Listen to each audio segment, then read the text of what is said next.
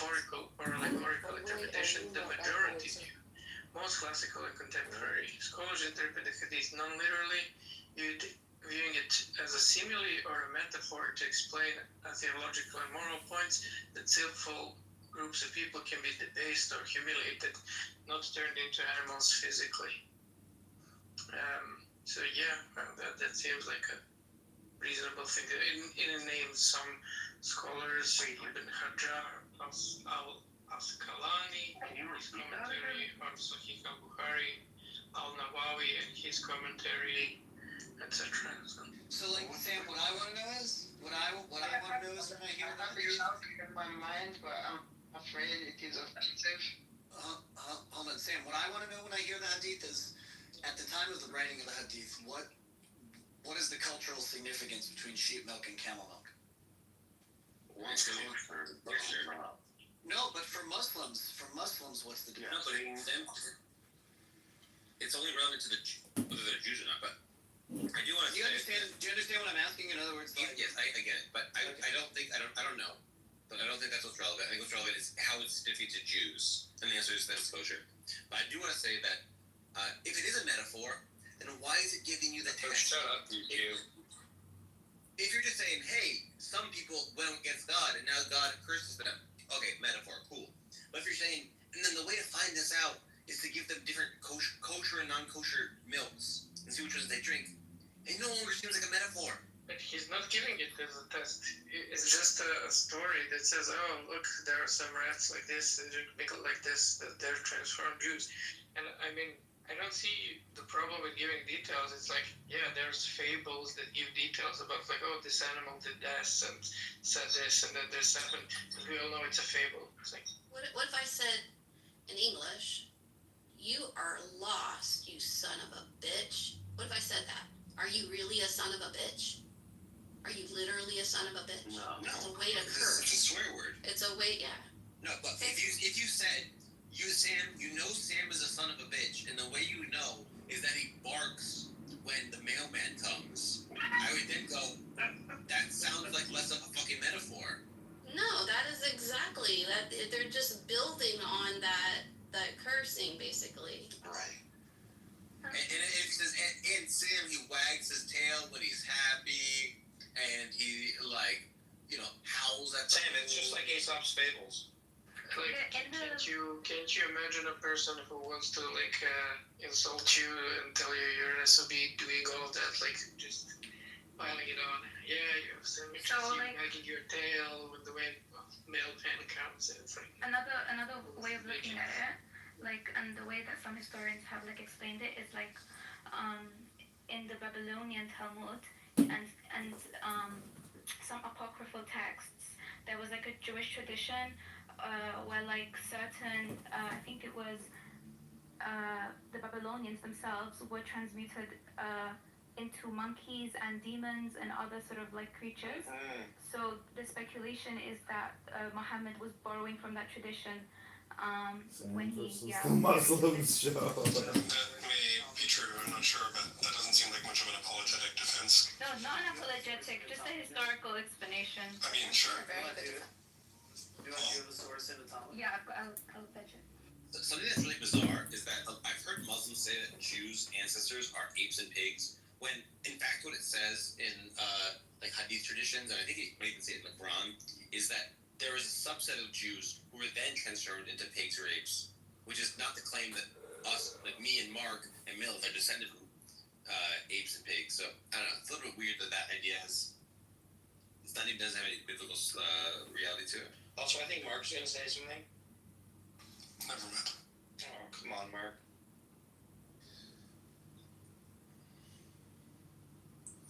Let's just read it again. I'm going to see if I can get a better understanding of it.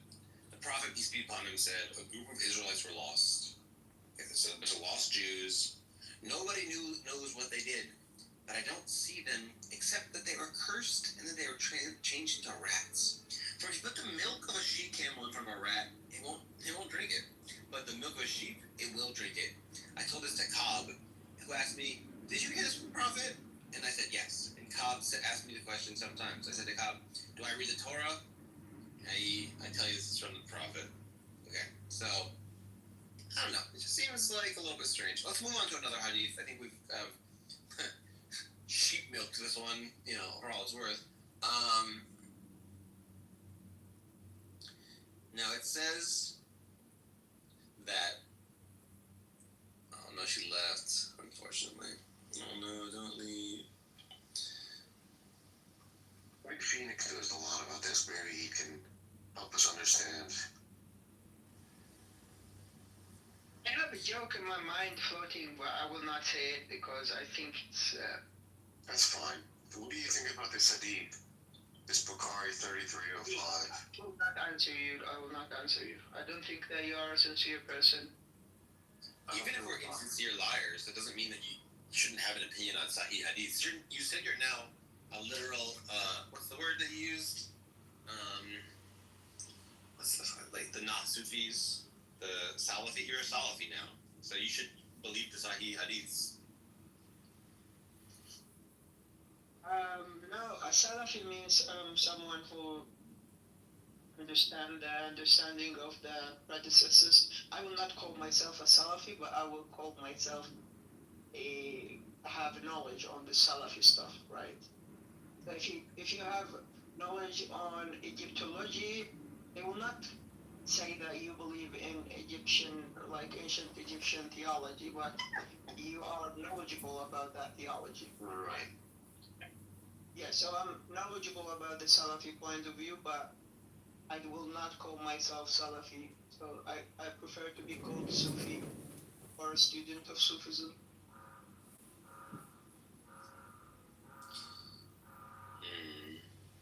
It is like someone who is not Christian, but they say that he specializes in biblical knowledge.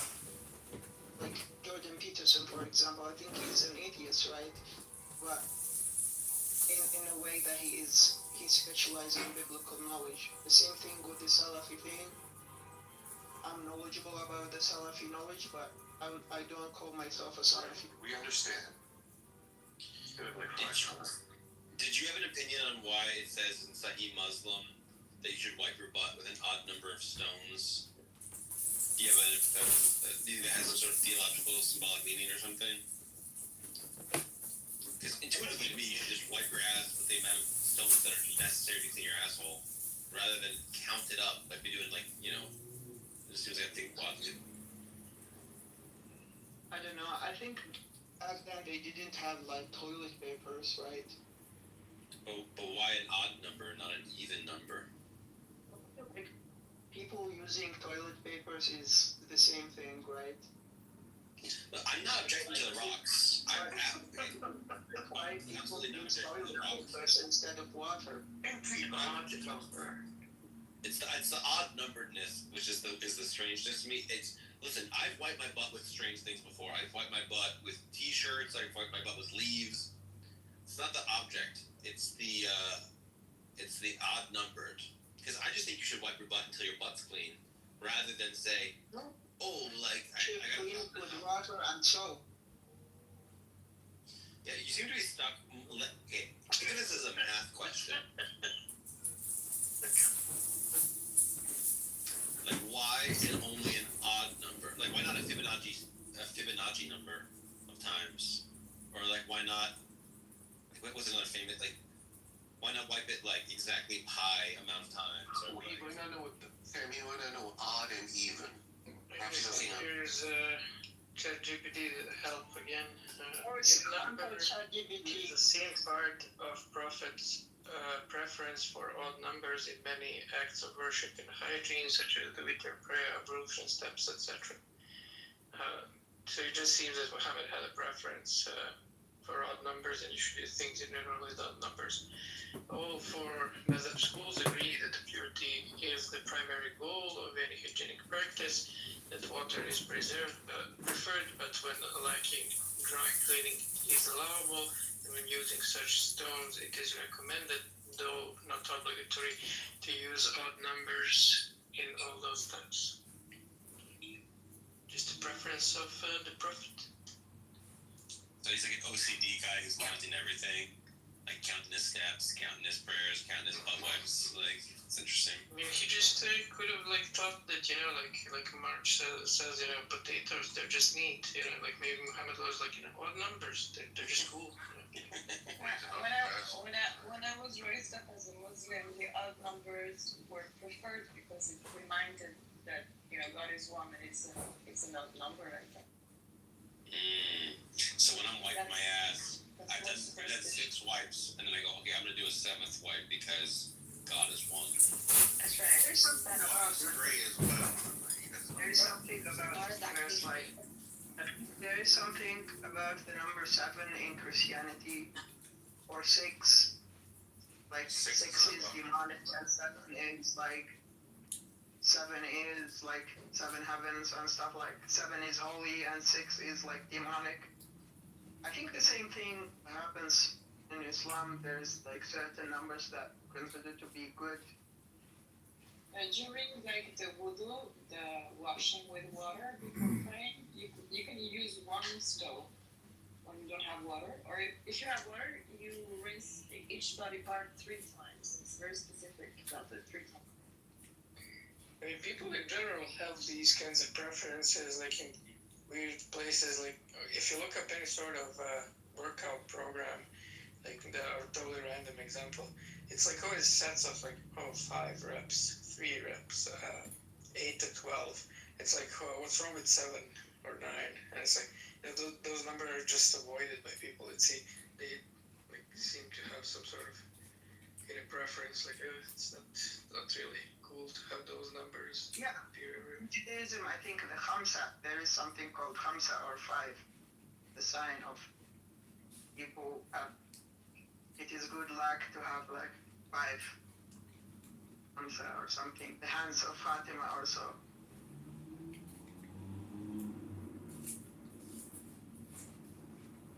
Yeah, I think this obsession or superstition with numbers is like a long tradition that came from Judaism, but it's less clear, just imitated in Islam. When you go into Judaism, you have this numerology thing, but it's more precise and sophisticated.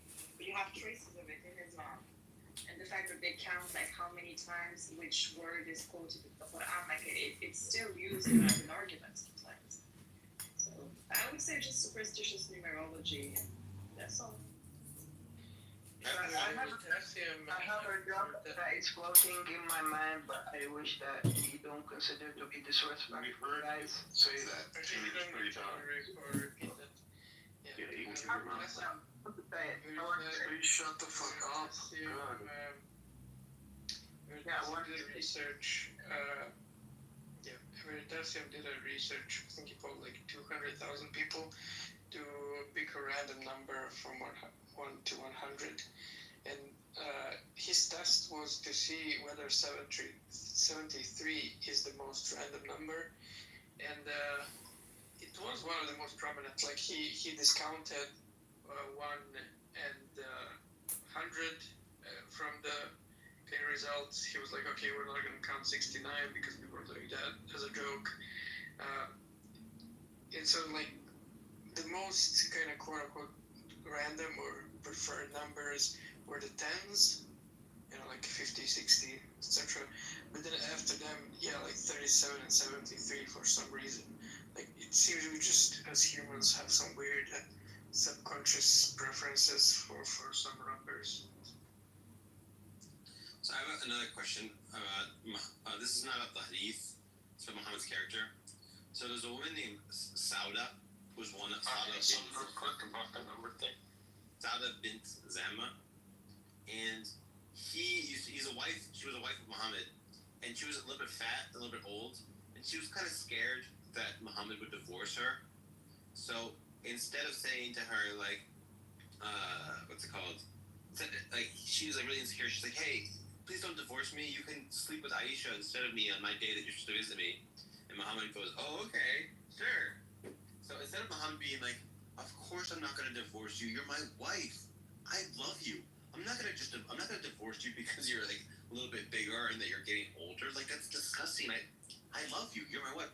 He was like, oh yeah, totally. Yeah, I'll totally, bang Aisha instead of you and stop visiting you at night because, Aisha's hotter. Like, I don't know, I just think it's like a little bit odd. A couple things about it's odd. One is that Muhammad didn't comfort her in her insecurities, but rather went along with just banging Aisha instead. But also that she plausibly thought that he would do that. So he thought that Muhammad's character was such that he might just divorce her just because she's fat and ugly and older. Like, so that means Muhammad's the kind of guy that would do that. I think you're projecting your To Sarah, right? Didn't Abraham, like the story tell us that he did the same thing with Sarah and he, That's what we're talking about. yeah, like she is old, she cannot have babies, and then he went to Hagar. She What does that have to do with anything? but you're missing out the story. She says to him, "I'm old and I can't have any more children. Take my handmaiden." He doesn't say it to her. She says it to him. Yeah, but it's the same, like yeah, she because she's like old and like she knew that he have the right to have like children, right? What does that have to do with anything? I don't get it. We're talking about the character. And I speak. For a little bit of context, you have to know that Muhammad was married to Sauda after Khadija's death, and it was told to that it was like after a very big pandemic, and he was kind of broke. And then when he married Aisha, who is like the daughter of Abu Bakr, who was rich and famous and respected, his situation improved. He had an alliance, so probably he married Aisha for that reason, for such an alliance, and to be understood and respected. Because once Khadija died, she was wearing the pants. She was the older, rich woman, so she was carrying the power. And when she died, nothing was left. He was a preacher on his own. And Sauda, I think, Sam, you're projecting your idea of marriage, romantic things, because at that time there's no marriage in Islam. There's nikah, and nikah is a contract basically. So the woman is completely dependent on the man, and once she's old, unable to give her, successors, babies, she is vulnerable. Like she could be thrown away, and this is like she cannot satisfy the contract. So she tried to compromise her situation by saying, I'm old, and you can have, I can keep my place as a spouse, and not be dependent on not be divorced and very vulnerable. and I gave my mind to Aisha. That's all. That was a very, very, that was a negotiation, basically.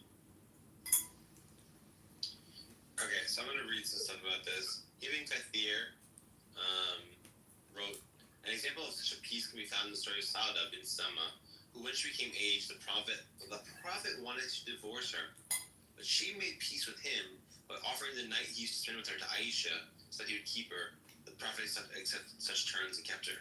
So Ibn Kathir thinks that he was going to divorce her because she was old. What the fuck? Who divorces a girl just because she's old? You love your wife. You don't divorce them because, you're no longer a pretty young girl. I'm gonna divorce you.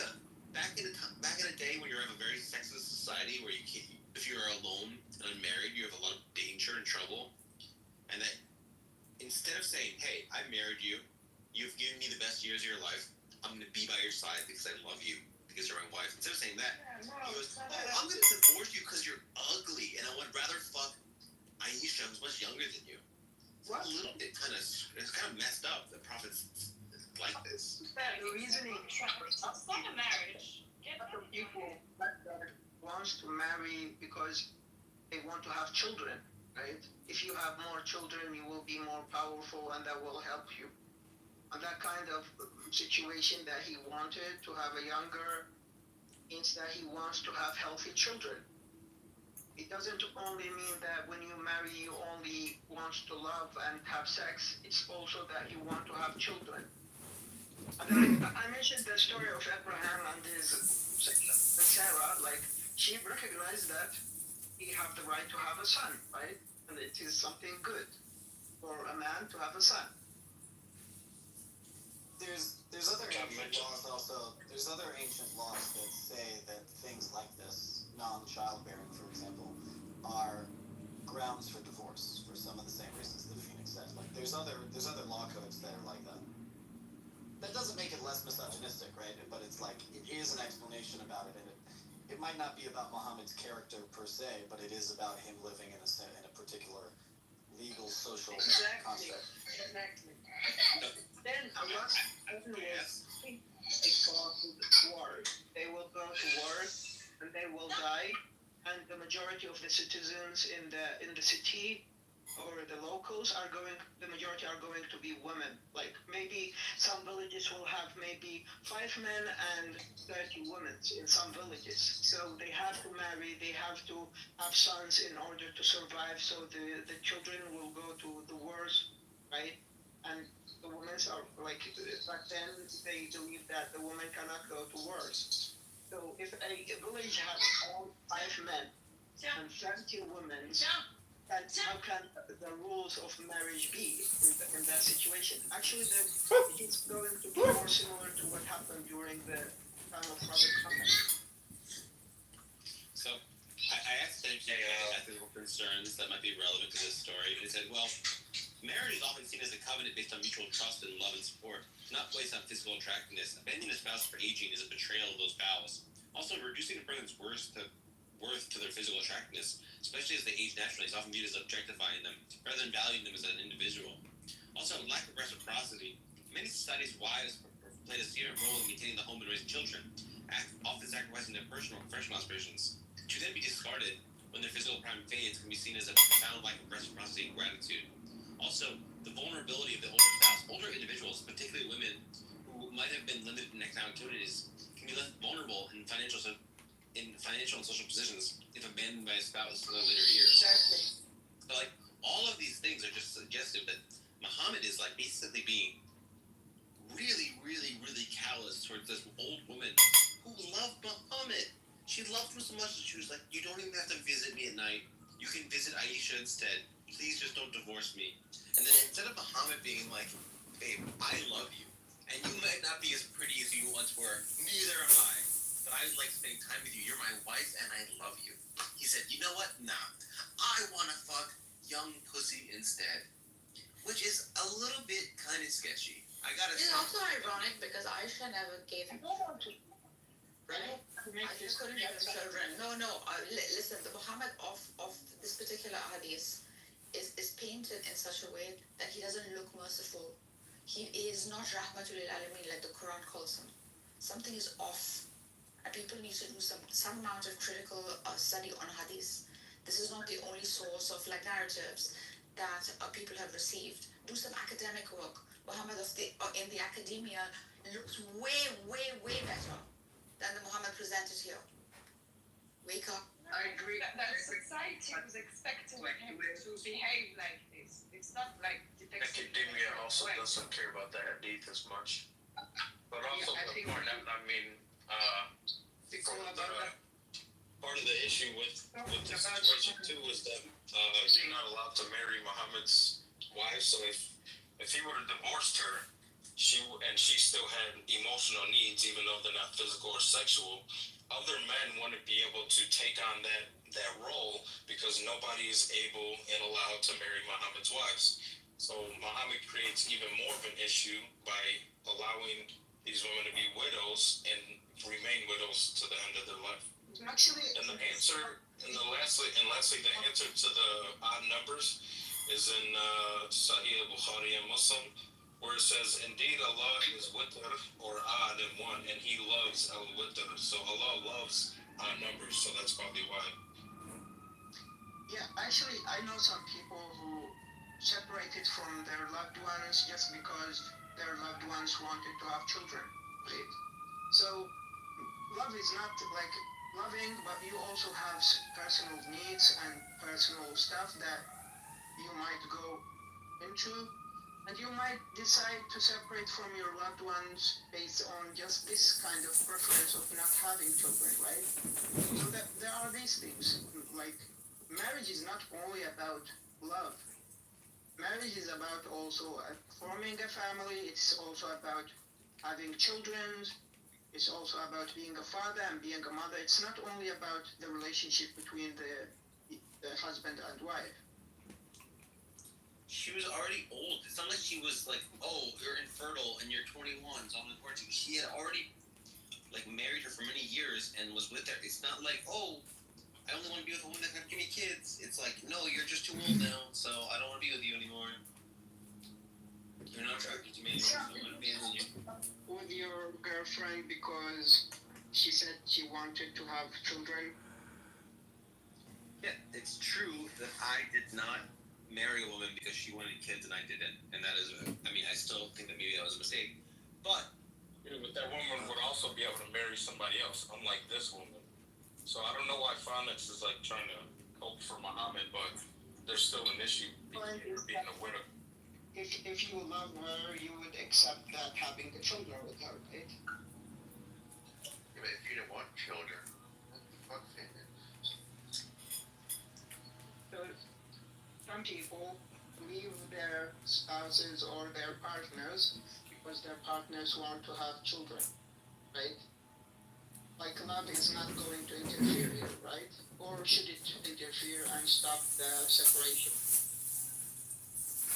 How is that a comparison to Muhammad wanting to divorce a woman who would never be able to get married again, and she didn't want to be divorced, and then him wanting to leave her in such a situation? That's not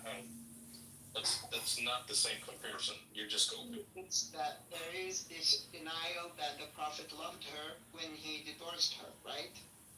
But that is not necessary, right? If the Prophet divorced her, doesn't mean he don't love her. And some said what?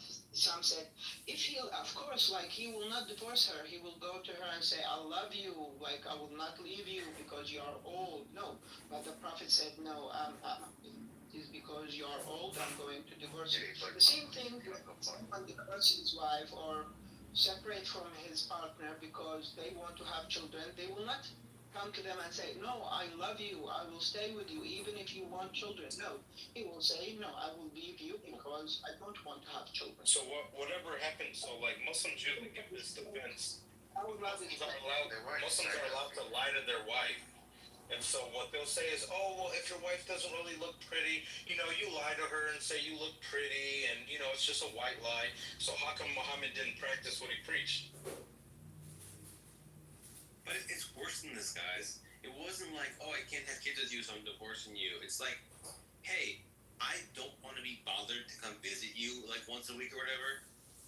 I would rather visit a hotter girl than you. So if you let me visit a hotter girl than you, I won't divorce you. But if you make me come visit you once a week, I will then divorce you. Like, it's such a gross way to think about relationships. It's such a gross way to think about relationships.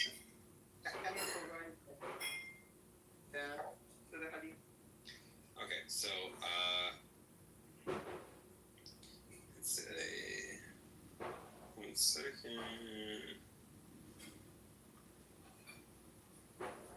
Okay. The claim that Sauda bint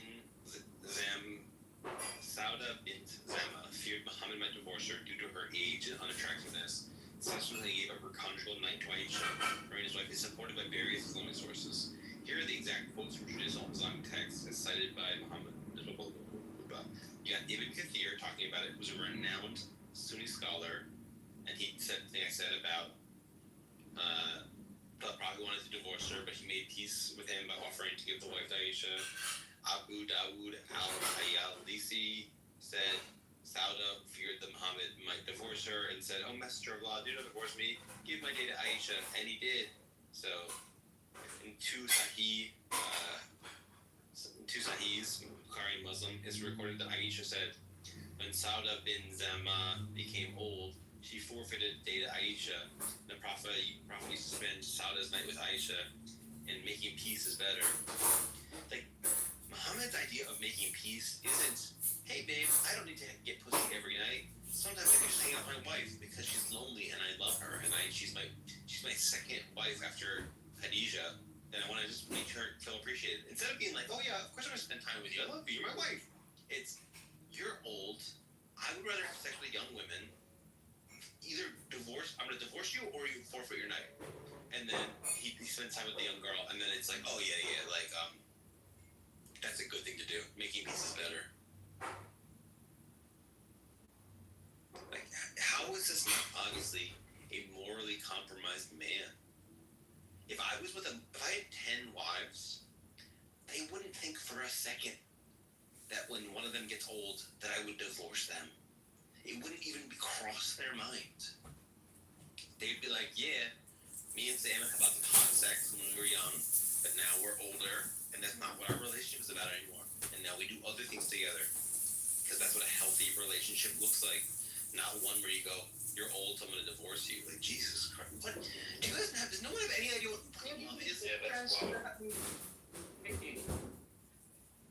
Yeah, this is out of character for a prophet who is like mercy on mankind. So the question is like, what are these ahadiths? Are there ahadiths in other sources, in other denominations in Islam? What do the academics have to say about the character of this prophet? I mean, these are questions I think literalist Muslims should question, or traditionalists in particular denominations must question and ask, because this is really not sounding right. The Muhammad does not look like this Muhammad. Does not look like this Muhammad. So something went wrong. Look at history. Do critical historical analysis. And be bold while doing it. Knowledge is all out there. People like Sam are just necessary for this process. So that you analyze, you dissect. Yeah, because sometimes I think that when interacting with non-Muslims, that the problem is not ignorance or they are not informed. The problem usually is arrogance. Even if you inform them, you repeat, you explain your position, no, they will have their own kind of idea that they just want to otherwise. Oh, is this guy coping? Is this guy like actually some money or something? All you doing is coping and making excuses. It just why are you interrupting that?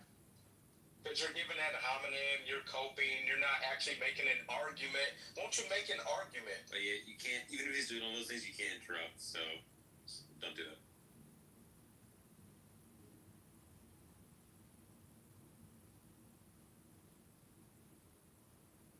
I guess I didn't interrupt, he was finished. Okay, well, anyway. This story just paints a picture of Muhammad being not even understanding what love is.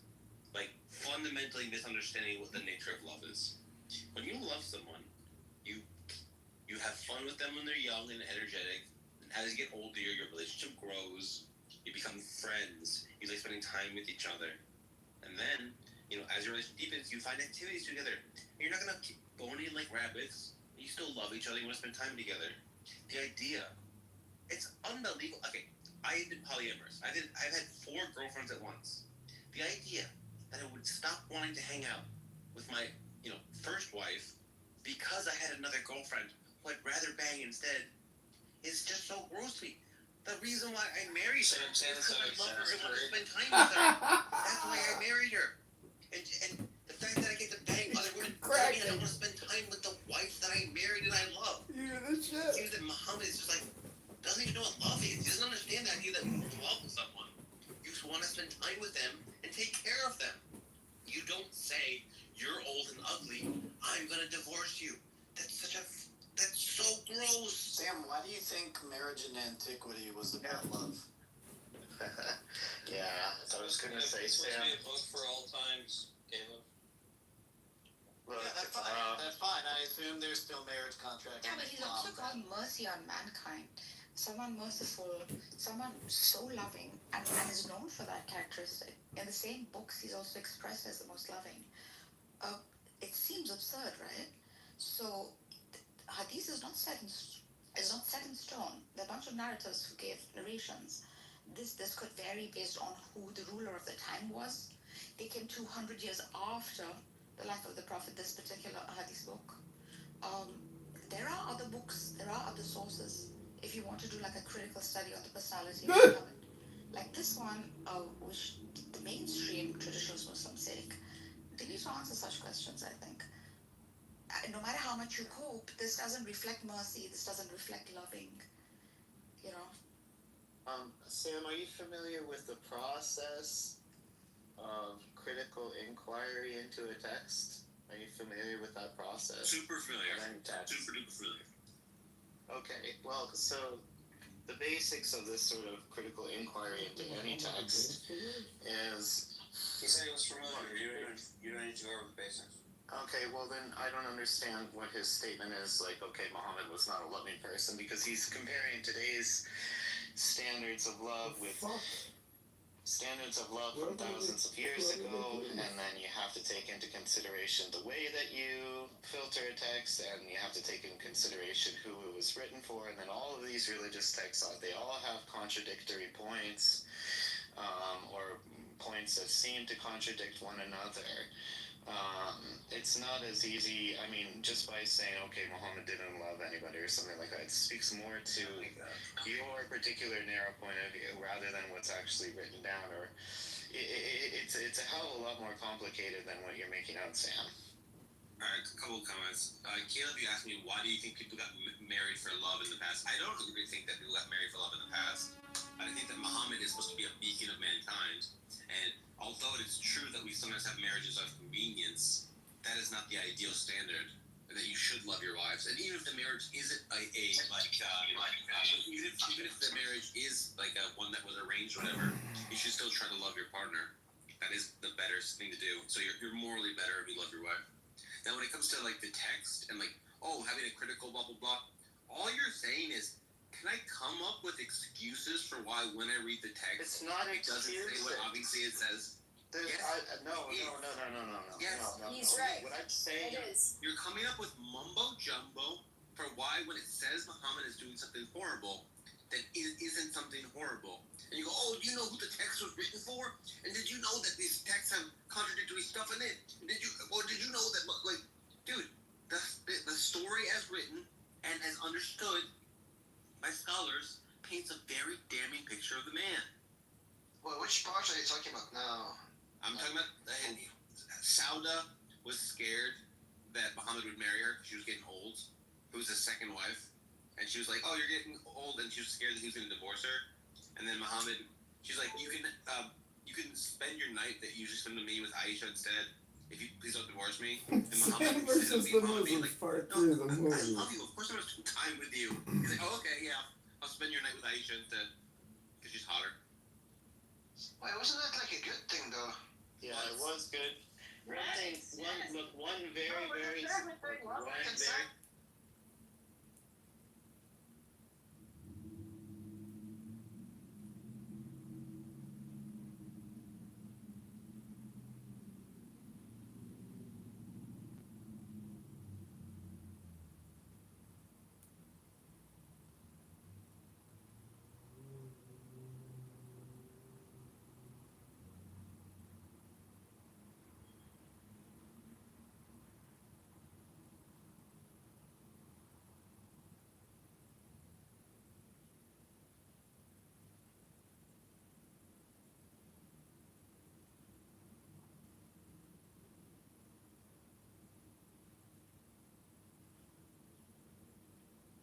The point that I'm making, what?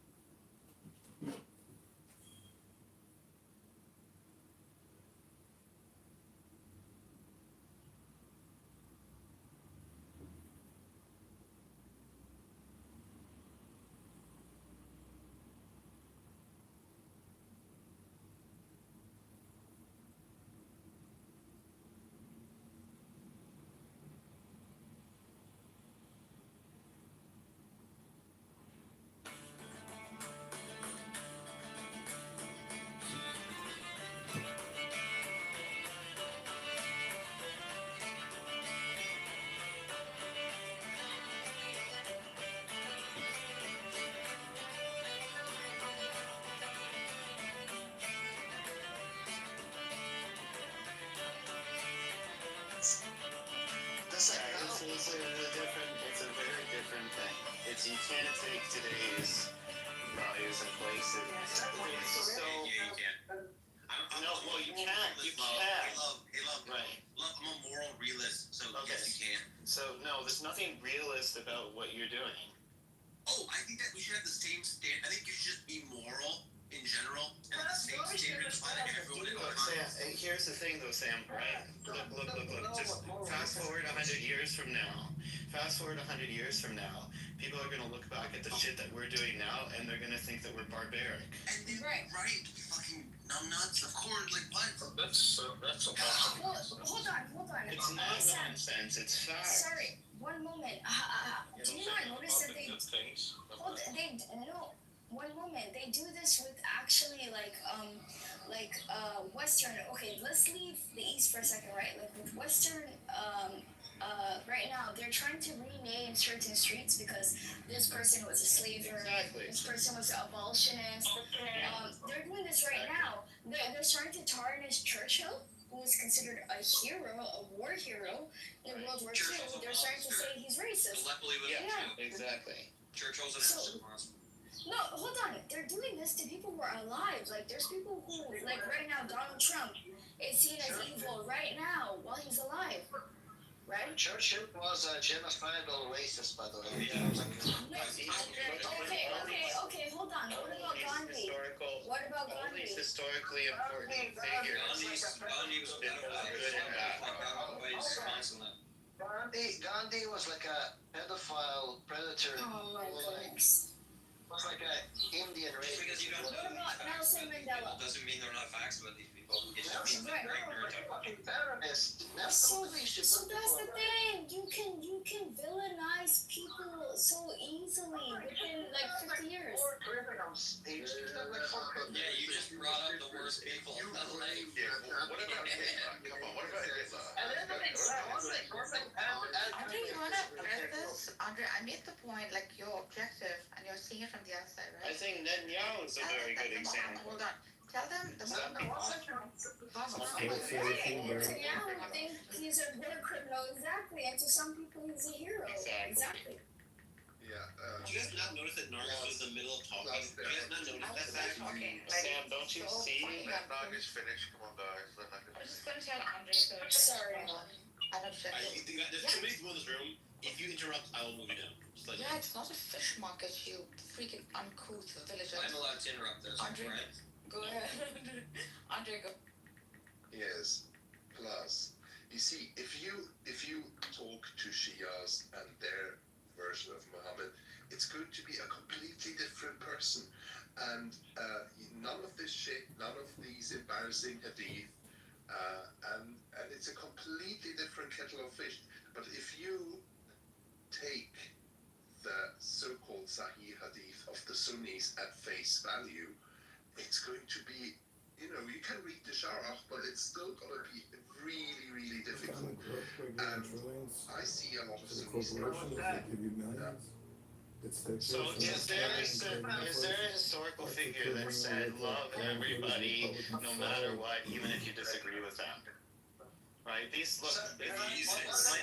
point is, Sam, there's so many rooms in Clubhouse where it's like let's demonize these people room, and then you go to the next one, let's demonize this other people room, and there's rooms, let's demonize the Jews room, and then there's another one, let's demonize the Muslims room, and it's just so lowbrow. I was hoping, Sam, that you're more intelligent than that. Sam. Are you trying to say it's immoral to do? Hold on, Sam. Muhammad is as equally bad in the Shia. I'm saying at the end of the conversation, nothing is resolved. You're drunk, You're drunk all the time. You do not speak facts. Some of us have done studies, and listen, Venus, this needs to stop, okay? Don't give me that shit. Please do some academic study. It's like you're an atheist. Why does it matter to you?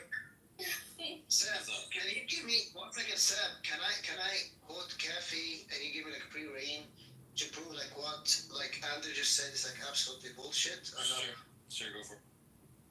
Yeah. So to begin with, which hadith do you think is in the Sunni corpus that's not in the Shia corpus that makes Muhammad looks back, Andrew? No dialect. I'm gonna, No dialect. anyone. Just read the thing that you think is bad from the Shia Hadith. Oh, in the Shia Hadith, Muhammad was married Aisha when she was 9. That's in the Kitab al-Kafi. Muhammad beat Aisha. That's in Kitab al-Kafi. What else? Even it's even worse because in the Shia Hadith, Muhammad is like an even bigger criminal than in the Sunni corpus because in the Shia literature, Muhammad married Aisha. Sorry, when she was 9, but he married her own daughter, Fatima, when she was 9 to Ali, who was like 20. At least in the Sunni literature, she was like 18. In the Shia corpus, if you read like كتاب الكافي من ضايع ضرب الفقيه الاستفسار الأحكام and obviously بحار الأنوار was like all the resume of all the scandals. Fatima was 9 when Muhammad married her away to Ali. I was 6 when the Prophet was 55. Shame on you. Here's the thing. In Shia Hadith, not only was Muhammad 54 when he married a 9-year-old, because the Hadith of Aisha being 9 is in Kitab al-Kafi, but Muhammad married his own daughter when she was 9 to a 20-year-old in the Shia corpus. So the Shia Hadith... 55 and 6-year-old. A prophet in 55 and the child... That Hadith is in Kitab al-Kafi, you understand that, right? Bring it. The Hadith in Bukhari. Bring it. What you don't understand is that the Shia Hadith are not classified the way that the Sunnis are. There is no Sahih. I'm sorry, sir. You think I'm so ignorant that I don't know about Ilm al-Rijal and how in the Shia literature how they do gradings of the hadiths is completely different from the Sunni. The problem is, my good sir, is that like al-Majlisi, who was a muhaqqiq of the hadith, authenticated both the hadith that Aisha was 9, and he also authenticated the hadith that like Fatima was 9, and Muhammad married her away. So it's not the case that like I'm completely ignorant. These are hadiths are sahih by like the Shia standards, and like Ilm al-Rijal, my good sir. There is no Ilm al-Rijal in Shia. That's where you freaking get jacked. And I'm gonna get more beautiful, Andrew. Did you know that like in the There is no Shia Ilm hadith? al-Rijal. That's not the system used. It's the Usuli method. In the Usuli methodology of Ilm al-Rijal, my good sir, the only difference between the Sunni method and the Shia method is that like in the Shia method, in the Shia 12 method, the Imam has to have approved of the narrator. But the thing is like, there's like a million hadiths where Jafar al-Sadiq, Muhammad al-Baqir, al-Qadim and so on approves of like a bunch of like narrators. So we don't have that problem. That's like a distinction without a difference because we have all the hadiths where he approves of all narrators. Now going back to the problem, not only do we have the big scandal, my good sir, in the Shia hadiths that are sahih, that Muhammad marries a 9-year-old, he marries his daughter when she's 9, but in the Shia corpus as well, which al-Majlisi authenticated by the way, and al-Khoui as well, we have a hadith that says something like the following: the Kurds are all jinns, do not marry or judge anybody from the Kurds, do not speak to the Kurds. So in the Shia literature, we don't only have pedophilia, we have racism as well, my good sir. And they are sahih by the most succinct and detailed standards of Ilm al-Rijal and Tahqiq al-Hadith, which was applied by al-Khoui. Now I'm done, my good sir. How do you reply to that, my good sir? You're not brought forth any hadith, or even as an atheist, a Nasibi will always be. Just to be clear, I love Imam Ali and I hate Muawiyah. So I don't know how much I can Nasibi.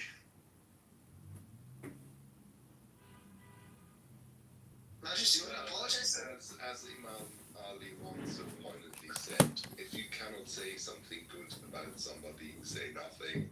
Where did Imam Ali say this, by the way? Can you give me the citation? I think that's a Western way of thinking. One second. Andre just said... I have Jihad. I don't need to give you any sources, good sir. 1 second. You were just complaining like 10 minutes ago that the hadith of Bukhari are supposedly not authentic and the Shia is like a different method. And you just made up like a quote about Ali. And I said, where does this come from? And she said, oh, I have my like own way of authenticating this. I don't think if you... Who are you, Andrew? Who are you? What should you take from me? Who's Andrew? You don't have to take from me. Then shut the fuck up. Why are you even talking about the topic? Well, why should we listen to you? I don't get it. just wanted to calm you down a little bit. You know, Sammy, at no point did I say... I'm very good at calming down drunk people. Just to be clear, if I will listen to you. You sound smart, you know? Just to be clear, the biggest narrators of Shia hadiths were like drunkards in the Torah tradition. Are you serious? The second thing is, I never said accept this ruling because I can. What I'm telling you is like what Al-Khou'i said, what Meshisi said. Wait, what evidence do you have that they were drunk, you said? Not only were evidence that they were drunk. You know, Let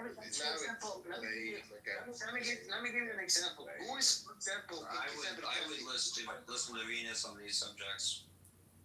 Sorry, Venus is Euphorus. Can't read your name, sorry, Venus. The drunk person, I would listen to the drunk person on these topics. Andre. Venus, you said that, what's her name? Sauda was like 70-year-old. So she was in her probably mid-50s. Not 70, no. She was probably in her mid-50s when she offered. 52. Not 70. So she was probably around 55 or 60 when she offered it, which is not a young girl, but also not like a fucking 90-year-old grandma or whatever. She was a 55-year-old woman. No, well, Muhammad was like in his 50s too. They're the same age. Okay? And then... No. He was 48 at the time. Okay, so she's a little bit older than her.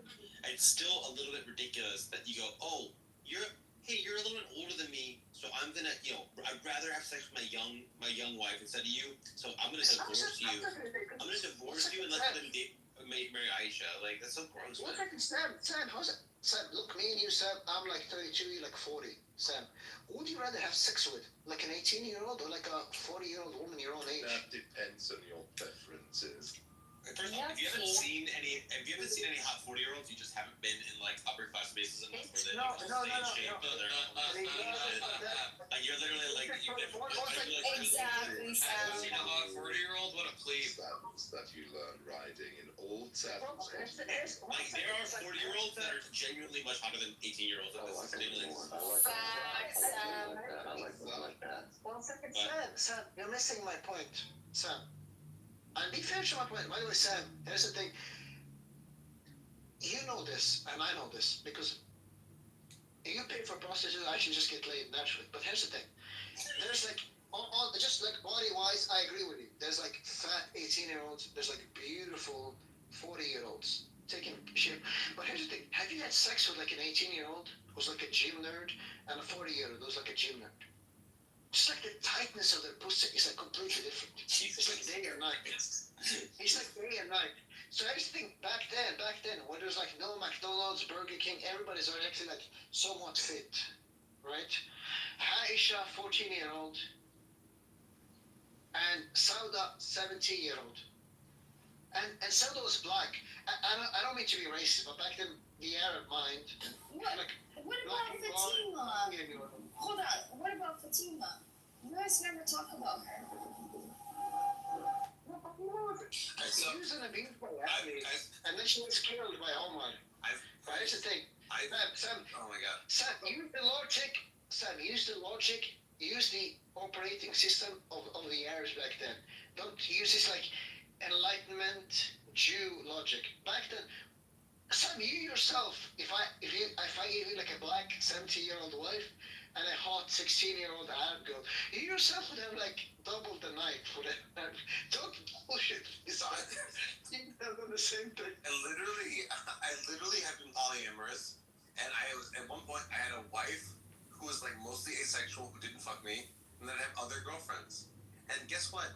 I like to spend time with my wife. Why? Because I loved her. Because I loved her. I wanted to spend time with her. Like, I don't need to get my dick sucked every single night. No, okay? Be the same thing. So if you love your wife, you know, hey, I'm gonna give up having sex with a younger woman to spend time with my wife because I love you and I want to spend time with you. That's so sweet. Nothing about sex, you fucking maniac. It's adorable. Sam, I need to come every night. What do you want Muhammad to do? He needs to have his like orgasm daily. You You can use your hand, right? You can use your hand. Off, dude. It's haram to jerk off in Islam. Wait, you can't even jerk off like in front. You can't jerk off like in front of your wife or something. You can't like. Yeah, it's haram. Yeah, it's haram. God is gonna put you in hell. Hold on, but That's not haram. Bring your proof. It's not haram. There is- It's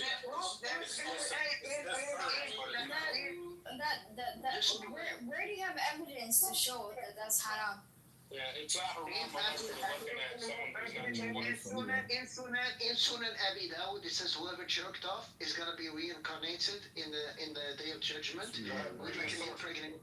This is some caveman way of thinking. Sunan Abi Dawud, but by my source. Yeah, bring the source. There is something missing. Like when Muhammad used to have many wives, he would spend each night in a different house. Remember, each Arab spouse had a house. And so people, if they saw Muhammad skipping Zelda's house, at least she made it public that she had an arrangement with him and that he wouldn't go to her house because he accepted the request to keep her as a wife, but not on a sexual level. That's all. Oh my god, there's a whole amazing film I want everyone to watch. It's called Raise the Red Lantern. And it's a Chinese movie about polygamy. And you see the same thing. You have the older woman raise the red lantern, okay? And so here's the thing. It's like older woman. When it comes to like someone like Elon Musk, right? How do we know who he favors? No, seriously. When it comes to Elon Musk, how do we know who he favors? Like a 20-year-old. He's a polygamist. Yeah. So One second. like when I was polyamorous, I had multiple girlfriends. I remember one of my girlfriends got really jealous that I literally started dating a younger woman that was prettier than one of my girlfriends. And it would have been fine. I would have been happily visiting both of them. But she started freaking out and causing drama and causing like shitstorms. She like psychologically couldn't handle that I was dating someone younger and prettier. But if she had just said, hey, like the idea that I would go to her and be like, hey, I'm not gonna visit you once per week because this girl's younger and hotter than you, is like psycho behavior. Now, it's one thing. You're missing to the point. It's just such a stupid thing to talk about. Like we can talk about any other thing. Sam is the fucking man, okay? There's three problems. One, the first problem is like Millet, you have dyslexia, okay? That is true. The second problem is, Sam, you're missing the point. Like back then, people, it wasn't allowed to jerk off. That was like banned. So like, imagine you had to play the rules where you couldn't even jerk off. What would you do, Sam? Would you like visit the Sam? Would you visit the black 17-year-old every day? Proof they weren't allowed to jerk Or Sam, would you want to play with Aisha every night? So, I'm not saying Sam. You were. Let's just transform you back then. What would you do, Sam? Like honestly, no bullshit. No bullshit. I would spend time with all my wives. What are you fucking retarded, dude? I don't need to fuck. I don't need to fuck the hottest one every night. Okay, when I was polyamorous, I didn't just only fuck the hottest girlfriend I had. I would fuck all my girlfriends and I would spend time with them on different nights and it was fun. Now, the only problem is when they would get really jealous and freak out about the other ones. But if they didn't freak out, then I would just visit all of them and it was just fine. Like, the idea that you would just not visit your girlfriend because she's slightly less hot, or even just uglier than another girlfriend, you're a shithead, you're a bad partner. The masculinity. Hold on. Hey, no. There's like two problems. There's two problems there. The first problem I had, Sam, I just don't think you have the testosterone that Arabs have. Because as an Arab, we need to fuck every night, like unironically. That's the first thing. What you're saying is like, oh, me as like a ginger Jew, I can just hang out with like a black woman. The second problem is, back then, what do you think hang out was? In like a fucking tent that smells like camel piss and camel shit. What kind of like hangout do you think you gotta do, Sam? It's gonna be interesting. With like a 70-year-old black woman. You give me the story, go ahead, Sam. First off, you can talk to them, you can read books, you can play chess.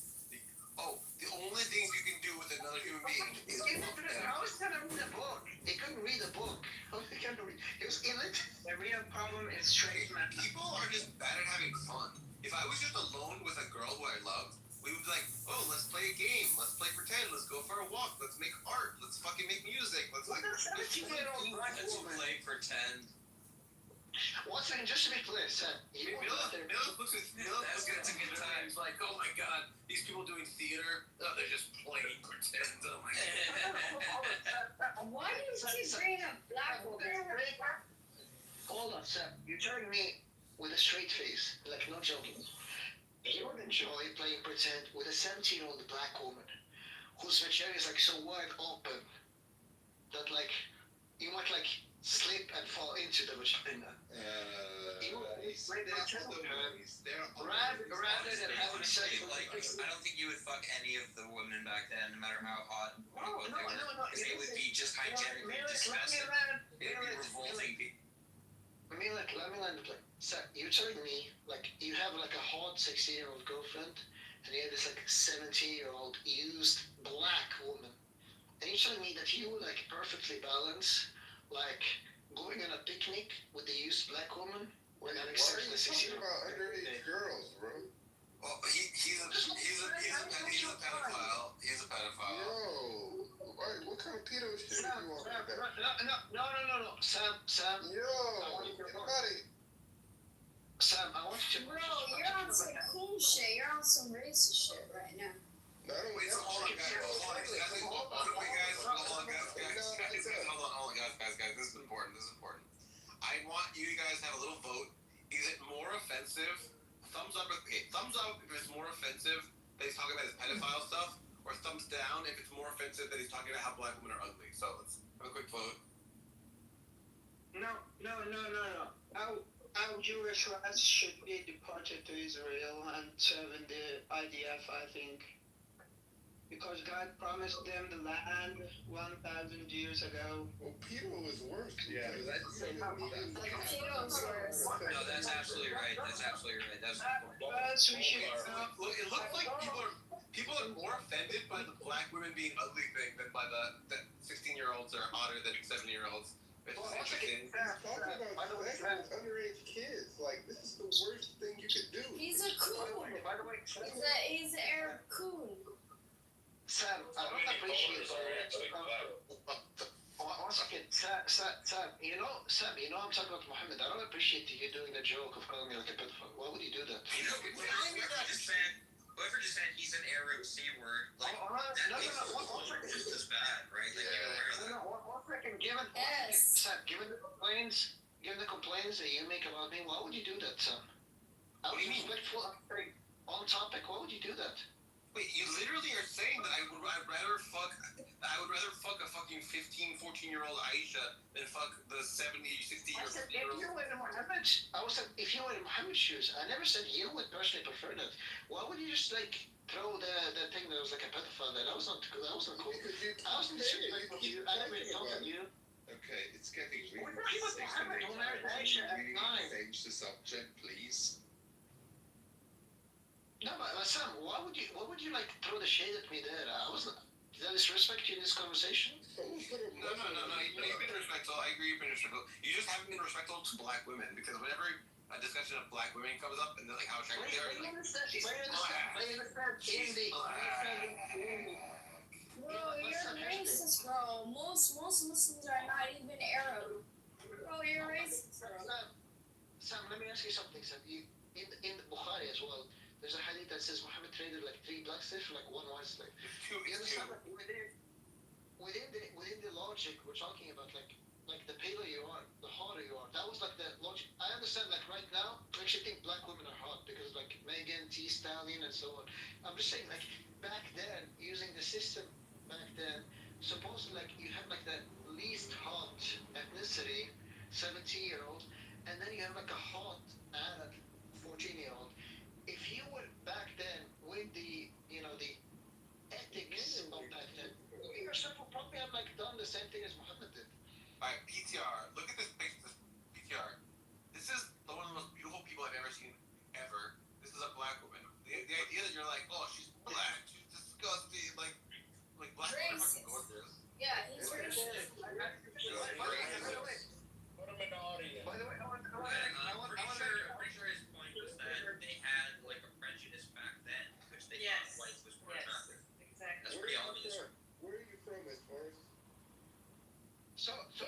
Iranian. He's from Iraq. Iran. I'm an Arab. I'm not Iranian. If I was Iranian, I would have killed myself. I fucking hate Persians. If I was from Palestine, I would like kill myself. If people like Sam can oppress my people and take my land, I wouldn't even want to live. Bro, he's Egyptian.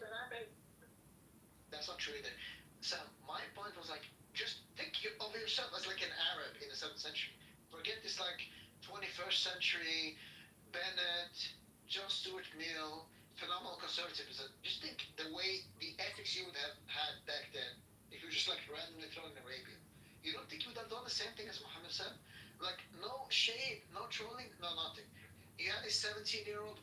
And by the way, Sam, another thing. I know you gave me like a beautiful picture, like, and there's like a lot of beautiful black women. Rihanna's like the most gorgeous woman. What's more beautiful than Rihanna? And we can name them. Megan Thee Stallion, Rihanna, Rihanna's Arab name. You know that, right? That's not her name. It's like her rap name. So the point that I'm saying is that No, it's not. Rihanna is an Arab name. What are you talking about? Rihanna.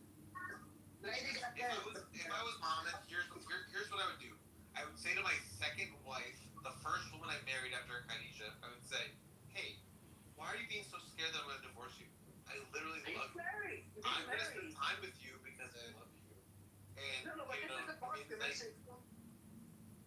No, but this is the part you're missing out. You understand, like, when he was married to Khadija, he never married anybody else, right? Exactly. And then as soon as she died, he married Sauda, his second fucking wife. Here's the thing. You can't, but that's... And then he's scared that Sauda was scared that Mom would divorce her just because she's older and uglier.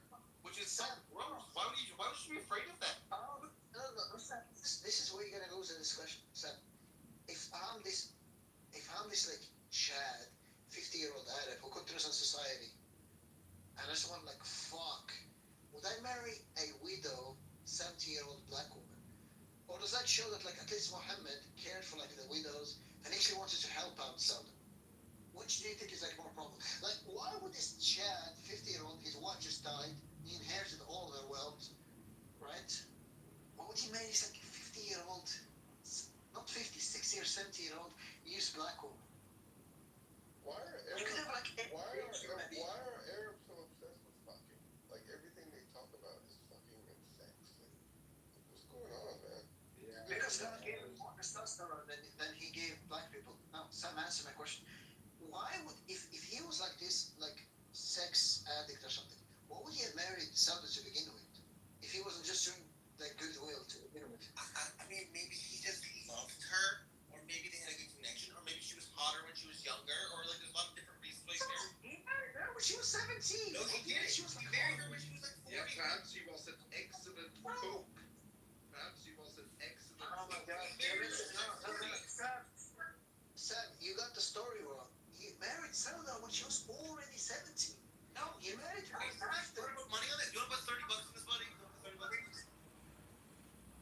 Okay, I don't have a problem. He married Sauda after Khadija died, right? Correct.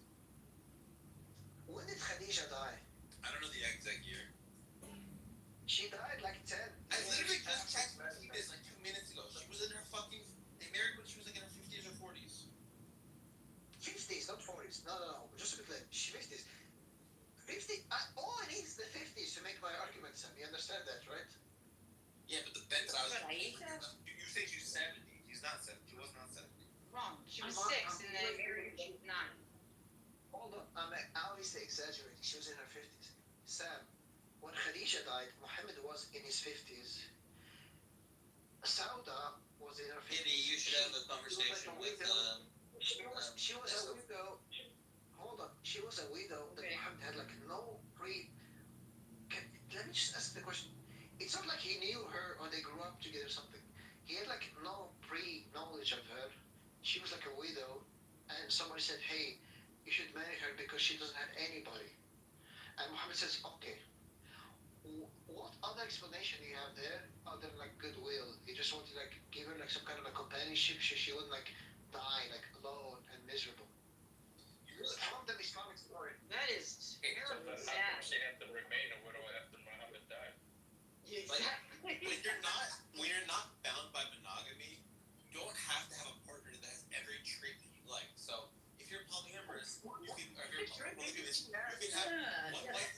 Anyway, Daniel, why did you want for dinner? One wife is really funny. You don't need to have all of them be everything. So he could have just liked them.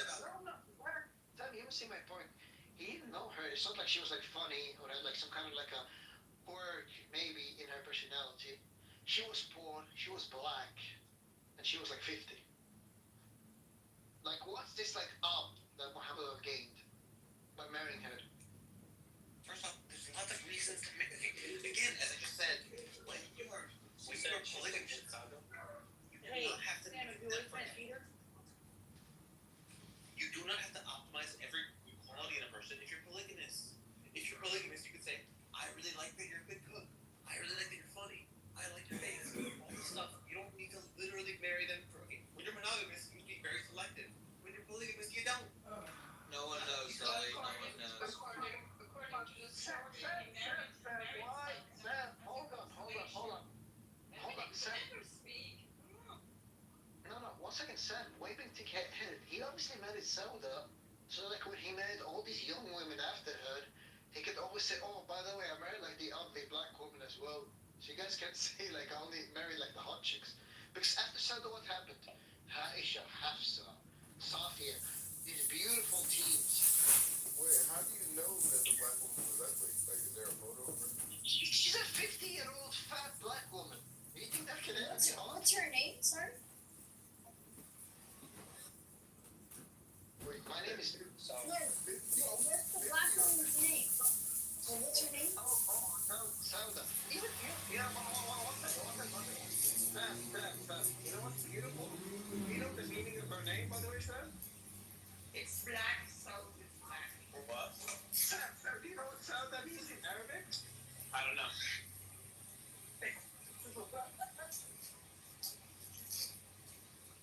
What's it mean?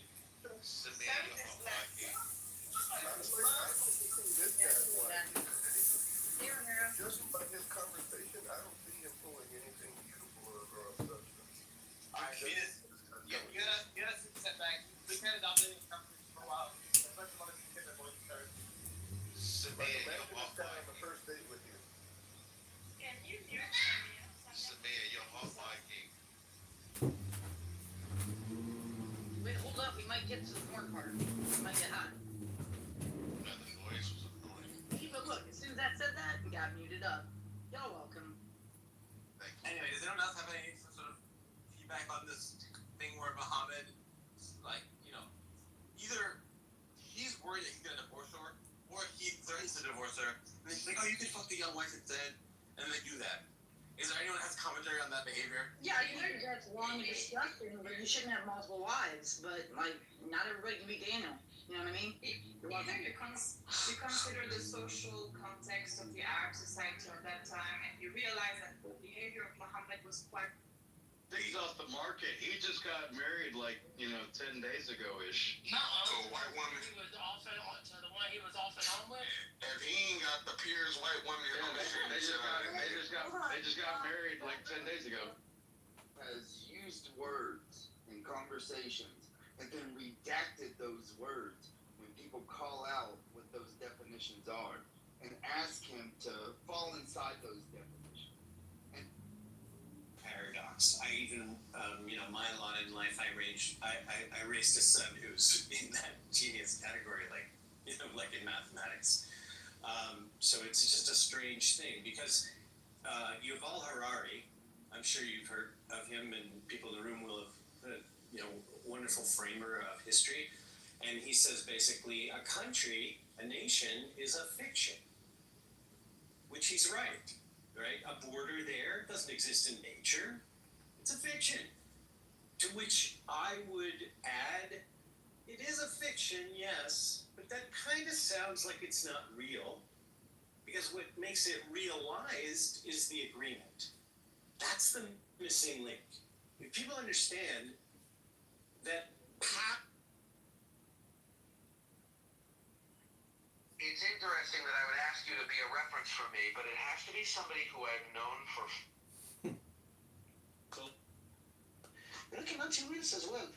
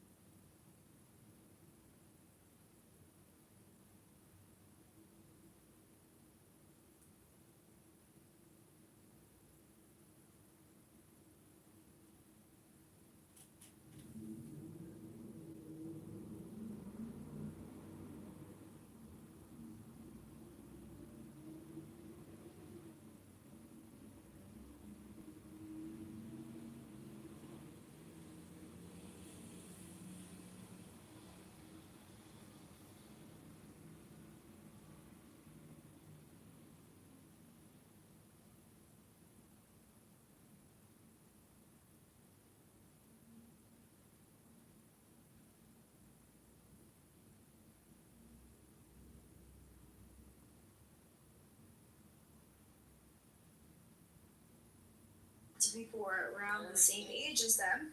Hold on. I'm asking. Hold on. So Forrest, I'm asking you a question, right? As a person gets older, right?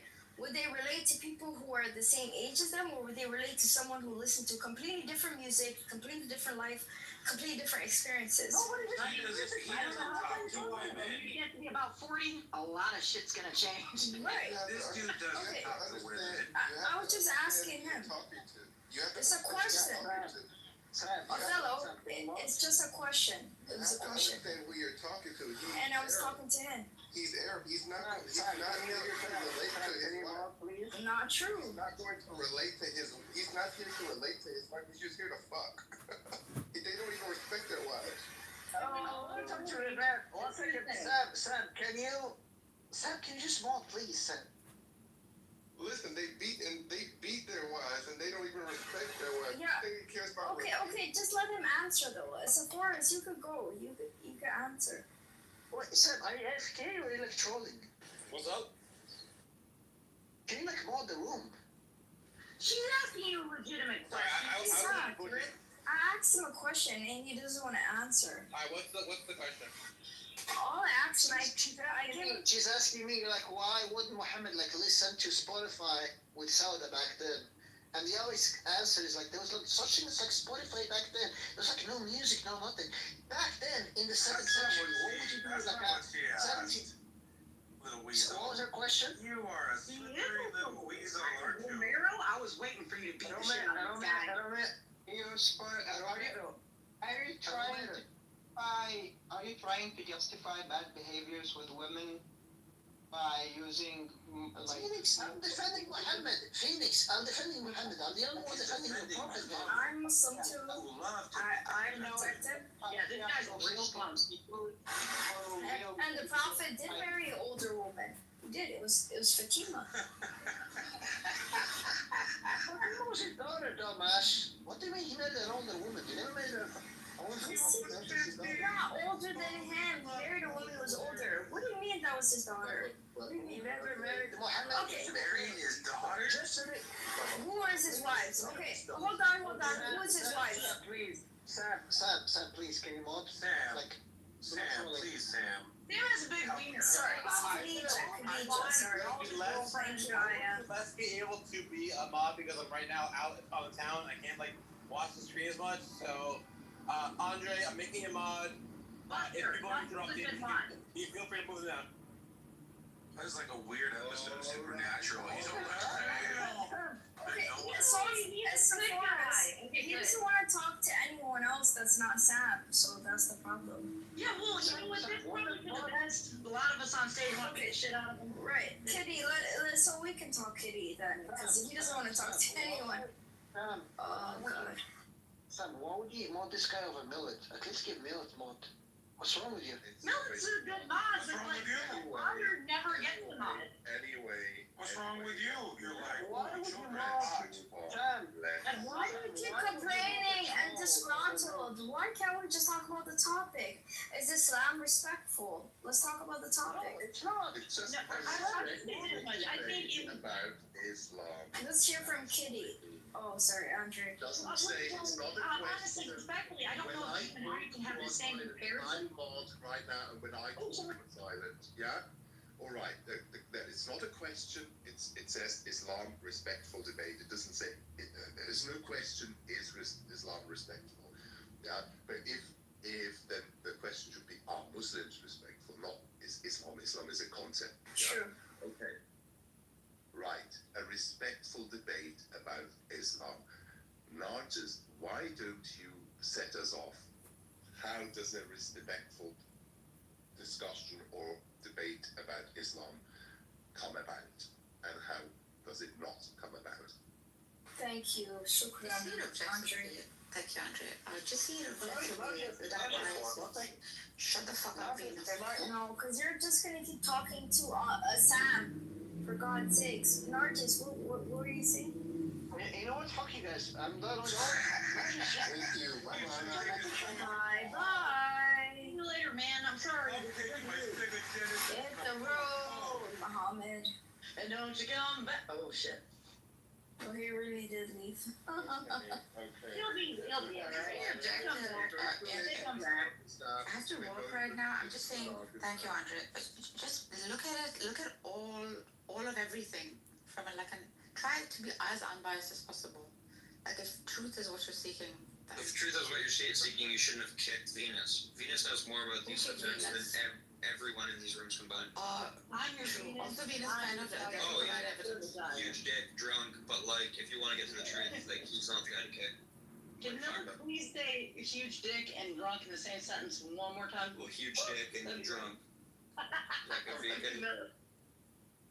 We have a few new people that just joined. Kitty, Ramiro, Nuha, Elliot, Cora. Yeah, Nuha. Hi, I'm new to Clubhouse. Is another person who likes to have respectful debates. Yeah, and she defends her religion even when it seems impossible, because she wants to see the good in it. For example, that's how to. What is this fetishization of like respect? Like, no, I want people who are smart and are going to say interesting things. Like, respect is secondary in these rooms. Thanks, Nicholas. No problem. No problem. First, actually. Hi, Nuha. Kitty. Hey, what's Elliot? I Hey. think respect is always the foundation.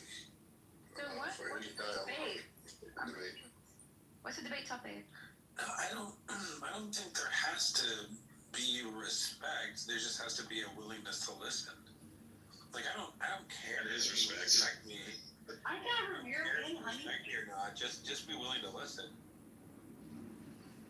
Can I ask a question, right? You come to Clubhouse and you think like the majority of people are willing to listen. No, this isn't what? Huh? No, that I would rather have a room where people are willing to listen than respectful. That's what I'm saying. Sure. Do you guys think Islam might be one of the most disrespected or hated religion? Yeah. I think it's a toss-up. I think all the Abrahamic religions kind of encourage a certain level of hatred. Islam has it coming. I love that. Right. The Semitic religions are so like divisive, and some people think they're violent. That's Judaism, Christianity, and Islam. I'm glad that you said that all three. Yes, I appreciate that. Thank you. Yeah, but empirically, Islam's just more violent, right? It's the least reformed, right? I think. Yeah. There might be explanations for why it's like more violent, but it's empirically much more violent. Is it like if we hold on, because Ayan Hirsi argues that the reason why, Ayan Hirsi Ali argues that it's because it's the least reformed. What do you guys think? It's also the youngest, so that makes sense. Exactly. A lot when it's written into their text about killing and violence. I think it's the fact that within the jurisprudence, like we have certain assumptions, like when a consensus by scholars is established, it can't be overridden by like a new consensus, right? So it's binding across history. So these kinds of like assumptions make Islam very hard to reform from a legal perspective. It means anything that is newly like ruled on is kind of like an innovation. Right, exactly, because it gets rejected. Exactly, Nuha, because it's considered bid'ah. I think that's the term. Right. Anthony, Samia, you're unmiked and it's really loud. I'm sorry. I'll try to mute it out. But what I wanted to say is it's considered. Yeah, Othello, you haven't muted yourself. Thank you. I don't think Islam is more by the way, in the violent. I don't think Islam is more violent. It just happens to be being violent in a time of like mass media, right? Like if TikTok had existed during the Crusades, we'd have a much different opinion of Christianity, right? But Christianity had the benefit of like no newspapers, no television, no nothing during the height of its cruelty. I love this, by the way, what you just said. Totally, yeah. You know, because some people think the internet is what's reforming Islam, and so Christianity went through its reformation during the age of the printing press, right? But Islam is going through its reformation during the age of internet, social media, and so on. So it's taken on a different form. So I appreciate what he said. Okay, Sammy, quick question. What makes you think that Islam, or and you have to specify which branch of Islam, is undergoing a reform right now? Andre, to answer your question, I would argue that it's the static form of Islam, which is Salafi. Anyone who believes any form of reformation is like bid'ah, right? Anyone who rejects any form of reformation is the form of Islam that's under attack. So that would be Salafi and Wahhabi. That's what I believe. I gotta look these words up, man. Interesting take. I'll put it in the chat, Kitty, but thank you for your appreciation. Thank you. No, because I do think Christianity plays a role. Like, I think if we could combine the Semitic religions, Islam would skip the whole function of having to reform, right? Because we could just latch onto what the others did. Because I think Jesus, alayhi salam, was a reformer. I don't think his intention was to create a new religion. Because when he died, did he know he would create a new religion? No. I think he was trying to reform. Right? Actually, in Matthew 5:17, it says, I didn't come to abolish the law, I came to fulfill it. So, I mean, when you first said that, that made perfect sense. That makes sense. He wasn't there to make a new religion. He attested to the entire Old Testament. And in fact, Christians today still read it. We call it the Old Testament. Right. Exactly. Wasn't he was more of like a he was a more of a Jewish rabbi. revolutionary? He was a Jewish rabbi. Yeah, people want to say like he was like some kind of like political rebel rouser or like just Well, he was. Yeah, that wasn't. Yeah, but when people when they say that, they're looking at Jesus as like that was his whole MO, like his whole Well, modus it wasn't operandi. his whole MO, but it was. Okay, I mean, yeah. He was God. He just said, let Caesar have with Caesar's. He didn't really give a crap so much about the politics behind it. Now, when it came to the Pharisees, Of course, it was politics, right? Like he's literally living under a Roman occupation, right? Anything he does is political under Exactly. Roman occupation. so, who were the ones that wanted to crucify him? Who were the ones? The Romans. What? It was the Jews. No, the Pharisees. No, that's blood libel. He was a Yes, good he was a rabbi. No. It says in the book of Luke, I think, right, that it says like his blood be on our hands, and the Jews are saying that, but that's because like generations after the actual events, people started to like view the Jewish sects of Israel that rejected Christ as the Lord or Christ as like the Messiah.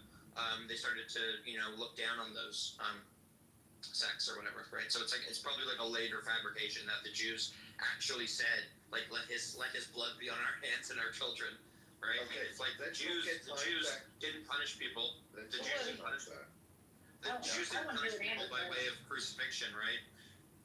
That's like not a Jewish punishment; it's a Roman punishment. Who wrote the New Let's not Testament? go down the rabbit holes, please. Let's not go down the rabbit holes. No, let's go down the rabbit hole. That Who is wrote what the New Miller Testament? does. It's what he does, and it ruffles feathers. You've gone down the rabbit hole like massacring Islam. I mean, if you're going so far, massacring Islamics. Who wrote the Who made the New Testament popular? Who wrote the New Testament? The Gospels are anonymous. Like they're not anonymous. They're they're anonymous. They're not super paper full. The Gospels are anonymous. Who popularized it? Was it the Romans? Yes, because they had the Council of Nicaea, right?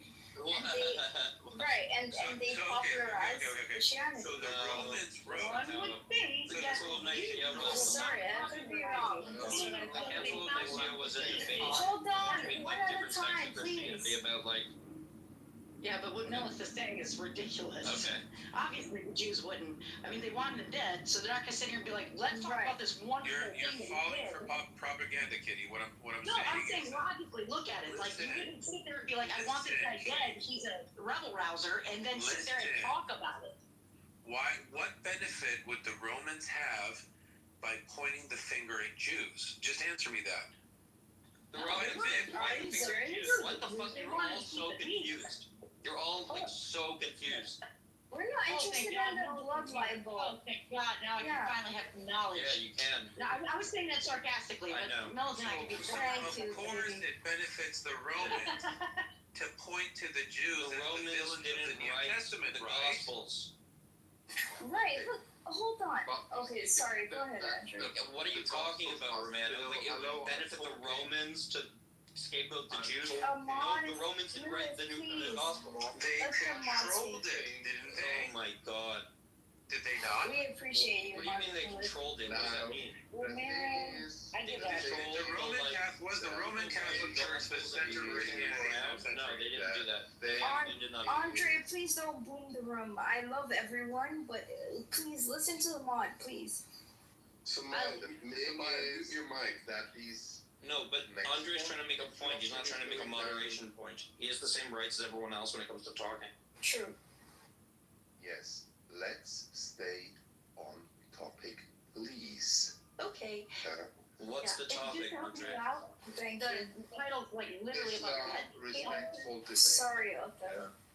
And Andres, just so you know, and me included, but instead of like moving people down or like ending the room, if you want the three dots on the right, you can mute everybody except for yourself all at one time. It'll say mute all. Just, and yeah. I love the mods. Yes, thanks for the reminder, Kitty. So we can only talk about Islam and only respectfully? No, Millis, go ahead. No, Say what it's you fine. wanna say. Andre doesn't want to hear it, apparently. No, I think go all out. I really enjoyed this conversation. Go ahead. Well, I don't remember what we were even talking about at this point. Okay.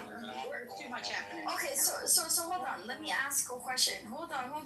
Because I want to ask a question because my favorite people are in this room. My thing was Jesus alayhi salam, because we say alayhi salam, right? He was a prophet in my religion. I'm a Muslim, right? Was he a reformer or was this a creation of a new religion? Prophet. First of all, with all due respect, kid, yeah. I understand. Respect my religion. I respect yours. With all due respect, I don't mean to insult you. But what I want to know is please let's remove the titles. I love him as well. But my thing is that was he creating a new religion or was he a reformer? What do you think, Kitty? I don't want to fight with you, lady, but like with all due respect, Not trying to fight. There. Yeah, then I think that we've already started off on a real sour foot when you're going to call. I don't mean to. Prophet. Yeah, Okay. well, I can't think of anybody that's going to be a defender of Jesus Christ that's going to sit there and be allowed.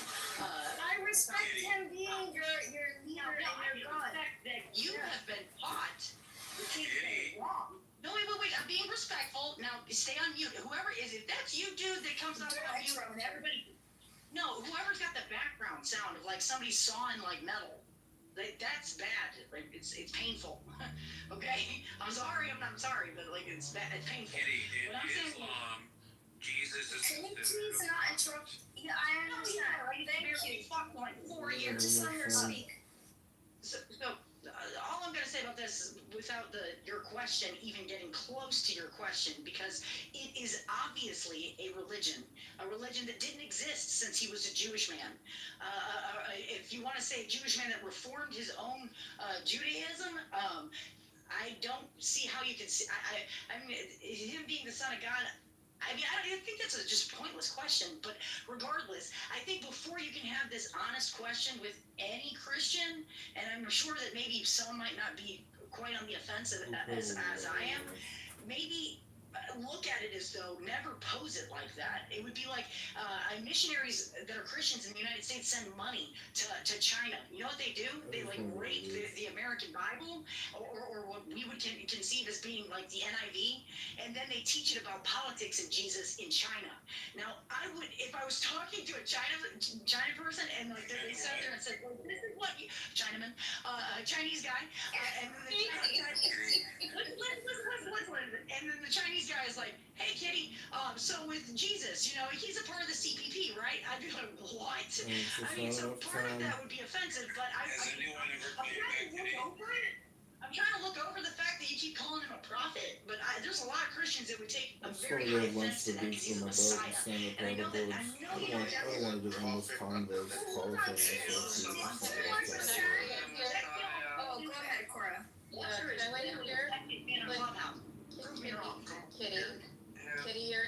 addition to him being considered a political figure, a political reformer, it doesn't help that you call him Messiah, because that's exactly what that means.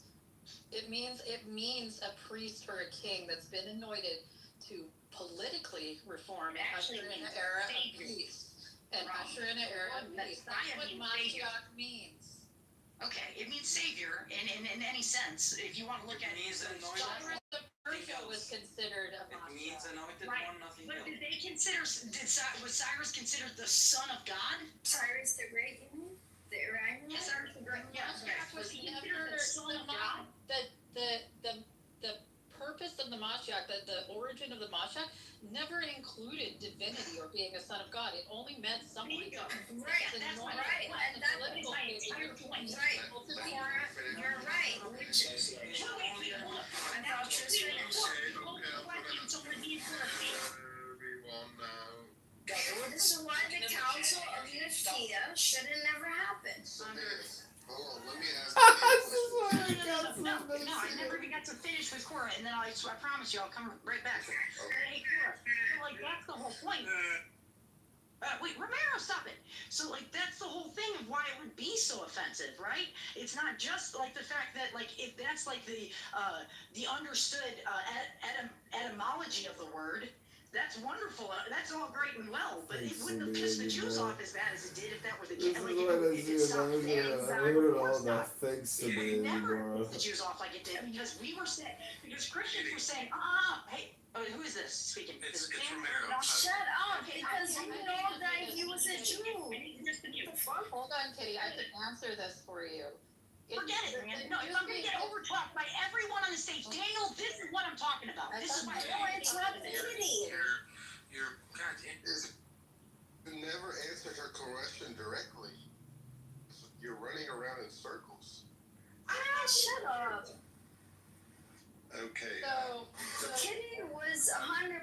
Before we continue, just one clarification. I'm not answering any more questions. This is not my opinion. Kitty, you should know and should be aware that Muslims actually also accept Jesus not just as a Rasul, as and a prophet.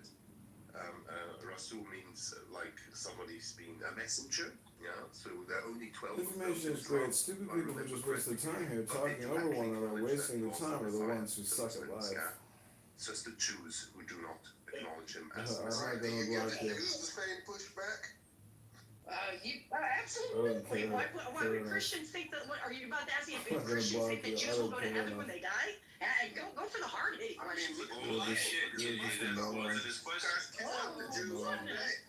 where the line of questioning ends. Kitty, I wanted to respond to your thoughts about why the Jews were. No, every time you ask me a question, Romero has to chime in and unmic. So when Why am I being ignored because of Romero's behavior? And, because it's not fair that I even get to speak every time I try to.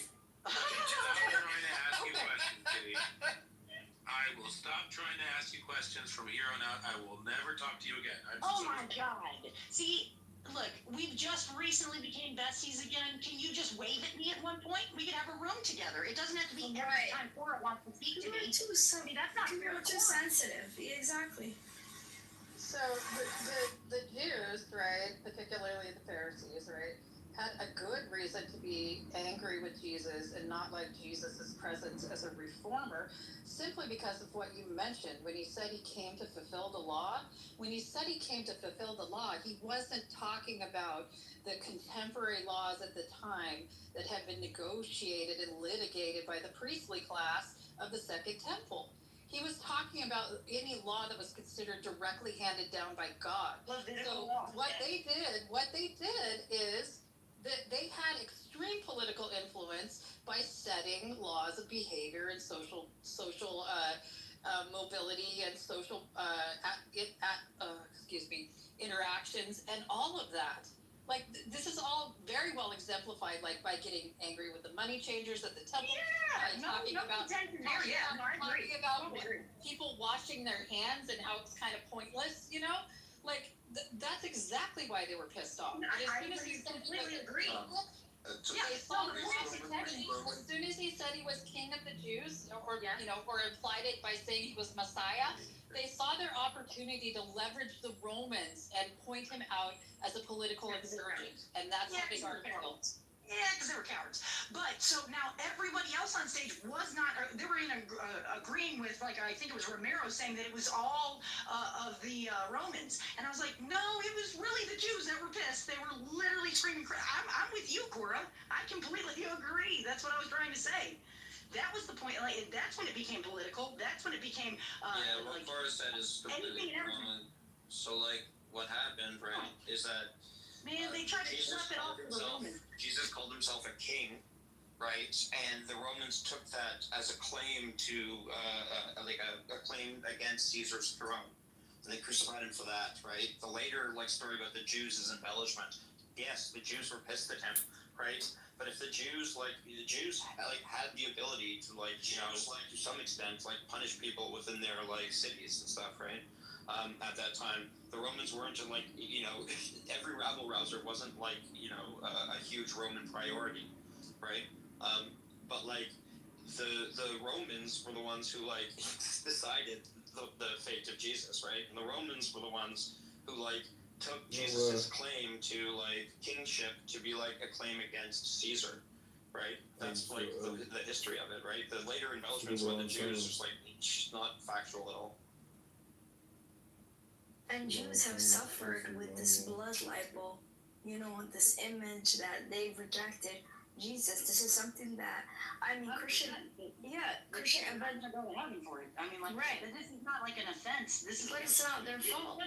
Probably he was a rabbi and he was Jew. He himself was a Jew. Yeah, so it doesn't make sense. I'm an American. Say, Father, forgive them, for they do not know what they do. So Jesus forgave them. I don't know where the fuck this blood libel came from. Of course it came because people exactly, Andre. Others. Yeah. This cruelty that has followed. No, hold on. This cruelty that has followed Jews for this is just completely absurd.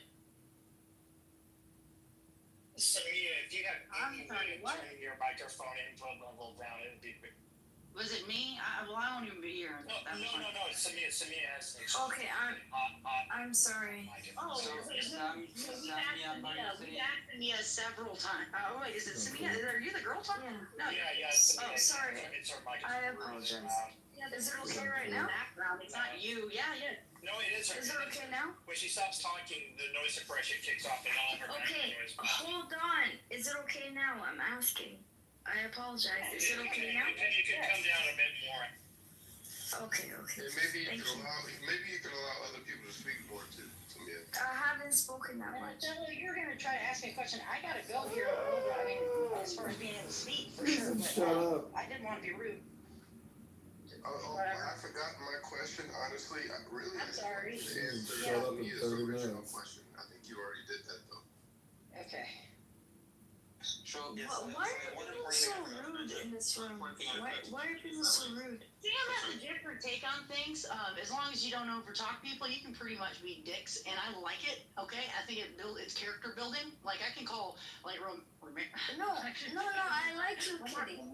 Yeah, Romero. What? No, but other people are being pansies and weirdos. You're cool, but some other people are complaining and being weirdos. It's weird. Okay, this is One thing I forgot to mention is that the Romans were the only people who had authority to kill political prisoners in Judea at the time, right? Obviously. Correct. Yeah. Yeah, I don't think anybody made that claim, Milith, that Jews had the authority to kill. I'm sorry, Samia. Doctor wanted to say something. Doctor, go ahead. Yeah, thank you. I want to ask Samia something.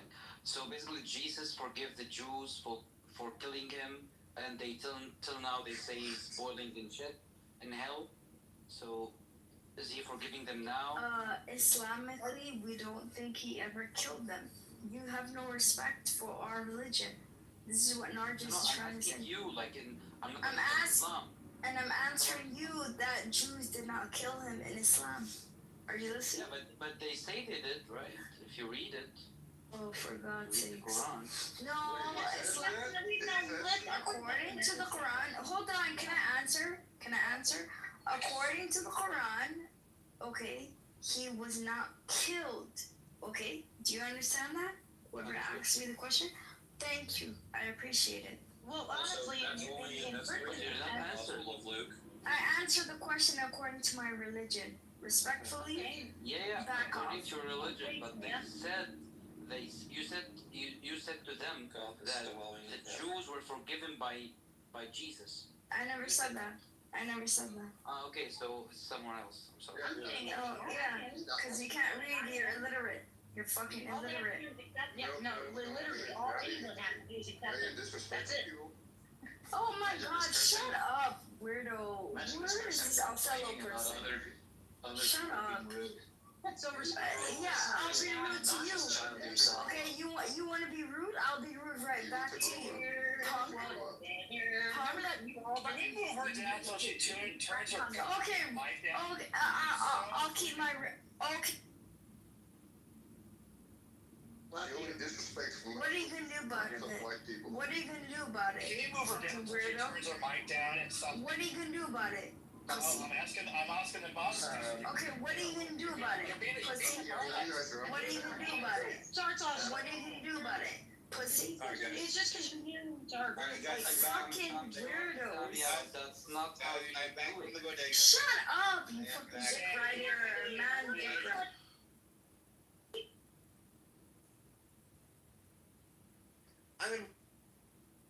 If you talk over me or anyone else, you're getting moved down immediately by me. I'm back in Bodega. Law is now in effect. The law and order is in effect. Don't try me. There's no warnings, no nothing. You just immediate move down if you interrupt. Anyway, I think that we were talking about earlier is just Islam just disrespected as a religion, and yeah, I think it is disrespected. I think that it has a fake sense of respect that it gets because if you criticize it, Muslims try to kill you. But if we're all being honest with each other, it's one of the least shallow spiritual traditions. It's morally one of the most fucked up religions. Like a lot of people will literally kill you if you leave it, which is like just the definition of a cult. And it's not worthy of respect, and they demand to be respected, even though their prophet was not a good man. They have many evil practices. They are not spiritually rich. They deserve to be disrespected more than they are. And the only reason why they're not disrespected more is because they're bullies.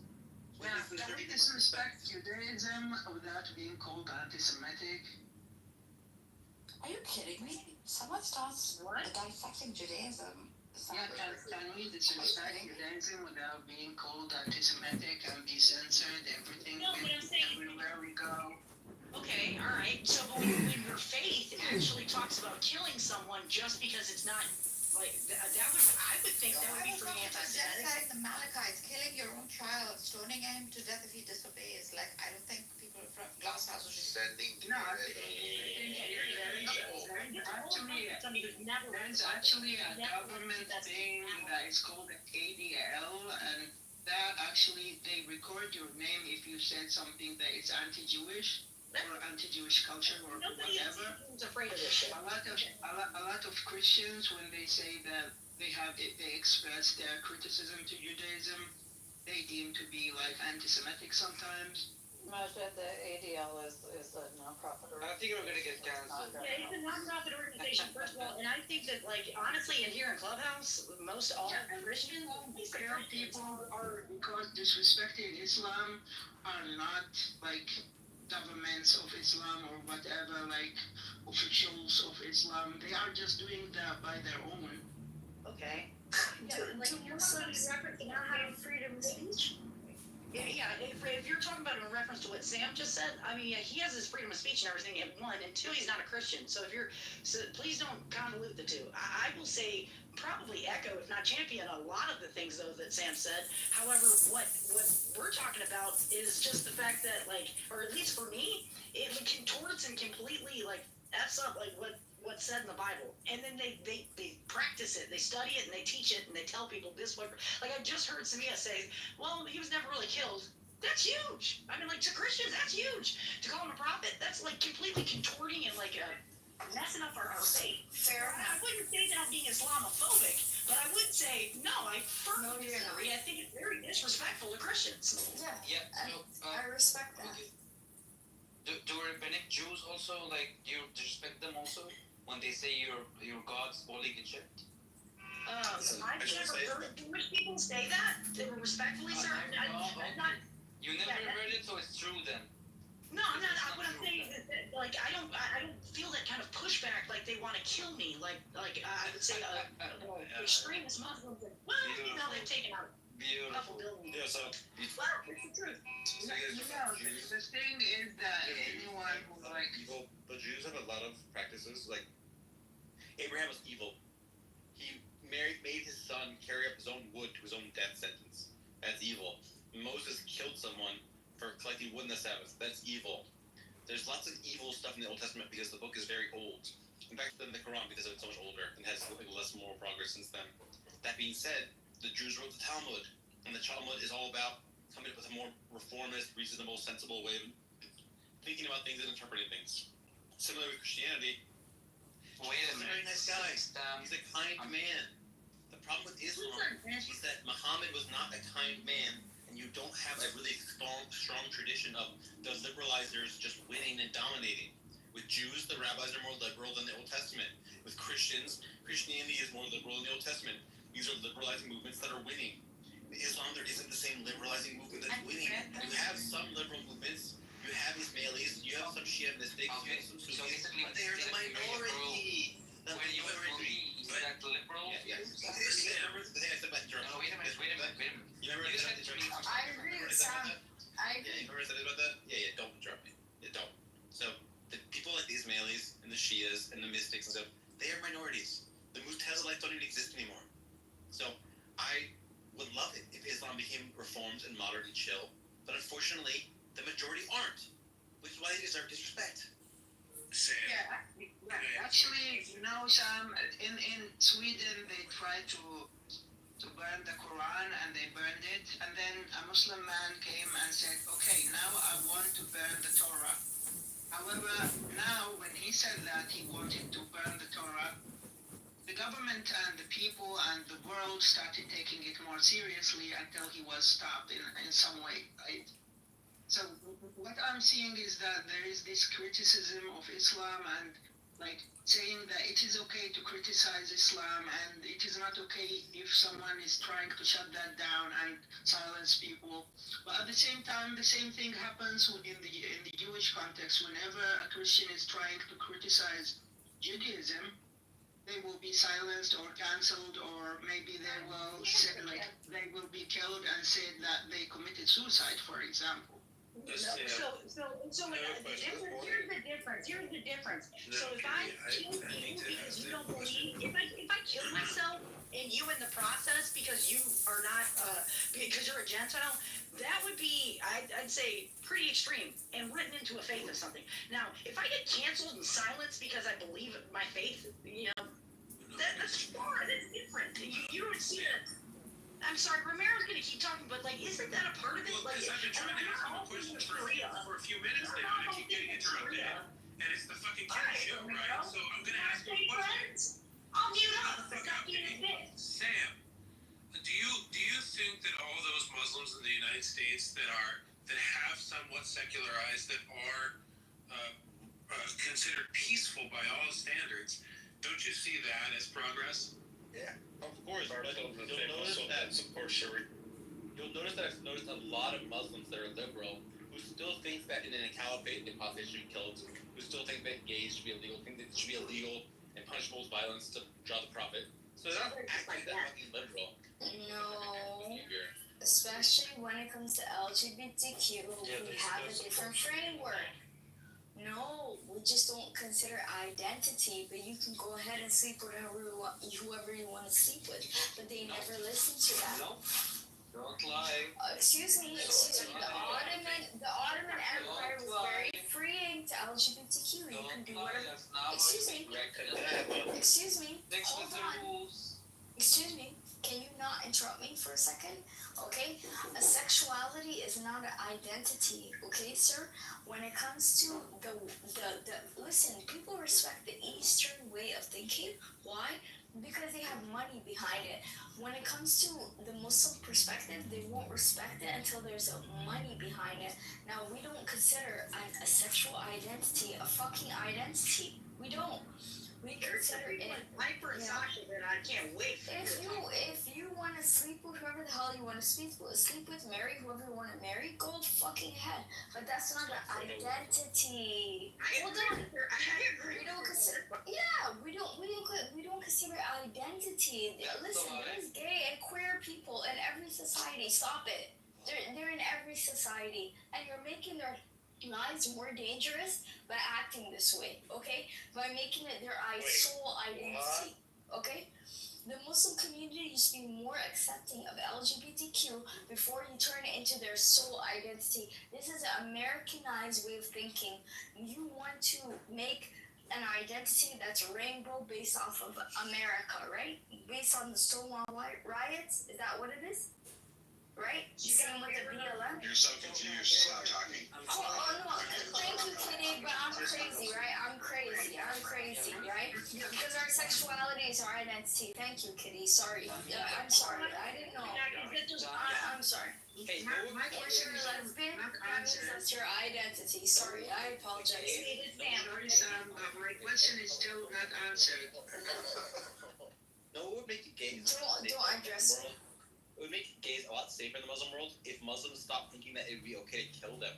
The idea that, we make gayness an identity and that makes them more safe. No, don't make them safe. People killing them. People hurting them. I hate your lack of self-control. I love that I can just move you down. You all fucking suck at your ability to not have self-control.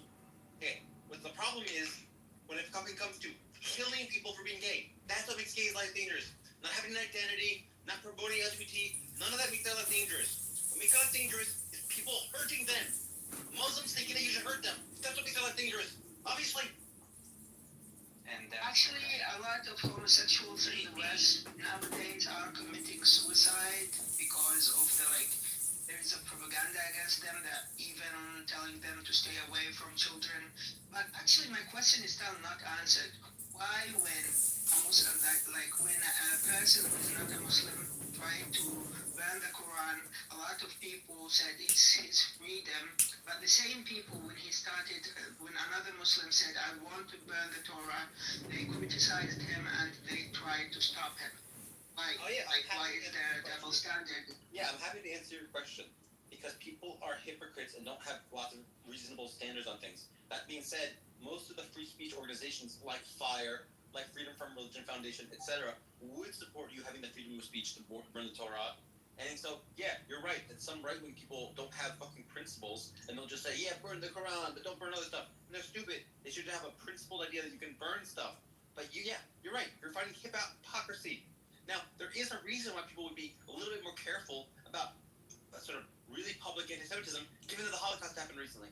But it's still, I think, you should be okay to burn the fucking Torah if you want to. That being said, yeah, the fucking Quran is more worthy of criticism right now. Islam is a worse set of ideas than Judaism right now. It's more dangerous. Jews die of it. And you gotta look at the fact that these people have allyship, That's true. Can I speak, Sam? Bro, like you're speaking. You know what's funny? You're speaking, but the Christians killed more people than us in history. You killed so many people. You're the terrorist. You're asking, Can I speak for a second or so? Hold on. You're asking why European nations, who generally have a war against Islam and are generally filled with European people who are either Christian or Jewish, why that they would have a problem with you burning their book, their Bible.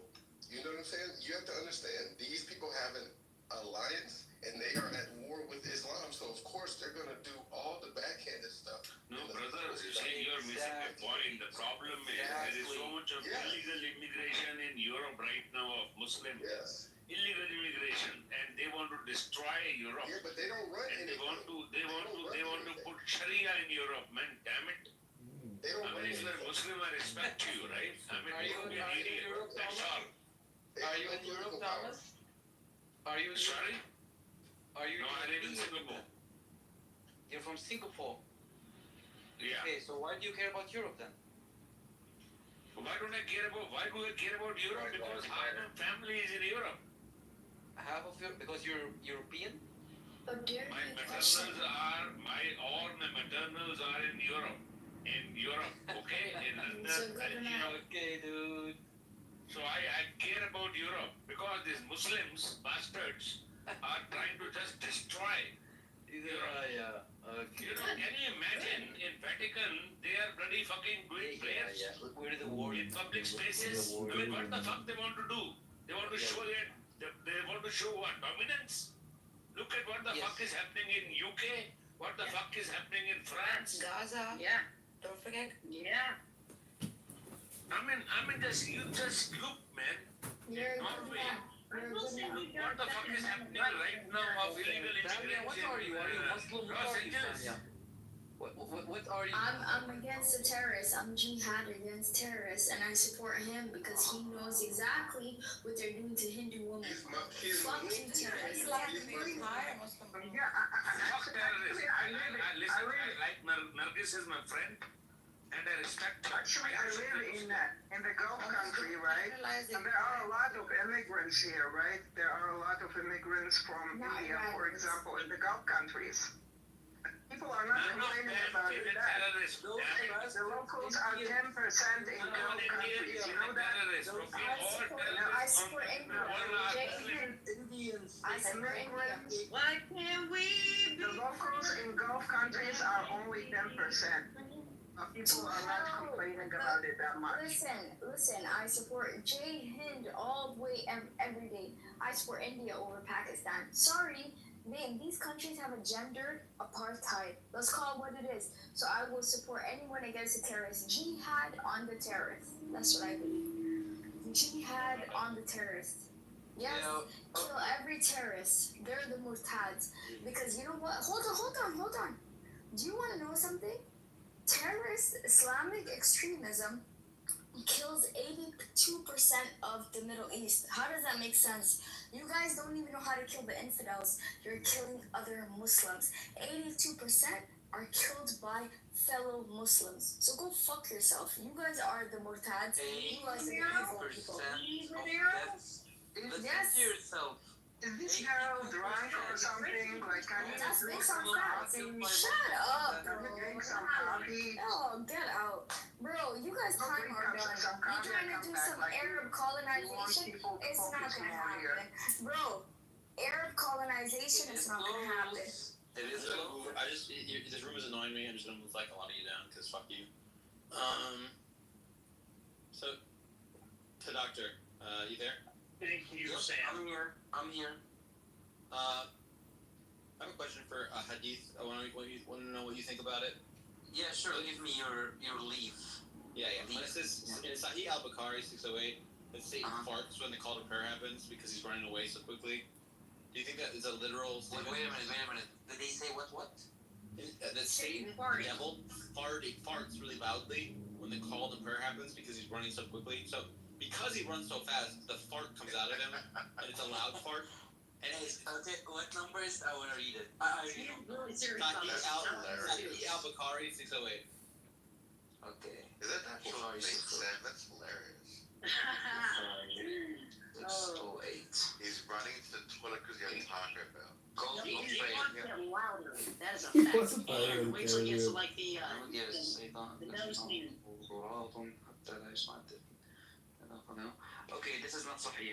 Let's go. Next one. It's Sahih al-Bukhari. Yeah, Sahih al-Bukhari does not contain all Sahih. You know, like it has grading system. Yes, they do. The Sahih are Sahih Muslim and Bukhari, and all of them are Sahih. And if they have grading in them, my friend, I have You're a liar. Show us. I'm not a liar. I don't lie. Okay, bring your proof. I'm not believing. Bring yours. So you made a claim that You made the claim. for a reason. Answered, and you made the claim that I was a liar. So show me that I'm not. Okay, did you notice that? Google says Did you it's notice? Google says it's not. Google says Yeah. Did you notice there's nothing called Sahih Sunan Abi Dawood or Sahih Ibn Majah or Sahih Al-Tirmidhi? I know. That's because those have gradings. Sahih Muslim and Sahih Bukhari are all authentic. Sahih al-Bukhari 100% has grading. I have it next to me. And they are all authentic. It has grading. Yeah, this one is Sahih. Google says it's Sahih. It's called Sahih al-Bukhari. It does not say to me in the Sunnah.com, right? You use Sunnah.com. I'm on Sunnah.com. Sunnah.com, yeah, it does not say, normally it says down, grading Sahih. This is normally That's because they're all Sahih. That's why you're a liar. No. TA Doctor. I'm not a liar, I never lie. Interject. I was in a room recently of the Salafi people, and they said very clearly, if you reject only one hadith from Muslim or Bukhari, you're a kafir. I agree. But the Sahih ones...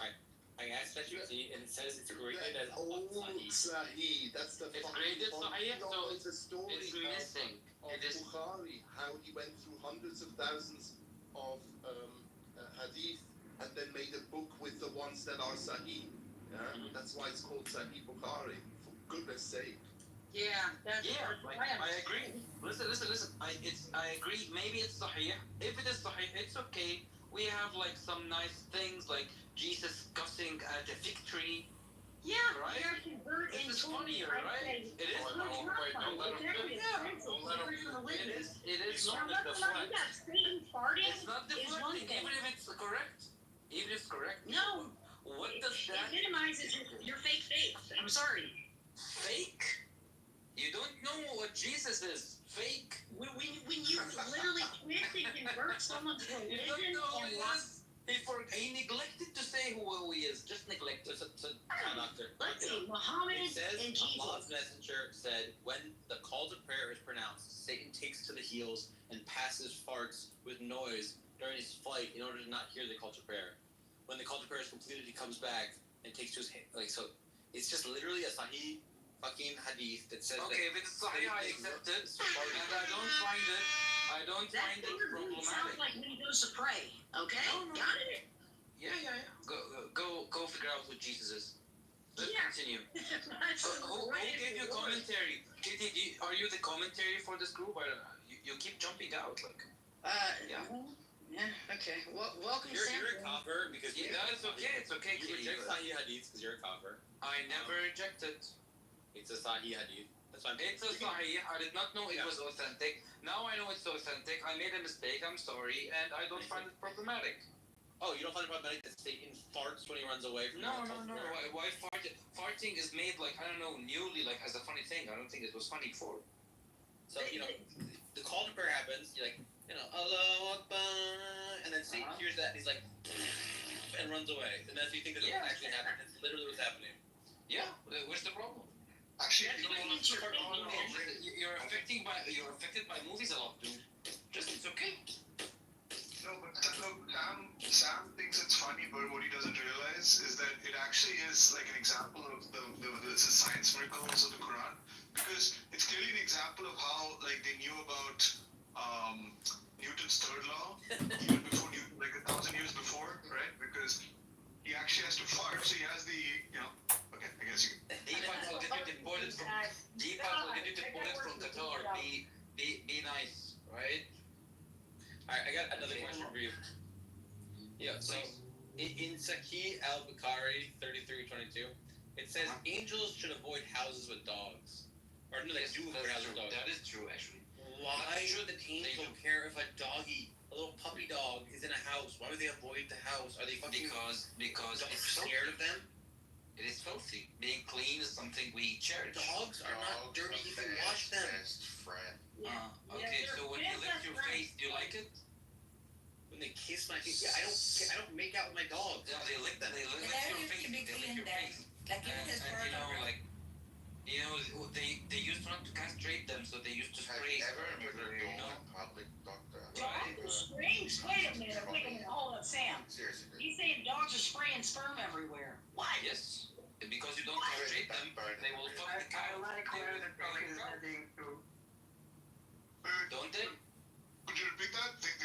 cows and you don't castrate them? They fuck the couch, basically, and the small, like, the pillow that you sleep on, they fuck it, right? And you have sperm on your nice pillow. And then you wake up, you go call a prayer, and you hear Jesus or Satan farting. The funniest thing. Yeah, and then I see Jesus cursing at a fig tree. Dogs are continue, please. Dogs are literally the one animal that dogs get along with humans. Of all the animals, The semen fairies are made to come and give you a good.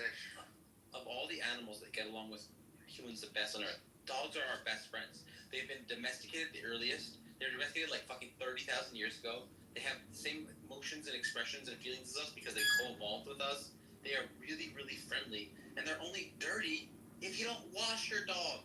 But they're not dirtier than like a cat or any other pet you could have. They're really friendly. And just because Muhammad had like a fucking fear of dogs or some shit doesn't mean that an angel had that stupid idea to think that dogs are bad. Dogs are really nice. So are you comparing cats to dogs by cleanliness? Yes. Hold up, I'm about to take a personal offense. No, I'm just kidding. I'm just kidding. But also, I guess like you're allowed to have a dog as like a guardian, so a guard dog. So I guess maybe the angel will come in if you have the right dog, or does he only not? No. You can have a dog for hunting purposes, for let's just say guarding the house, but you can't have it as a pet. Runs away and runs around Here, the house. doctor, check it out. So Look at my dick. if you have it as a pet, will I like the angel cats, not actually. come? So if you have a guard dog, will the angel still avoid the house? Because Or is that a guard dog does not stay in the house, right?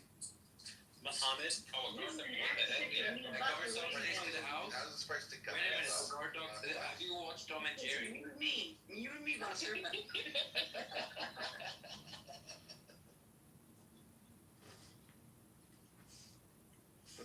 There's a hadith where Muhammad kills all the dogs in a town. He's like, you know what? I don't like these dogs, and he fucking kills all of them. He commits a fucking dog genocide. Can I please see it? Because he's a fucking moron. He's Sahih. The name of This was a respectful discussion.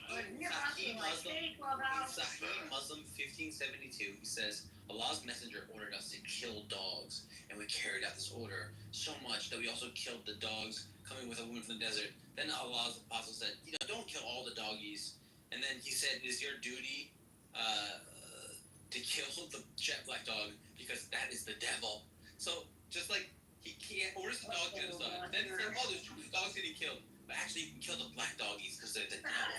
Like, Can I ask you a question? retarded. Yeah, Sam, can I ask you a question? Sam has a black dog. You know he does. What's up? Do you think that this is just as retarded, And if you continue. Wait, chill, what the fuck? Yeah, Do you think this is more or less or the same retardation as when the Israelites were commanded to destroy all the people and 100%. genocide everyone, including the animals? It's less retarded than killing. No, it's not less retarded just because. Okay, can I please speak? It says to them, and then Allah's apostle forbade their killing. Right? He said, it's your duty, the jet black dog having 2 spots on the eyes, for it's a devil. So basically, it's not all dogs. It's talking about a certain time. He orders a genocide of dogs. Just see how you twist. Don't kill all the dogs, kill the black ones. Only one. Only one. Because they're Negroes. Who are you speaking? You're about But there was a black one's fighting because you're praying. Was he calling Negro dogs? No, it's okay. You can make fun, I can make fun too. Keep the visuals for yourself.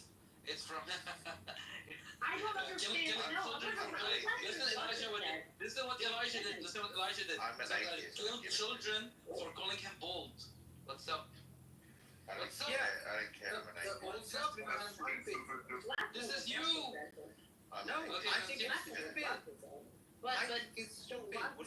Why? I think it's stupid too. Why do you? It's all stupid. Actually, you know what's funny? Kitty is okay with you. Listen. Wait a minute. Sorry. What are you speaking? We're going to criticize Christianity. I have yet to hear one Muslim, especially a Muslim, but I have yet to hear one Muslim, one Jewish person, or fellow Christian, or even atheist, or whatever, if you're in mystic, like magical shit, whatever. Start at the New Testament and criticize like the Christ in Christianity. Start with the New Testament, okay? And like, let's bring up a beef that you've got. The victory, man. Look at The victory. I will start. So why do you believe that God? Why did I even do this to myself? I will start. Sam, you might want to put it down. I'm probably gonna beat the shit out of this guy. You should. Yeah, I will. So why do you worship a God that committed suicide for your sins? I don't. I'm a fucking atheist. Everyone, just because Christianity and Judaism are stupid, it doesn't mean that Islam isn't stupid. You're not gonna ever make me go, oh yeah, you're right. Christianity's stupid, therefore Islam isn't stupid. I'm just gonna say both are stupid every time. So I don't know why you think that this is like gonna work as a rhetorical strategy. Every time you do this, I'm gonna say, yeah, they're both dumb. They're both dumb as shit. Yeah, but if you had to pick between Christians and Muslims, Also is dumb. Really, I think atheism is really dumb. No, wait a minute. Kitty is okay with Sam saying that Christianism is really dumb. But she's not okay with Samia. Can you please stop interrupting? She's not okay with Samia for calling Jesus a prophet, right? And she's okay with Sam saying Christianity is dumb. So basically, what's up? This is double standard. So first of all, that's a lie. But the good thing is I think Sam always puts the replays on. Yes. Okay. All right. So replays are on. So I said, no. Hey, wait a minute, Sam. That's not true. And then he was still talking, so I tried to be quiet, respectful. And then when he finished, I said, but if that's really how you feel, Sam, which one would you say is more retarded, Muslims or Christianity? And he didn't speak. But why are you comparing? So you acknowledge that you're dumb, right? Because that's what he was saying. Did you listen to what he was saying? Did you listen to what Sam was saying? He said, I don't agree with either one of them. I think they're both retarded. That's why I was saying it. I know. But you're okay with Sam. No, now. No. Why would that say that I'm okay with it? Look, man, I can't talk to stupid. Sorry, did you go to college? Like, you know how to do debate? Dad's stupid. Sam, he's not. If you're Calm down. Put him down. Calm me. Okay. Brother Sam, can you make another room for people to act childish there? Yeah. So we can have like a grown-up conversation. But I'm with them on stupid people. Ta-da, or whatever, Dr. Dude, yeah, you wouldn't be on there. You're stupid. Yeah, so we're gonna not talk about Christianity and Judaism because this room is about Islam. And we're gonna talk about the hadith that says, kill the doggies, and then, kill too many doggies, stop. Oh wait, let's kill the black one because it's the devil. It turns out that black dogs aren't the devil, they're just a color. It's just the black dogs just have like fucking melanin in their skin. They're not fucking evil, they're not devils. I don't know why you have like dog racism in your eyes. I know. Like, why do you have He was talking about the dog that has white dog.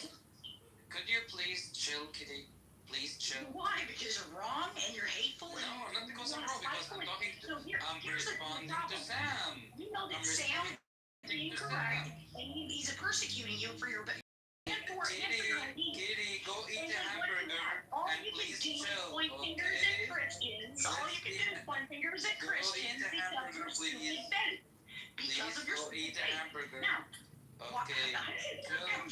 We actually have pizzas and we got hot dogs. We got a bunch. Yeah, hot dogs. Go eat hot dogs. So where was I? Yeah. Pedophilia. She never shuts up, man. Bro. Alright, so let's talk about another thing about the black dogs. And so, the messenger of Allah, peace be upon him, said, when any of you stand for prayer, and there's a thing before him equal to the back of the saddle that covers him, in case there's not before him a thing equal to the back of the saddle, his prayer would be cut off. Passing him an ass, a woman, or a black dog. I said, oh, Abu Dar, what feature is there in a black dog which distinguishes it from a red dog and a yellow dog? And he says, oh, son of my brother. I asked the messenger of Allah, peace be upon him, so you're asking me, and he said, the black dog is a devil. So, like, more than once in these hadiths, Muhammad thinks that black dogs are devils. Now, I'm going to let you guys know something that I'm going to leave you on a little secret. black dogs are the same as other dogs. You don't have fucking.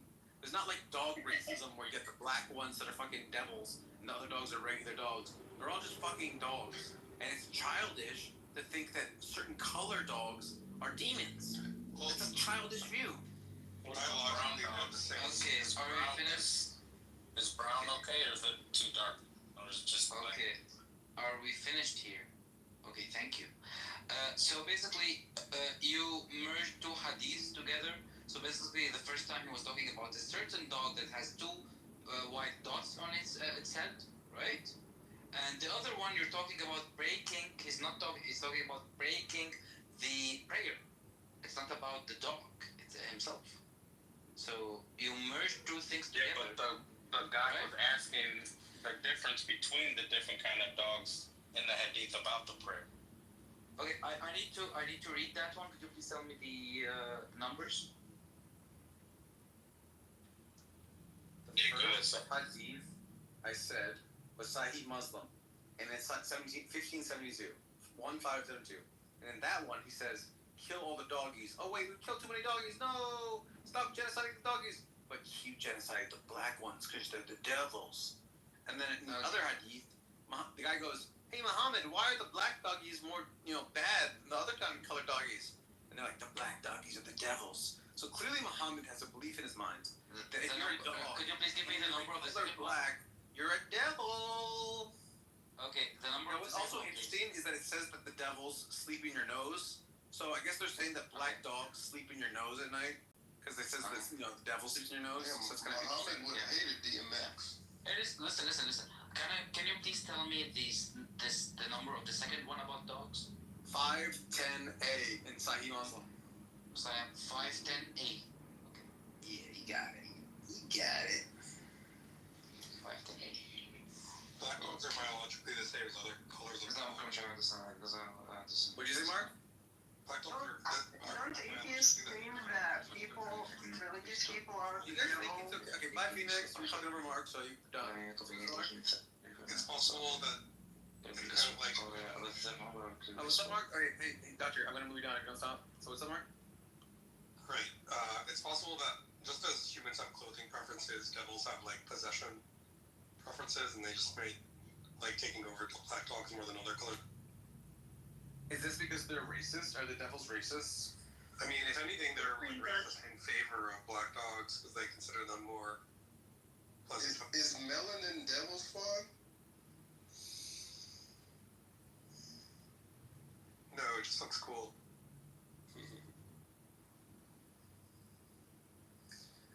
Me personally, I had a black dog named Lila. Lila's the Hebrew word for night. And my dog Lila was one of the sweetest dogs I've ever had. So, I would just say, don't be racist against black dogs. There are sweet black dogs in the world. There's sweet red dogs. There's sweet yellow dogs.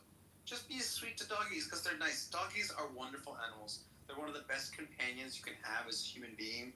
These sweet creatures. And so when the Quran, look at Islam. He doesn't like music. He doesn't like, love because he doesn't like gay people. So love, music, dogs. Is there a literal good thing that Muslims don't just fucking hate and try to stop? Yeah, I used to have a black dog, but he used to steal all my food. That's inductive evidence that black dogs are dumb.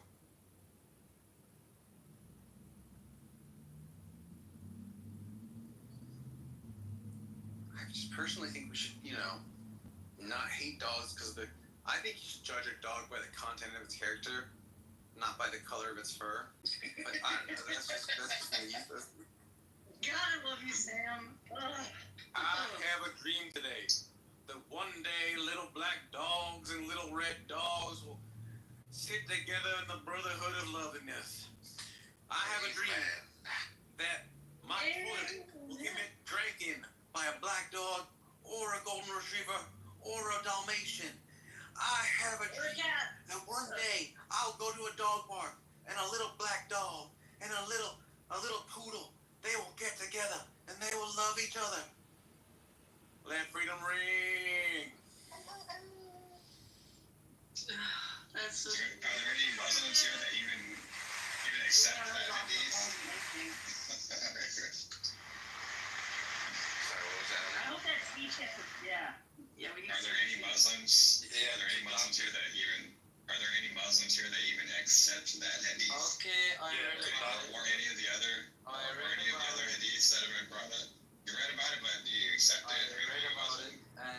reading now, as we can see here, it says to you like it's not about because he is a black dog, because in Islam there's a lot of hadiths that say there's a higher chance of a black dog of being a devil.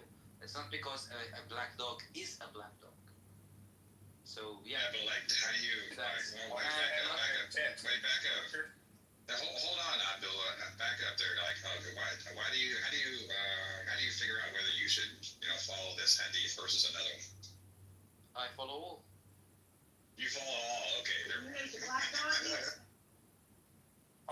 How do you determine which one is more likely to have a devil in it? Is it because I don't care about the devil or not. I just cut my prayer and kick him away.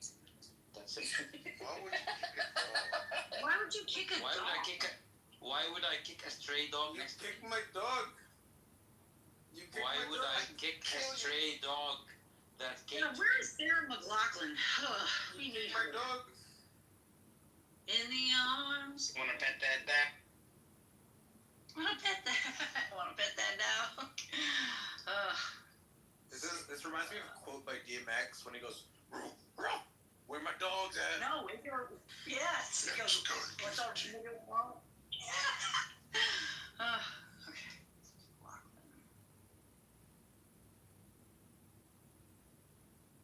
Okay. So what's justification for why black dogs are more likely to be devils? I didn't get that. I think. Oh, just darker melanin.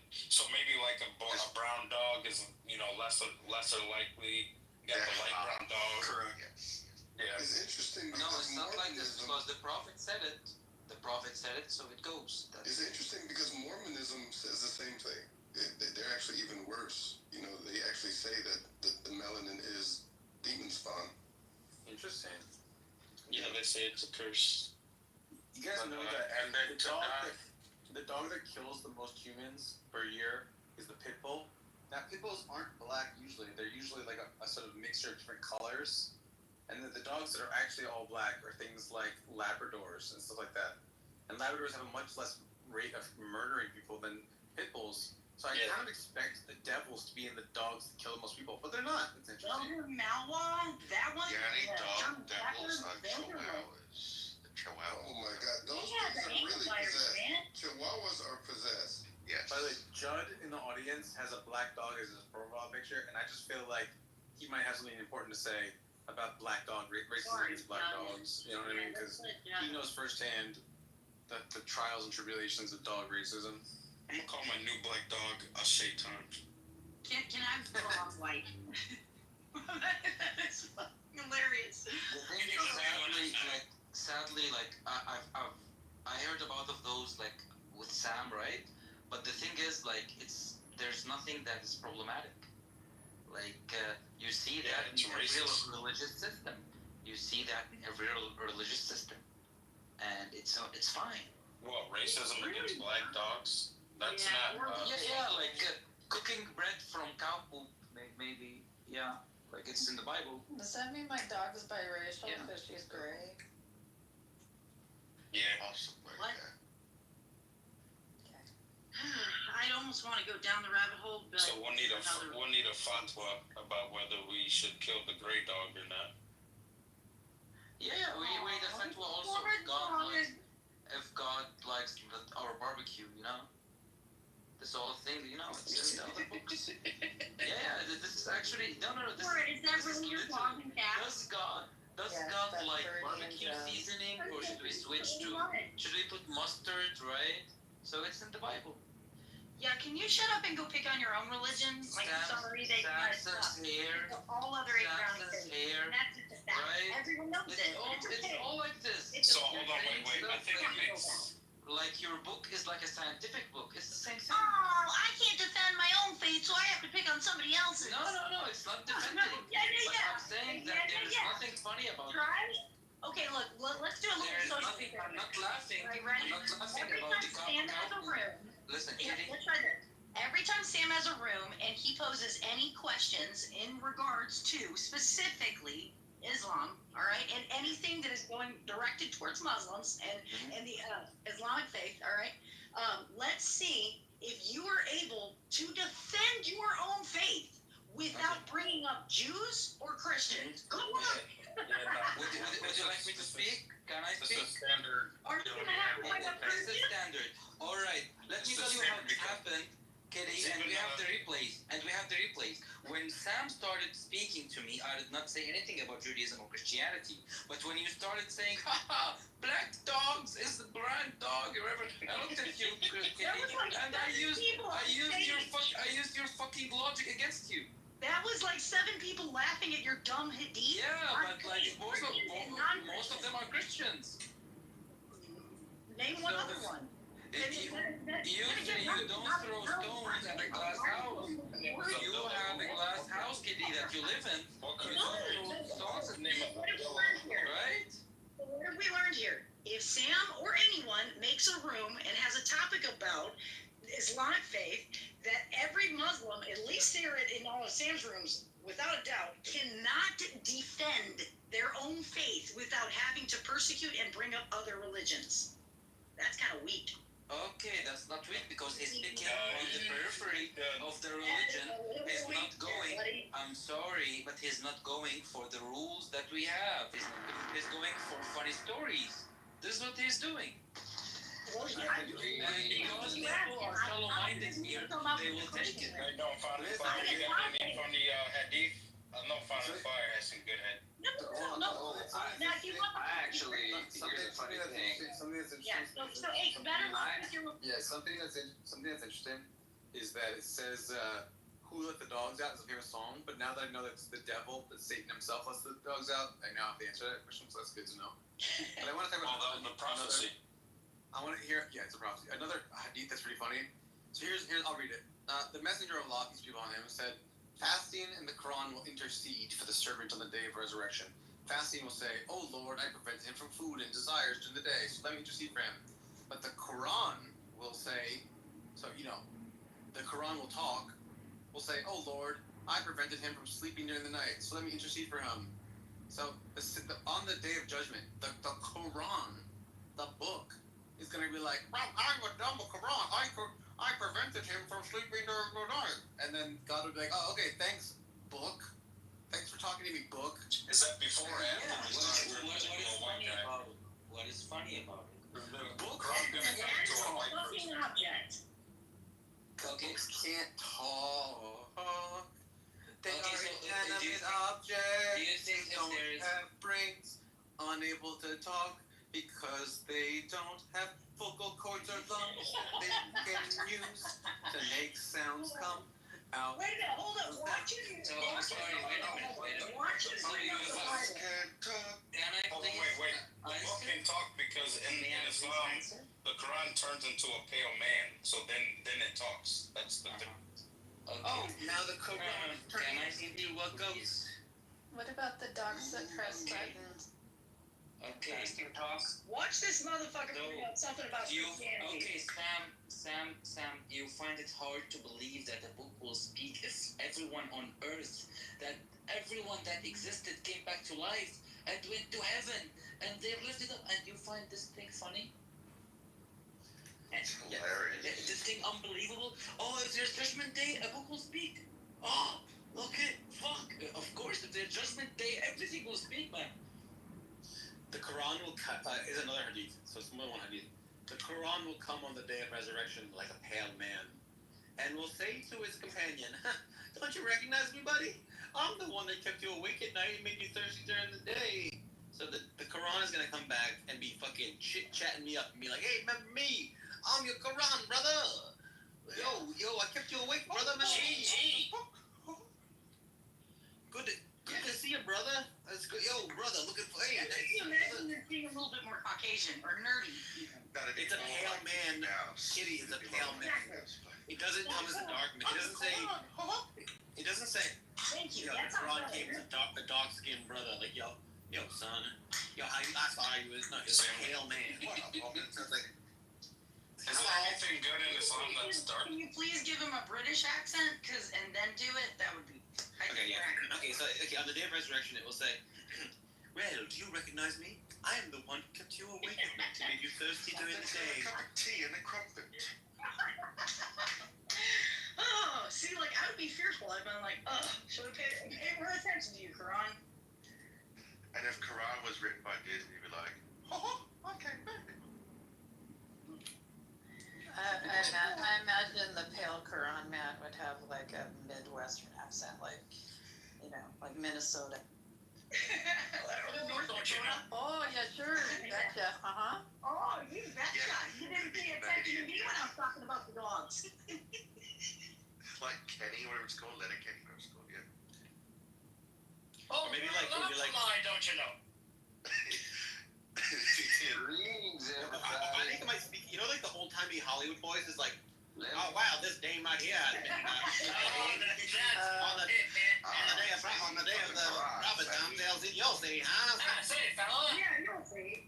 The Mid-Atlantic accent that completely This dame right here, she was, you know, staying up all night reading the Quran. Make sure She was only 9 years old. We were going to care about that. kill that black dog, see? Says Muhammad. We married him young back there, see? Oh. Hey, you guys have heard of the wolf and the three little pigs? Yeah. Have you heard of Muhammad and the three little girls? No. Oh, no. Girls, let me in. Not by the hair of my tiny little virgin. What? Oh, okay. So now I feel bad to my friends that are on stage that are not Christian and might be Muslim, or maybe they aren't Muslim, but ooh. Finally tell us about the gay Jew donkey. Alright, never mind. We got the gay Jew donkey that finally Funny, so you tell us what the gay Jew donkey.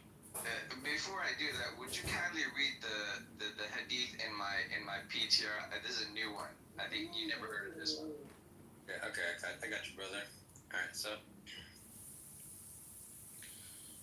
It's always upside down in your PTR, I don't know why.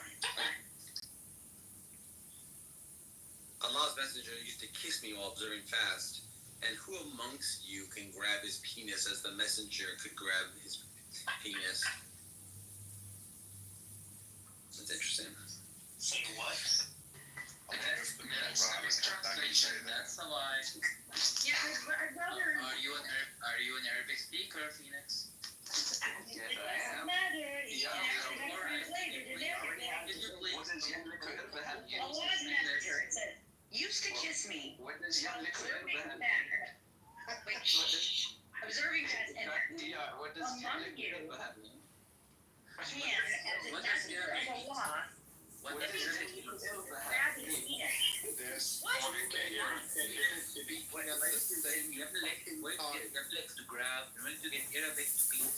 do you get what is Can you just finish speaking? Wait, I do want to get His Irab.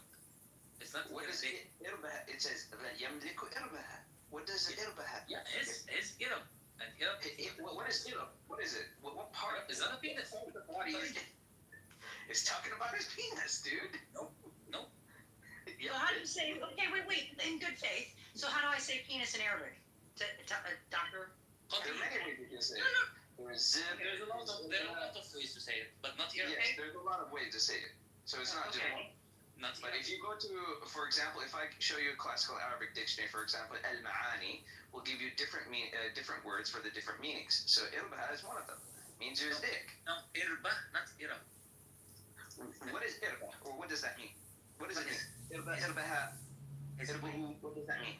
Irbahu. It means like, yeah, his desire or his, let's just say, what he wants. Yeah, was actually. You're telling me. See, I love it when they lie to an Arab. I never lie. Get away with it. It's absolutely freaking hilarious. That suddenly they want to actually lie to people's faces and try to get away with it.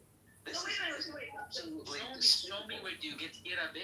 So Allah's messenger. Okay, let's go to it. Do you want to go to Al-Mahdi right now? I can go to this and show it to you. What does it mean? Show me Irab, not Irabe. Show me Irab. Show me Irab, not Irabe. Okay, so wait a minute. Show me Irab, yes. Let's All go. right. So if it's a messenger and it's, I guess, during a fasting, and it's he's asking which one of you are like worthy enough to like grab his penis, or can you explain to me what the actual hadith means? The prophet. So this is Aisha, the child bride of the prophet. Yeah, clearly white, stating. that was like 6 when, yeah. Whoa.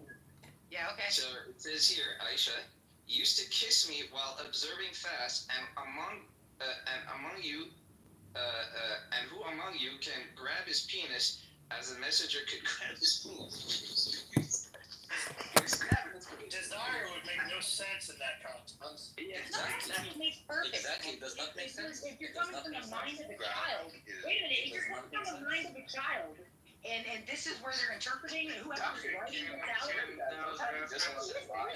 Because I'm looking up both this of those disgusting. words. Yeah, they don't want to hear a Christian speak about it. Yeah. Like, I'm googling both of those words and nothing like that is coming upon. So like the first words stuff like to possess, to own, to hold, and the second one like something totally different. Like where can we get a reference to an Arabic dictionary that this means penis? Yeah, that. And what is the? They will not find it. What's the number? Who's dude that brought it? Sam's friend. Where did he go? I don't see him. It's at CBT. Where'd he go? I don't know. Because he's lying. He was lying. Well, maybe. Hey Sam, now there's some like question on that one. I've never heard of that one, so I wasn't particularly invested in that one. It's I'm gonna go to Gemini because Gemini knows means to hold off. What? Say that again.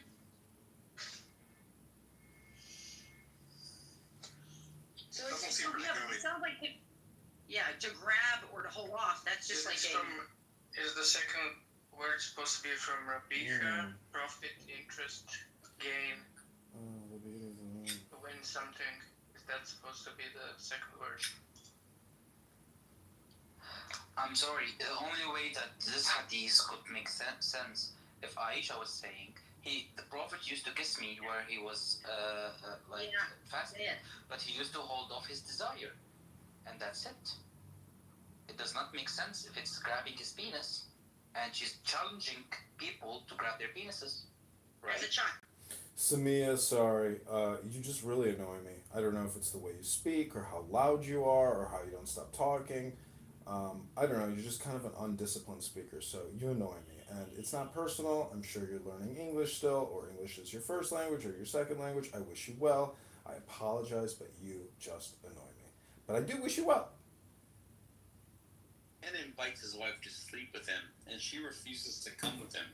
And the angels will come down and send their curses upon her till the morning. So, like, if your wife's like, hey, babe, I'm not in the mood, I got cramps. The fucking literal angels will come down with their fucking glimmering wings and fucking send their curses and be like, you dumb fucking cunt bitch. Why didn't you fuck your husband when he wanted to fuck you? You dumb fucking dirty bitch. How fucking dare you? How fucking dare you? He said he wanted to fuck you. How fucking dare you not do that? Now, one amazing benefit though, is that she keeps a dog in her house. I was about to say that. Yeah. Come in, she's safe. So, exactly. Just remember, keep a dog. Just not a black dog. Not a black dog. Like when replay gets played, you have to start with that song. It has to. So basically in Islam, if your wife does not have any excuse, no pain, no nothing, right? And you say to her, okay, let's have sex. And she said, no, just for the heck of it, you know? And that's forbidden because it could dissolve societies. Like it could go and do adultery. He could do whatever. That's why we see. Get over yourself. That's why you see. Can I please finish my point without being interrupted? Don't interrupt me. Say hello to Kitover. That's why we see a 90% cheating rate initially. Yeah. Think about it. Why don't we have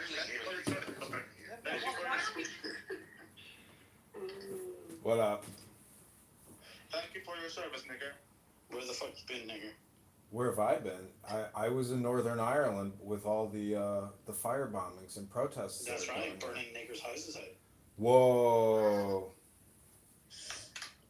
Why aren't you thanking me for thanking you for your service? I don't know. I mean, this is all just water under the bridge, man. Unfortunately, T-Robs, I had to give up the Miller High Life and I had to get Just on. orange juice now? Yeah, I'm on medication, and man, I gotta tell you, my fucking head is not feeling very good because I'm used to, drinking a little Miller High Life with some OJ, but now I've got like this fucking gout infection medication in my brain. Oh, he's got rich man's disease, but he's broke. That's a terrible combination, isn't it? Oh man, I'm listening to these people in Sam's room called Islam Respectful Debate, and I have been in the psych ward twice. But let me tell you, this is now the new digital psych ward. These people are so stupid and wasting so much time day after day saying the same shit in a different way over and over again. It's literally, this must be the end of the world. I mean, literally, Germany, France, when it was all obliterated, World War II, there was more life then than there is now in these people. So what does it say about you listening to mind-numbing dipshits on Clubhouse? It means that I'm not organized enough because I would like to record these people and publish them, but not listen to them. You know, there's value for other stupid people to listen to this stupid shit, but there's just no value in it for me to listen to it. Have you actually received any of this value yet? No, it's all theoretical. It's all theoretical value. There's no real right. value in it, probably. Right. It's funny, you do actually sound a little bit different being sober. Maybe, yeah. I don't know. I mean, I don't feel a little good. clearer or something. It's like, hey, bro. Oh, Rico Bosco, if there's a positive Tunas, is it skewed to the left or the right? Oh, yeah, this fucking nigger. Amazing. Oh, yeah, I forgot about this fucking nigger. Amazing. Say what? I said I forgot about this nigger. But no one knows. I'm talking to Rico. I know, I'm talking to him too. I forgot about this. Or not, believe it or not, we're sometimes other than you, Ramblesome. No. I'm the center of the fucking universe, nigger. Well, you're the center of my ball sack. You wish, because you're a faggot.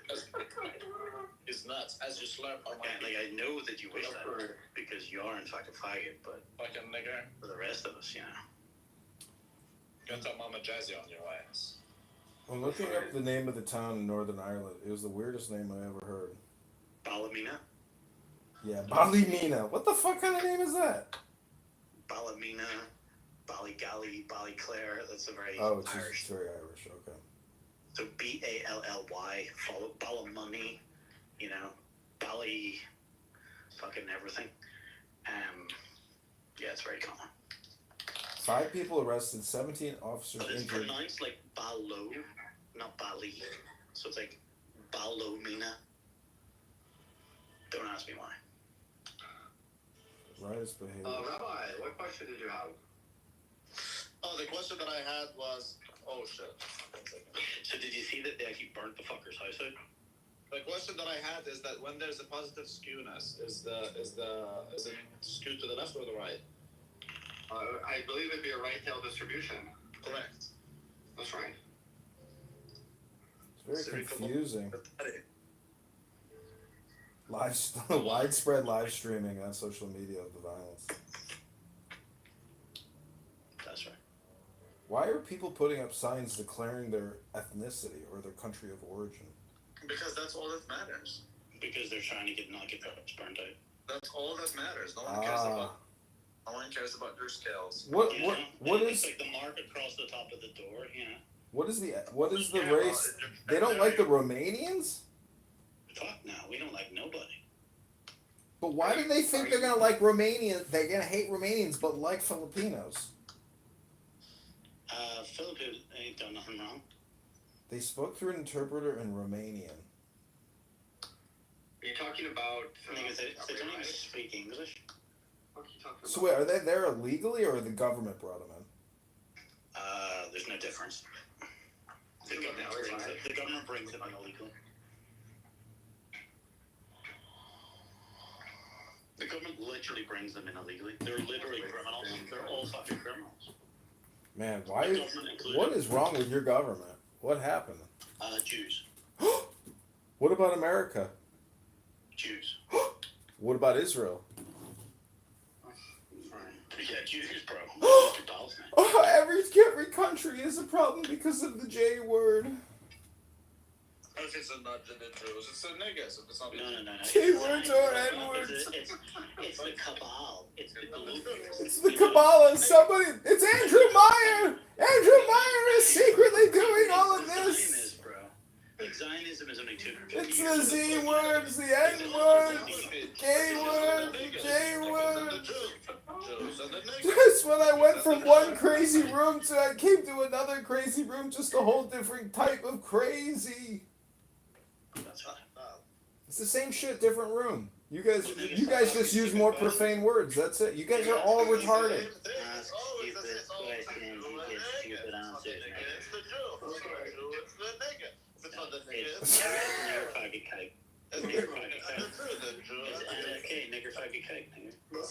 Jesus.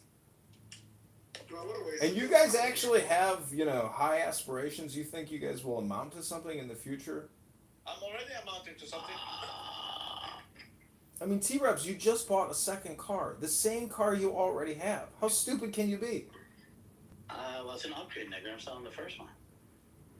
Oh, well. Although I told myself that about another car, and I still have that other car, so I have two cars to see from another car. What do you have, like... Limited edition. Do you have a two-car garage, or are you just parking them on your driveway? I have two driveways, and I park two cars in front of my property in a cul-de-sac. Dogs. So basically, I just own that piece of the street. Everyone in the street. Everyone in the street. Amazing. Niggers got nothing to do. Okay, the niggers, the faggots, the keks, and the cars. Okay, amazing. I do not have a garage, and in Chicago, you really need a garage. It sucks. Yeah, because you've got niggers, bro. We don't. No, we got winter storms. We've got fucking trees that dump shit all over your car. You gotta get a car wash like every week. That's right. If you have a garage, you don't have to get a car wash for months. Nigga, you barely have to wash your car whatsoever. Amazing. The Joe, sing with me, man. You know, I technically bought my old car back. Oh, child. And then another one I was looking at, it was just too good to not go and buy, so I bought it too. So I bought two cars the same within 2 weeks. So you're never gonna get married and have children, are you? You are my children, niggers. It's a good question. I'm not projecting. I don't know what my future is, but it doesn't sound to me like you have any desire in getting married or having children. Well, it all comes down to the fact whether or not I think I would rather, honestly, in entire honesty and truth, I would rather have no kids than kids with some fucking demented dipshit, just for the sake of having them. Which is kind of sad. I never thought I'd say that sort of thing. I thought, obviously, I'd have had my kids by now, but I kind of made two different decisions, which took about 5 years of a detour each. But it's okay. I probably shouldn't be, but I'm way more comfortable with the idea of not having kids than I should be, maybe. Mm-hmm. And maybe in a few years' time that might catch up with me, like the way women hit the wall and then start panicking. There's gonna be civilizational collapse in probably 10 years. There's no replacement. I can show you the dating apps, and everybody's vaccinated and a liberal, and it is the perfect. You live in Chicago. Perfect storm. Don't think democracy is much better. You live in Chicago, though. Yeah, but every major city, it's like 80% of the population. I don't know. Maybe people who live in Montana, Wyoming, and all these other smaller states with Republicans, maybe they'll be the survivors. Maybe that's the irony. Bill Gates and Fauci flushed the Democrats down the toilet. They're all going to just disappear. But why are you complaining about that? Liberal pussy is much better. You're complaining about getting cake and you want bread. Yeah, I don't know. It just depends. You might be right 60% of the time. But anyways, it's neither here nor there. I'm just saying that I'm not saying anything. That's basically what I'm saying. Who the fuck wants to fuck a conservative woman? I mean, these guys are horrible. Well, I'm going out with a 19-year-old conservative tomorrow who's not vaccinated. So she's literally one out of many years of going out on dates who's actually not vaccinated and claims she's a conservative. And she's 19. Like, do you know how fucking rare that is? That's like 1 in a million. No, not that much. I know some people who are young who are not vaccinated, but they're liberal. I know. Every single profile, immigrant rights, LGBTQ rights, reproductive rights. You're like, those are your interests? Those 3 liberal talking points, that's who you are? They're women. Yeah, but that's their like primary voting issues. Like women's rights. What is a woman, by the way? What are you? I don't even know anymore. I guess, what are you expecting? Because then if you tell her about your interests, recording people on Cookhouse and trolling, she's going to say, those are your interests?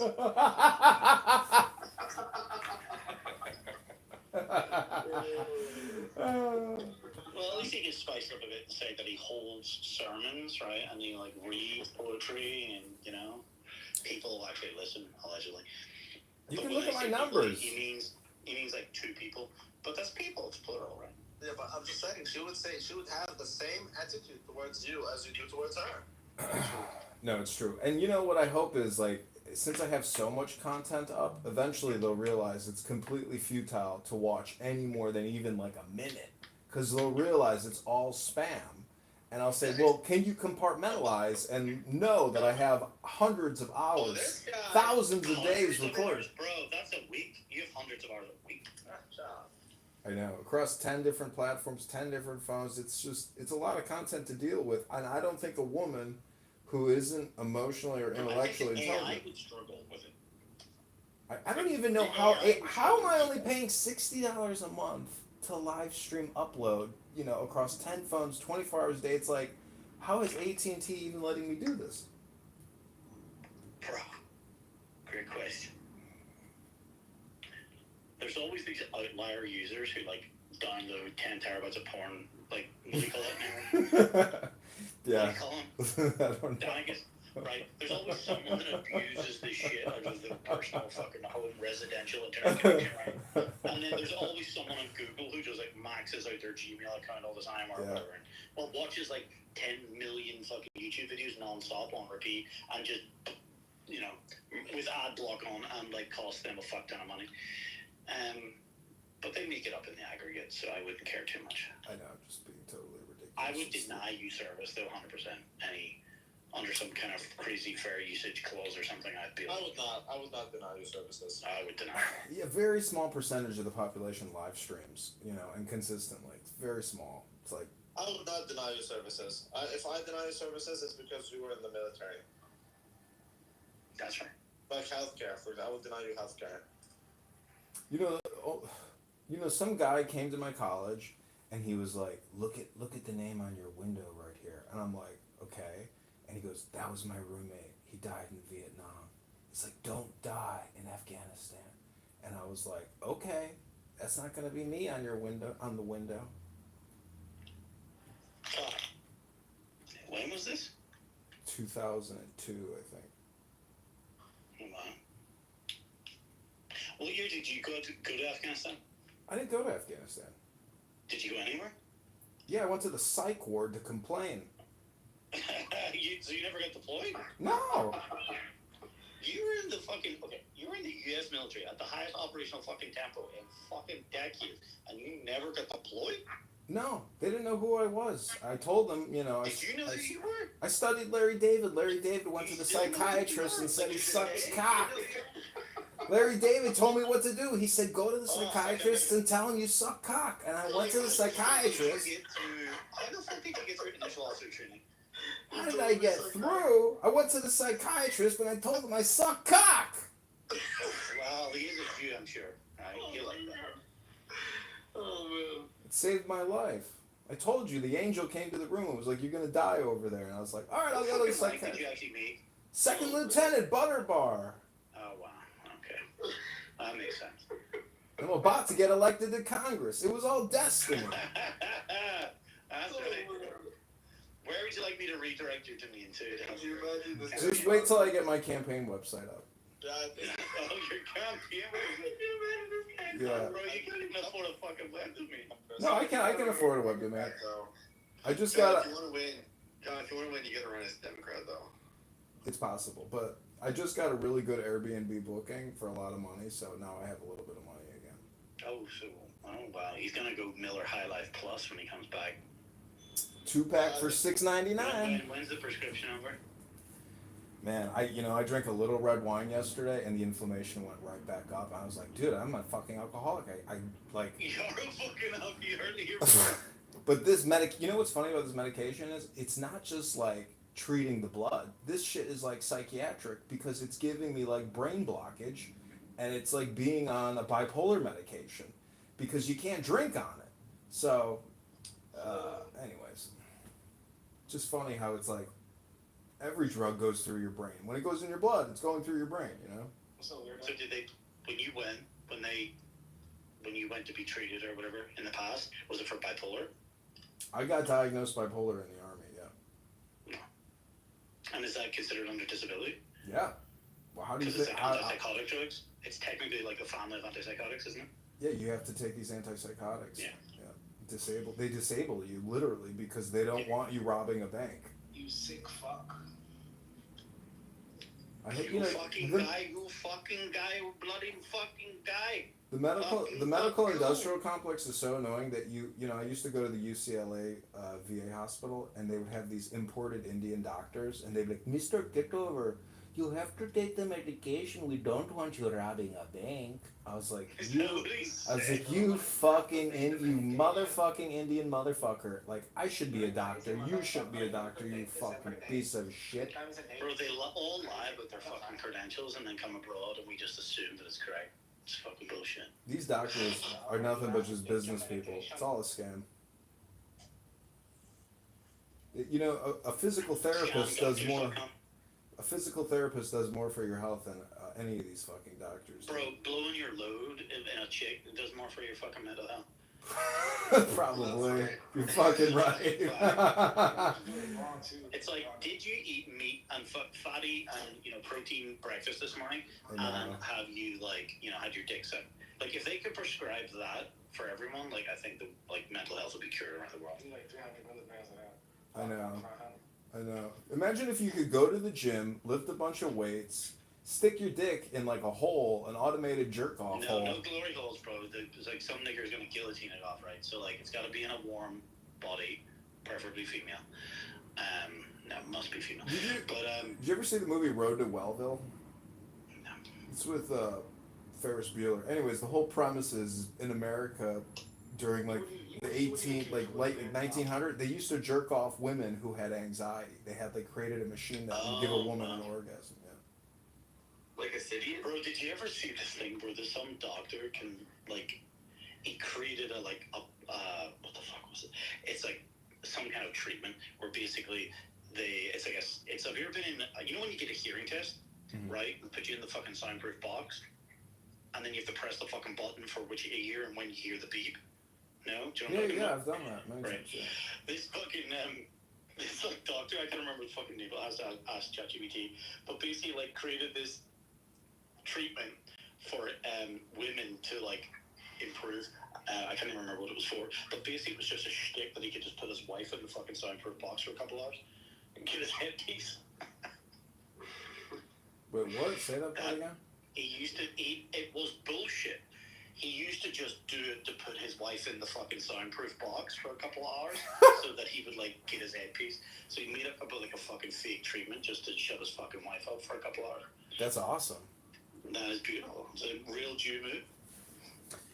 It's part of the problem in relationships is people basically do Clubhouse with each other, and it's like experiencing Clubhouse where you're like, I fucking hate this.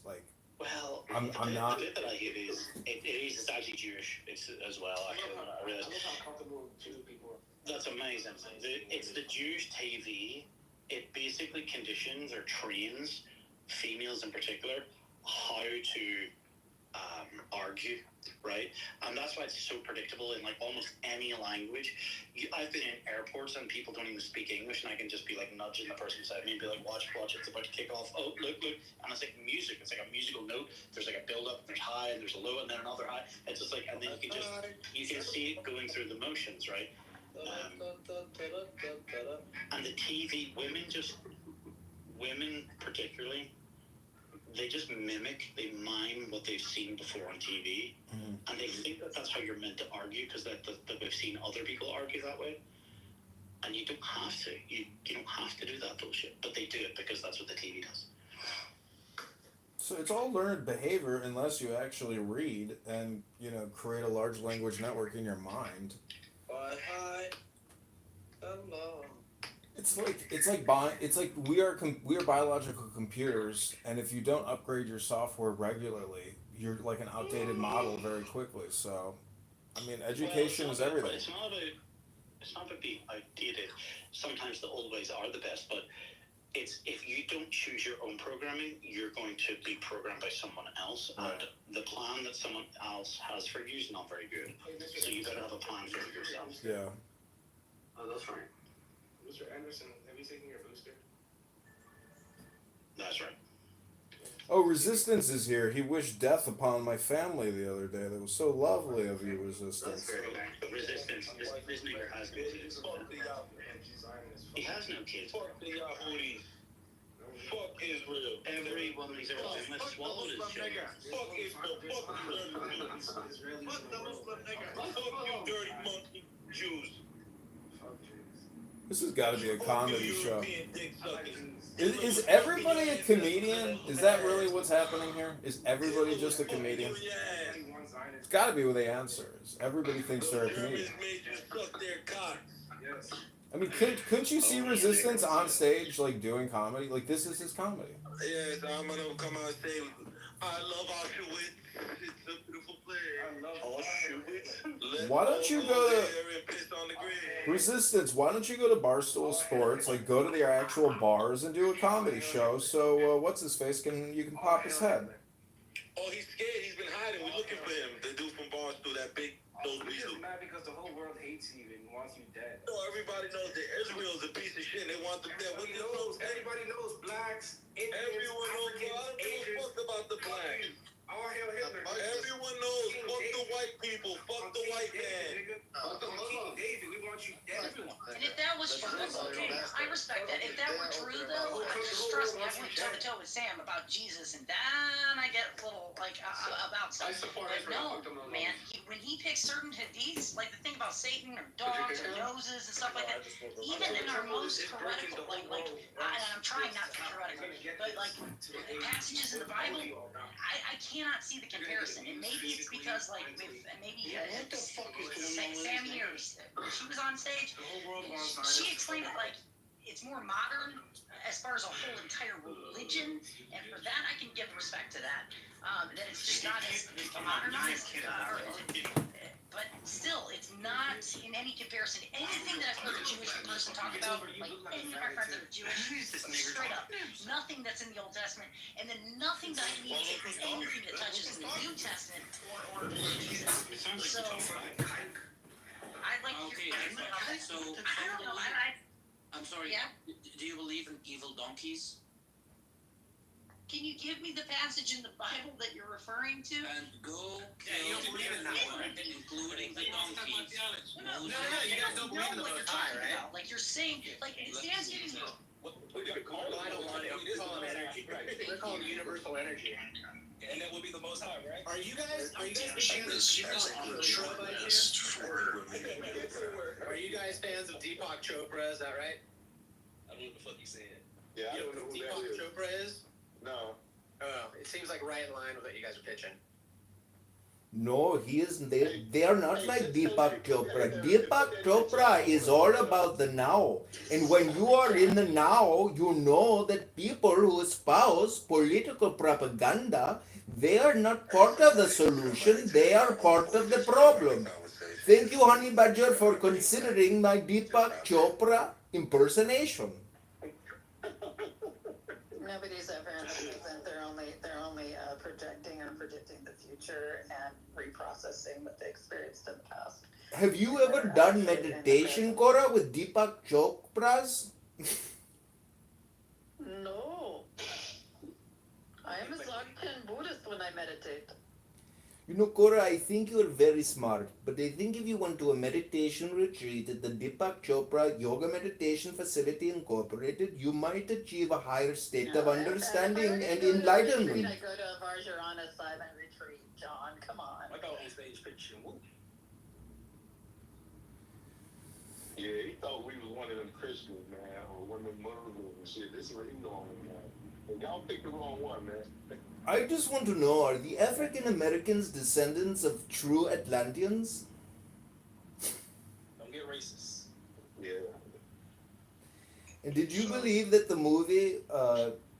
Hey, but I tell you what, we your daddy...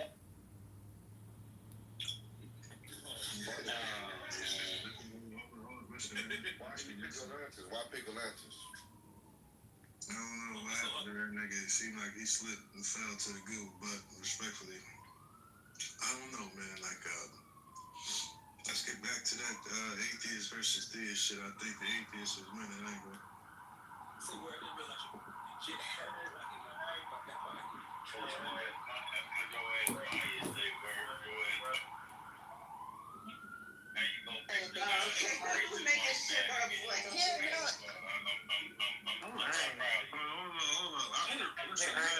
I'm the one that helped them slide to the. You were funny back that he's the racist punker, bro. He always trying to downplay black folks. Yeah, he don't never go to the European room and talk that shit to those Christians. He always in the black people room trying to talk to them. And you siding with this motherfucker. What's that your bias is? What's that bias that do it? Listen. I wasn't there. I don't know. Right, but regardless, you know. I heard the racist shit. I slid it to the group, but. Hey, say you didn't say Hinduism and then fly in flying monkey. Yeah, there is a monkey god in Hinduism. His name is Hanuman. Hanuman, Jai Shri Krishna. He's actually quite venerated, so yeah. Krishna. He appears in the Ramayana. So go read the Ramayana. It's great. Fun story. Jai Shri Ram. I know about that plan, but he slid that in. He was being slick. That's why he chose him, but it was all calculated. I know this dude. I've been in rooms with him. He did that. Yeah, I know very well too.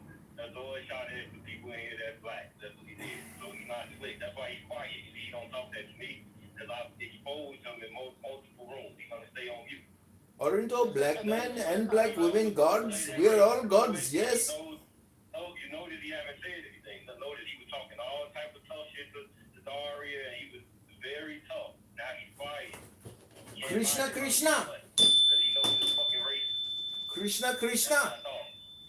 I'm pretty sure Hanuman is blue. Let us chant the Bhagavad Gita and be Bhagavans. No, the blue one is Krishna. Hanuman is a monkey, Cora. Yes, this guy, his character. He's a blue monkey and he's giant when he wants to be. He's not always depicted as being blue. Blue connotes divinity.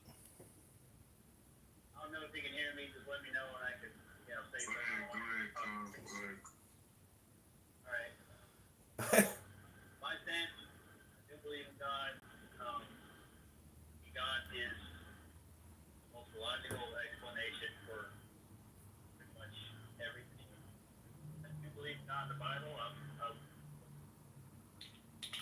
Anyways, if you ask Rico knows about this. There's something called the semi-deviations, the targeted semi-deviations. Can you tell him about it, Rico? I don't think he knows. Age at the age of 9. Yes. Okay, so you said that she did not have her period, right? It doesn't matter if he had her period or not. Okay. The fact is that your prophet had a sex with a minor and he was 54 years old. Yeah, it's okay, but like Jewish people used to marry 10-year-olds. It's okay. It's everywhere. Paul in First Corinthians did the same thing. So like it's all their They said the minimum age of marriage was 13, but everyone knows that is not the case. No. That's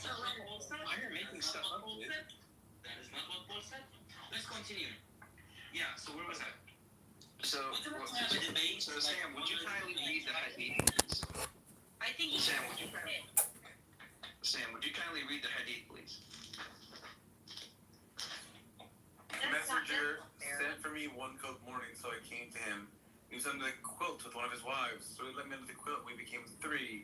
Oh, they had a little snuggle fest. That's nice. That's cute. No, I was talking to one of that in the side chat, but that's In the chat. In the chat. So recently No, I the was jizz one. yeah, the jizz one. This one. It said, I asked Aisha about the clothes full of jizz, and she said, I used to wash the jizz off the clothes of Allah, and he would go for prayer. Well, there were still water spots that were still visible. I mean, okay, so like at least he's trying to clean the jizz off of his clothes, you know. I mean, he's a busy man. He can't wait for his jizz to dried off when it's cleaned off. You know, so I don't see a problem. But here's what I do see a problem with. So this is from Sahih Abakari. This is Hadith 77. It says, when I was a boy of 5, I remember the Prophet took water from a bucket with his mouth, and he spit it in my face. So Muhammad is spitting on the face of 5-year-olds. Like, That's funny. Okay, what number is that, Sam? I would like to read it, actually. I'm reading this too. This is Sahih Bakari. To say thank you to God for giving me this ability, for blessing me. I think it's 77, but... To say thank you Yeah. for giving me this ability. 77. For Yeah, blessing it's 77 in Bukhari. To say thank you. Here it is. Zaten imkanı yaşa baksana. Onu sen imkanı dedi.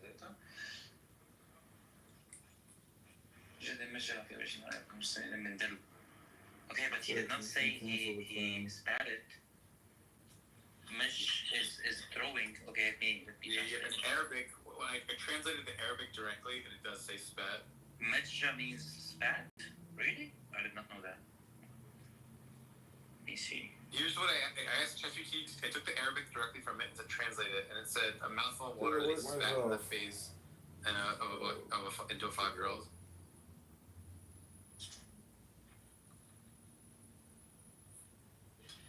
Yeah, Muhammad's out here spitting on 5-year-olds. I personally wait until they're a little bit older to spit in their face. You know what I mean? Mejja means spit, yes, but like, won't you do it in a pool with your kid? Like why is it so weird? I don't often spit in the face of 5-year-olds, especially. They didn't say he was in a pool. He said they were just drinking from a bucket, and he just spat in the face of a 5-year-old. Why would he spit in his face? Like, why? Because he's a fucking weirdo, bro. Why the fuck else would he do it? Like, what are you talking about? Because it's playing. It's playing. Oh yeah, so when I'm 5 years old and I'm hanging out with some 50-year-old guy and he drinks from a bucket and he just in my fucking face. You think that that's like a normal thing to do? Like, No. Before, yes. The same thing, like the Prophet used to lick the mouth of his grandson. It was playing. Do you know that? I'm helping you now, Sam. Wow. I was about to bring that hadith, but wow. Actually, yeah, I know, but I'm helping you. Like I'm helping him. And Well, he French kissed him first of all. No, it's not French. No, it's not. It's grandson. It's his grandson in a mosque. That's exactly what it said. It's his grandson in a mosque. Like he was next to people. No one said, "Whoa, what are you doing?" No one said, "What the fuck?" No one said that. It was all okay. The marriage of Aisha was all okay. This guy is really real.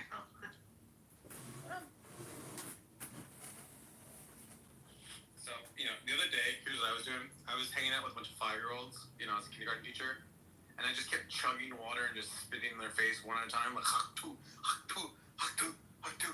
And then all the kids were like, why are you spitting in our faces? And I'm like, I am the prophet of Allah. This is normal.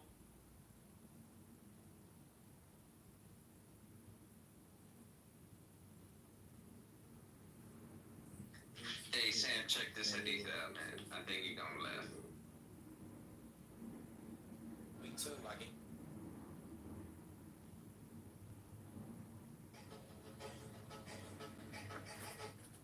Sam, you got this hadith? Yeah, I think you're Shia. Yeah, okay, I understand you. Is the hadith in your PTR? No, I just put it on the side chat. He's the next Muslim. It's not Shia. Don't belittle Shias. Yeah, I think he was. So, the messenger of Allah I see on the face of Abu Hudaifa signs of disgust on entering of Salim, who is an ally, or upon Allah's apostle, on him said, "Suckle him." She said, "How can I suckle him, as he is a grown-up man?" And Allah's messenger, peace be on him, smiled and said, "I already know that he is a young man. Amir has made this addition in his narration that you participated in the Battle of Badr." Okay, so he's just telling Aisha to suckle this man Salim and give him titty milk. Is that the idea? Yes. Give me that titty milk. You should know the story, my friend. Give me the titty milk. I have a question. How have the answer? Hello, yeah. How does Islam negatively affect your life? Well, they kill the apostates and kill all the gays. They take Salman Rushdie and stab it on his face. They say to the West, bend on your knees. And all of the West is like, oh God, please, stop coming here with all your religious fanaticism.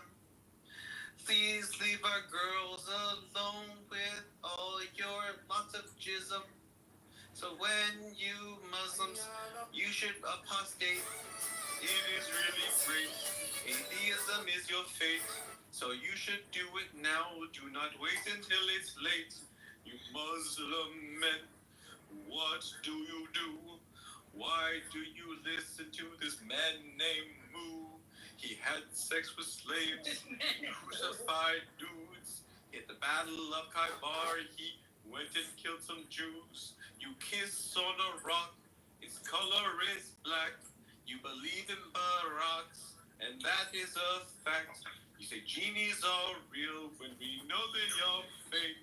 So I think that you should take a lesson from me. None of your religion is real. Atheism is the truth. I said atheism is the truth. Yeah. Bro, I'll be straight with you, yeah. I genuinely believe every human on this planet is afraid of God, even the atheists, because when you start telling the atheists about God, why would you be scared of something that doesn't exist? Right? They get scared and they start kicking you out of the room, or they get. Are you scared of, like, I've never come across a human that was afraid of God. Hey, Sam. Can I read you something? Buster, hey Buster, so when you're about to die, who do you cry out to? I say, oh shit, I'm gonna die. You cry out a lot. Maybe their mothers. They cry out to anything. You were like, oh shit.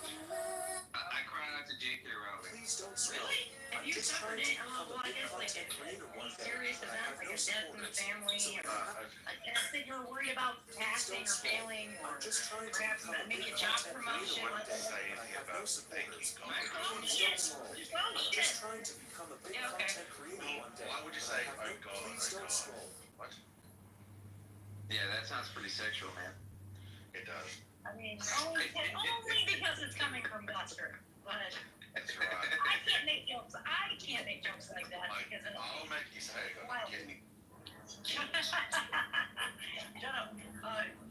I can't even make jokes. Hey. All I'm saying is humans either two things. There's either two things. Either they're afraid of God or they hate God, and then they join to the devil. Or they don't believe in him, you dumb fucking retard. Exactly. Well, they just don't believe in him. Hey, Sam. What's up? It's true, Timothy. They hate God because God is Jesus. They wonder why. There's people that hate God. What's up, Timothy? Why did you move down me and Andrew yesterday and then make this? You have to understand that I literally don't even remember doing that, and it might have been like a sleepwalking thing. I swear on my life, I don't remember doing it.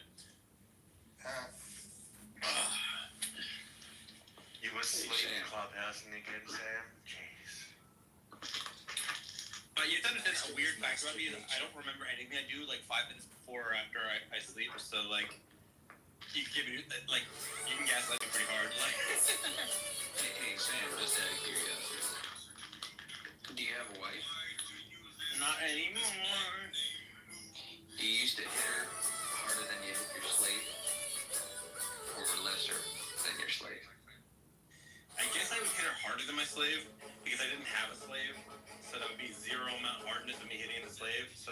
even brushing on her lightly would be harder, you know? Yeah, but I mean, hit that, you know what I mean? The loaded question analogy failed. yeah, but here's the one fail. Come on. Alright, but hold on, Timothy, I have some new hadiths that I want to drop in. So Sahih al-Bukhari 5204 says, narrated by Abdullah bin Zam'a, the Prophet said, none of you should flog his wife as he flogs a slave, and then have sexual intercourse with her in the last part of the day. So the question is, how the hell do you get your wife down? Well, I didn't hit her. I mostly just used, like, being selfish, not doing the dishes, like, not being supportive. That was, like, mostly emotional damage, you know, more so than physical. Anyway, I'm gonna read some interesting hadiths. We got Muhammad spits on 5-year-olds. That's Sahih Bukhari. We got angels hate onions. That's Sahih Muslim. If a woman turns down sex, the angels will curse her warning, "Fuck you, bitch." Kill all the dogs, but hold on. Don't kill that many dogs. Don't just kill the black ones because they're the fucking devils. Those black dogs. Put on your shoes with the right shoe first, but take your shoes off with the left shoe first because that's important. That's an important thing to do, you fucking weirdo. Wipe your ass with an odd number of stones. Don't eat with your left hand because Satan eats with his left hand. Angels cause thunder. Can you Muslims not understand how fucking silly this shit sounds?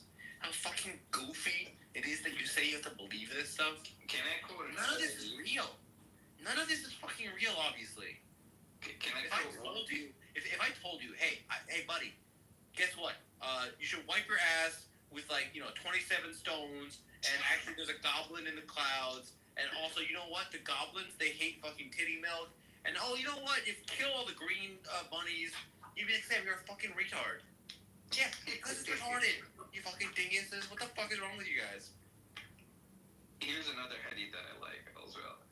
You like the sexual those Phoenix. I think you should get an appreciation for the silly ones. I think the silly ones are better than the sexual ones. Like, Muhammad being a sexual predator is that's a funny. I like the misogynistic, racist. racist. I don't think all that sort of I like the too. But okay, I am more X-rated. Like I like to laugh really hard, like with the X-rated stuff, because that's who I am. I love hard jokes. Non-PC jokes. I love them. Here's another one. Your PC jokes, so the perverted ones make you laugh more. Yeah, I think it's pretty hilarious. So in terms of Sunan Abu Dawud 3922, it says Abu Dawud said, Omar said, a mat in the house is better than a woman who does not give birth to a child. So you're saying it's better to have a mat? It's better to have like a fucking carpet than it is to have a barren woman? Yeah. Jesus Christ. Oof. Hey, women. I know that your pussy is broken. I know that all of your listen. I know that all of your hopes and dreams ended. You wanted a family since you were a little girl. You wanted a family, and I know that it's hard. You didn't control that your womb was barren and that you couldn't give birth. And I understand that that wasn't any fault of your own that you have a barren womb. But you're worse than a fucking carpet. You're worse than a fucking carpet, bitch. I can show you the world. Oh, thank you so much on that. No, I was talking to the carpet bitch. You're a barren woman.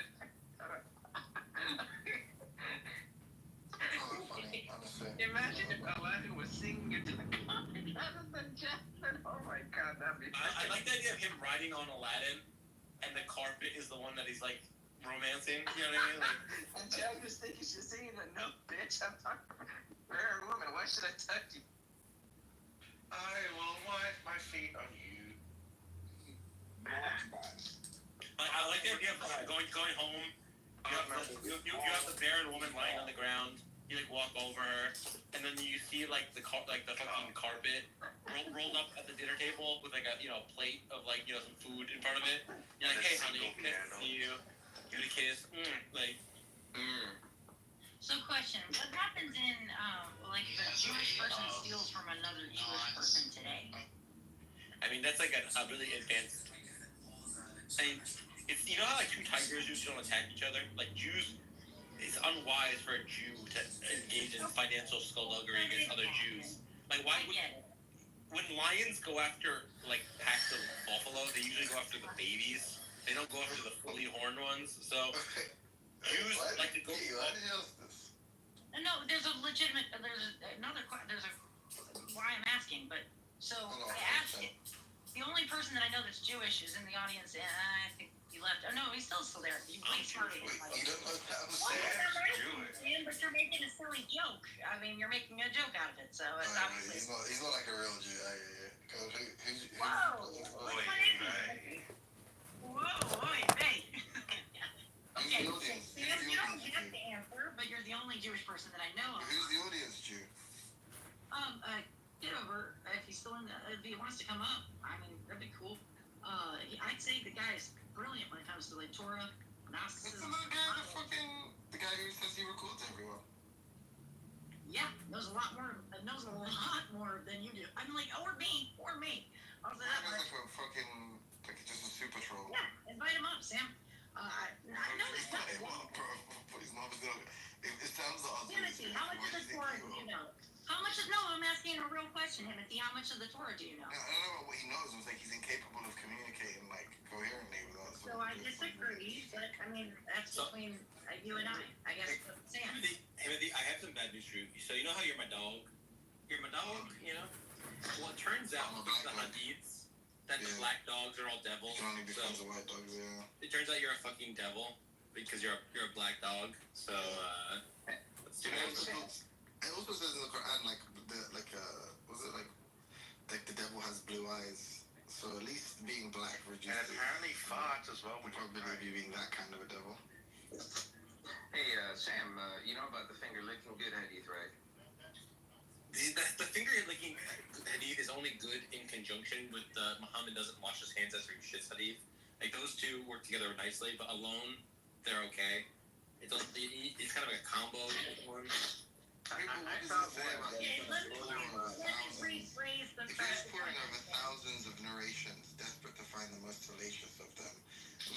You making this like big exposition and presentation just doesn't really reflect well on you guys. Like, I was watching this fucking gay porno last night just to find out how disgusting these people really are.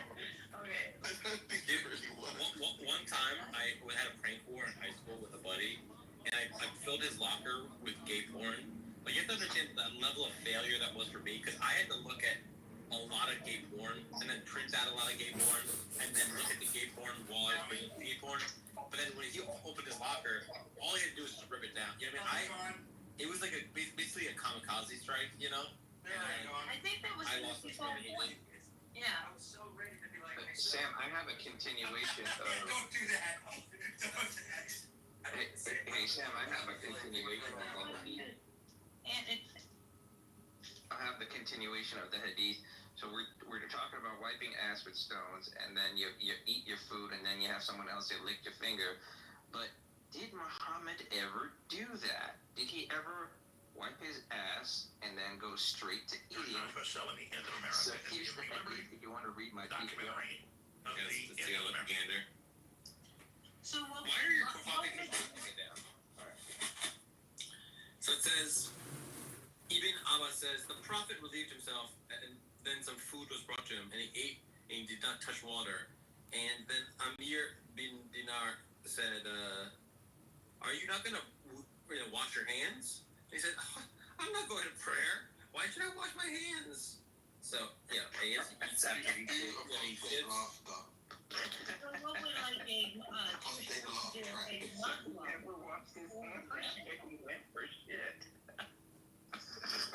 no one thinks you're laughing sincerely. I was about like. It's funny. Obviously, you're not laughing sincerely. Obviously, like the point here was like, Sam, read this. Also, it's amusing. Everybody knows that it's sometimes like weird. It's freaking hilarious. It's not that weird. It's triggered.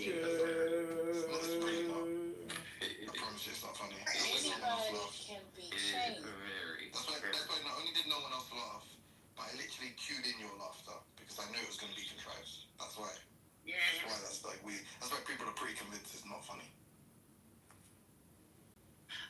Sam, alright, so when it comes to down to if I'm looking at the different religions, so what happens today? I'm saying today, if What's it been like 4 years?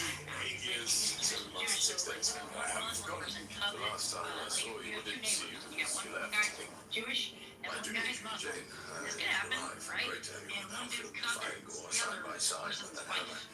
Or tries to steal from the other neighbor's leaving your body unable to fight the cancer. or like farmland. Sheep. Yeah, I'm getting a truth or Yeah. So what happens today if that is to happen? In the Jewish to do that? What's the point of more So time? usually what happens is the Jews go, who gives a fuck? And they move on with their life. This is a chance for us. So they're like if they keep, so they get, I'm dealing with that. Like I'm Jewish right now and I'm trying to teach my children this is how we're going to deal with them. All right, kids. I'm really one Jewish people on the stage. Right now I got Sam. They're not allowed to basically press charges against each other, like as in using like a secular police force. No, Let's pretend we're in America. I think it's just like religious law. Obviously, not many people are going to observe it. I think probably a lot of people will settle their disputes using whatever like the secular legal system. But there's been historic cases in the UK where judges have basically complained and have criticised the Jewish like community because basically they just won't testify against Jewish like suspects or whatever because of their religious obligations and stuff. Here's what I find. As a Jew, when another Jew gets into a fight with another Jew, it's like, you'll hear from my lawyer. And then Jew goes, you'll hear from my lawyer. And he's like, my lawyer is named Moshe Goldstein. He's like, well, that's my lawyer. And the lawyer is like, oh, come on. I mean, you guys are both my clients. Come on. You guys don't need to fight. And then we all chuckle and hug it out. That's usually how it goes. Oh my God, there should be a remake of like Blazing Saddles, but okay, so seriously, what he just said is true. Like that Sam, that's what you're saying. Like that makes sense what he's saying, but so that's. Are you just asking questions, Kitty, or is there like a point you're trying to? No, well, first of all, like, what I'm hearing from Sam is that he's got this room going, and he's saying these hadiths, and now, although a fellow, I'm assuming, Christian, Anders, who sounds very intelligent when it comes to his faith, and he's very... That's a lie. No, I will defend that. I don't care if the guy calls me everything else in life. And resentful. Sounds like a Hey, look, that's to each their own. When it comes to intelligence and actual... And in faith, that's different than being an asshole. He sounds upset all the time. It's very lachrymose. Sounds like he's on the verge of tears every time he They speaks. say a lot of stuff about me. But so what I'm saying is like somebody like that would like completely look at me like I can't see two sides of the field. I think the entire time I can laugh when they say certain things about it because I know the truth about where my religion and faith stands today. You know what I'm saying? When I think about right. So when I think about Jews or Muslims, if what I'm hearing Sam hold room after room after room, question with this dude named Phoenix after question about the hadith, that question about the hadith, they're talking to these people and they're saying, hey, here's a hadith about something that applies in a time frame historically that is not about today. Right? But they're not doing this. It sounds disingenuous is what I'm saying. Because if you ask a Jewish person the same question, I mean, outside of a cute, funny joke that Sam's making, I'm not getting really any kind of truth. But so basically, this is a really good moment to illustrate my assessment. Are you going to actually walk my question? No, I'm being serious. Like the level of anti-Semitism in America amongst which demographics. And I hate that too. Like, even though she's diametrically opposed to Muslims in their like culture war, she's gonna take a moment when she sees a Jewish person who she considers a mortal enemy. Okay, who's like relishing in the fact that Muslims have like ridiculous commitments, and she's gonna point out that he too, this Jewish man, he too has those commitments. And that's interesting. Maybe a black person in this position. Than you would have like in your life, and not because I'm older than you. I'm saying that. How old are you, Christy? Much older, probably old enough to be your mother. But notwithstanding, about the same age. Maybe a little bit older than me. I think he's about maybe 3 years older than me. But Daniel, I don't know if he's awake. How old are you? Fuck. Okay, wait a minute. How are we doing this?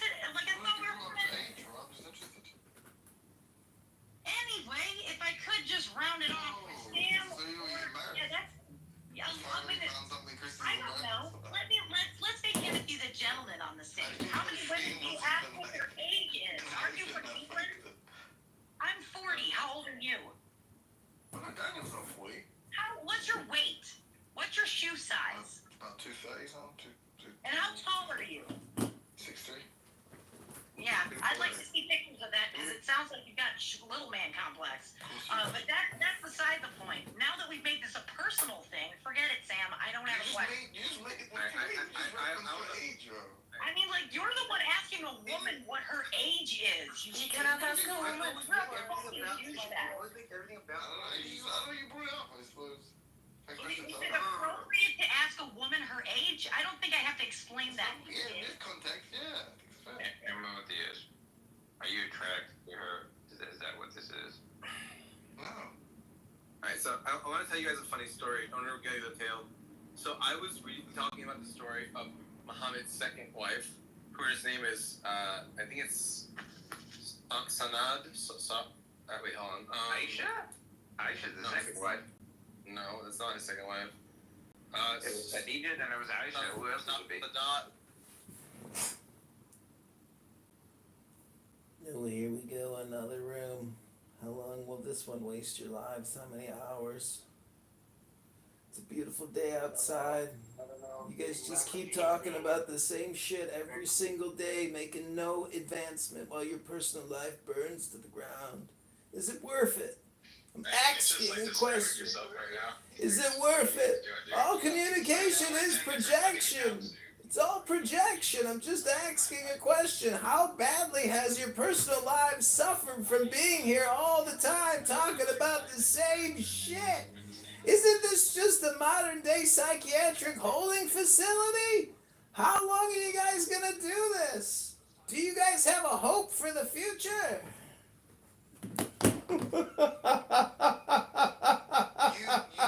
literally beat the fucking hadith pornographer. Like you know more about Islam than the guy who literally just pours over. Dude, I've been training. All you need to do is give me like a week of reading something, and I'll beat the fucking experts, brother. Oh my. There are like multiple empty rooms with the same recordings in them. He's the only one in there. Like, what? I don't know what the fuck this is. That's like the nightmare version of Dark Arianas, or Darth Arianas.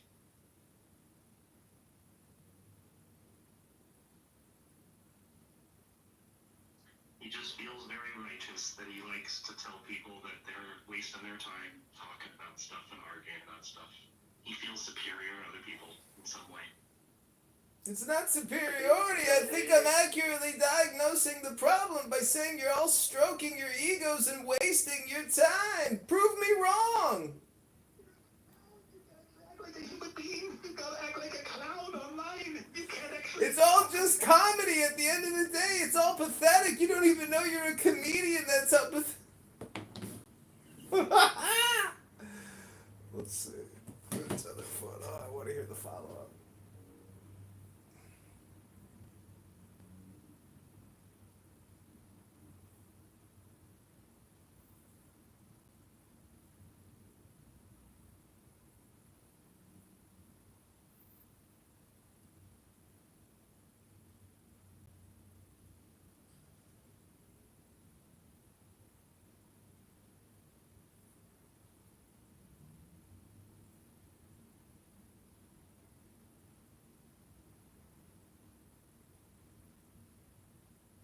So, Andrew, what do you think about Venus's brutal takedown of psychophysical harmony? Did you hear what he was saying? You guys are going to talk about yesterday or today? I mean, any new topics? Anything interesting? You can't actually have a life. Go outside. Are you triggered?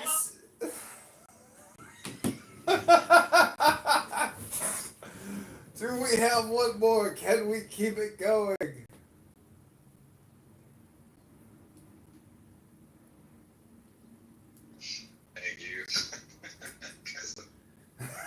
And you kick me for one more. Oh man, we're gonna make it a fucking perfecta. Who did they kick me for that one?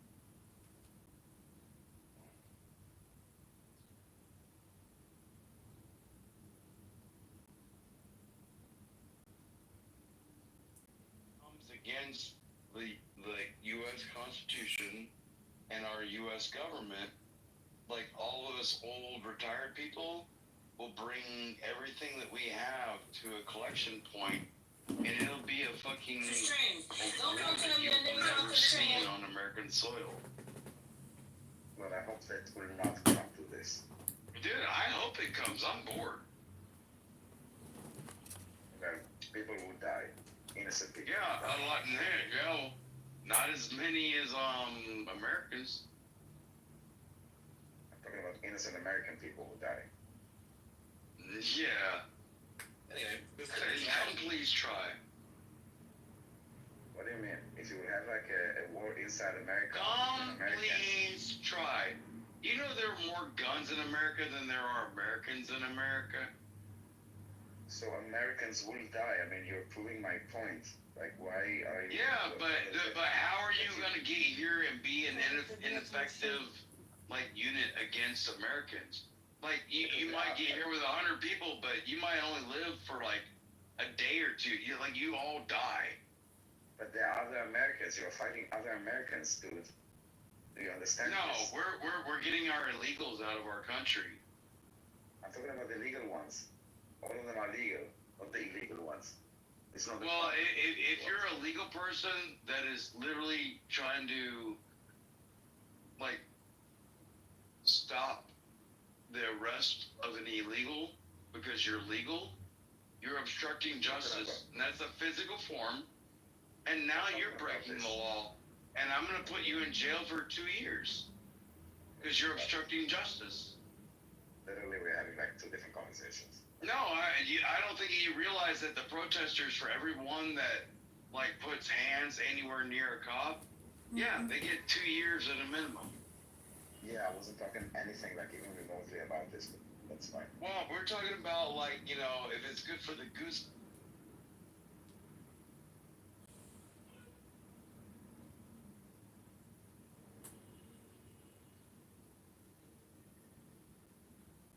That'd be when it's called. You want to talk about?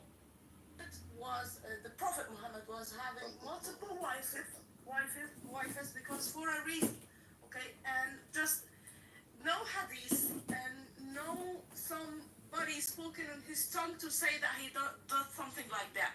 Okay, if you died like 100 years ago, and I said like, okay, you just insulted Kitty in the middle of the room, who will believe? I think everybody will believe because there's no evidence for something like that. In fact, you did nothing to Katie.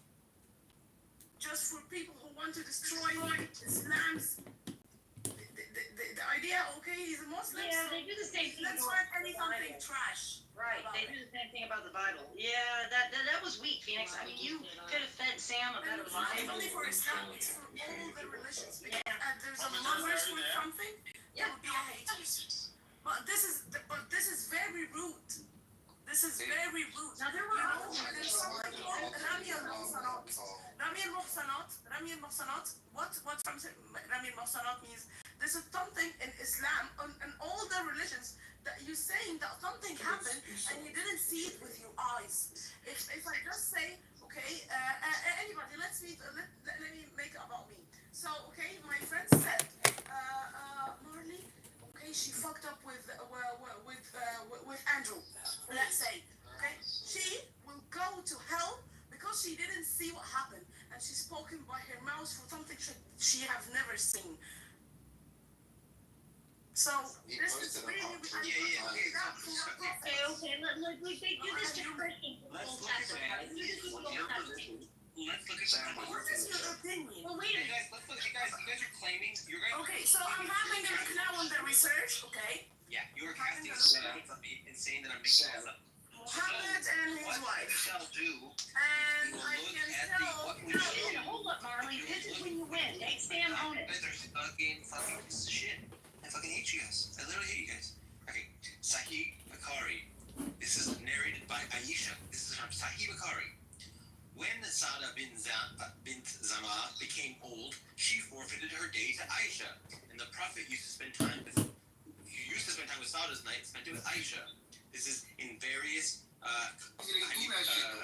compilations from Bukhari to Muslim. Now, also in Sunan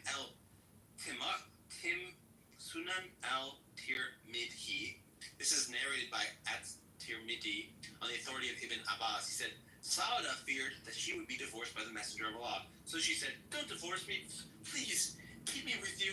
And I'll give you my day that you spend with me. You can give it to Aisha. Have you been there? He wasn't. Did you see him then?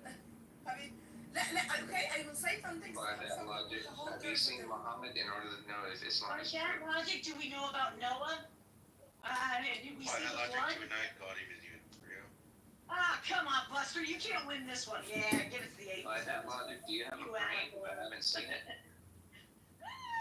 I just want There's plenty of people that But can you do have next to say it. right now. Okay, Marley, you know, I you respect accused you. me of Listen, having I don't no know what is what's your beliefs, okay? Marley, you accused me of having no evidence. Now I just read 2 different hadiths, and I gave you 2 different scholars.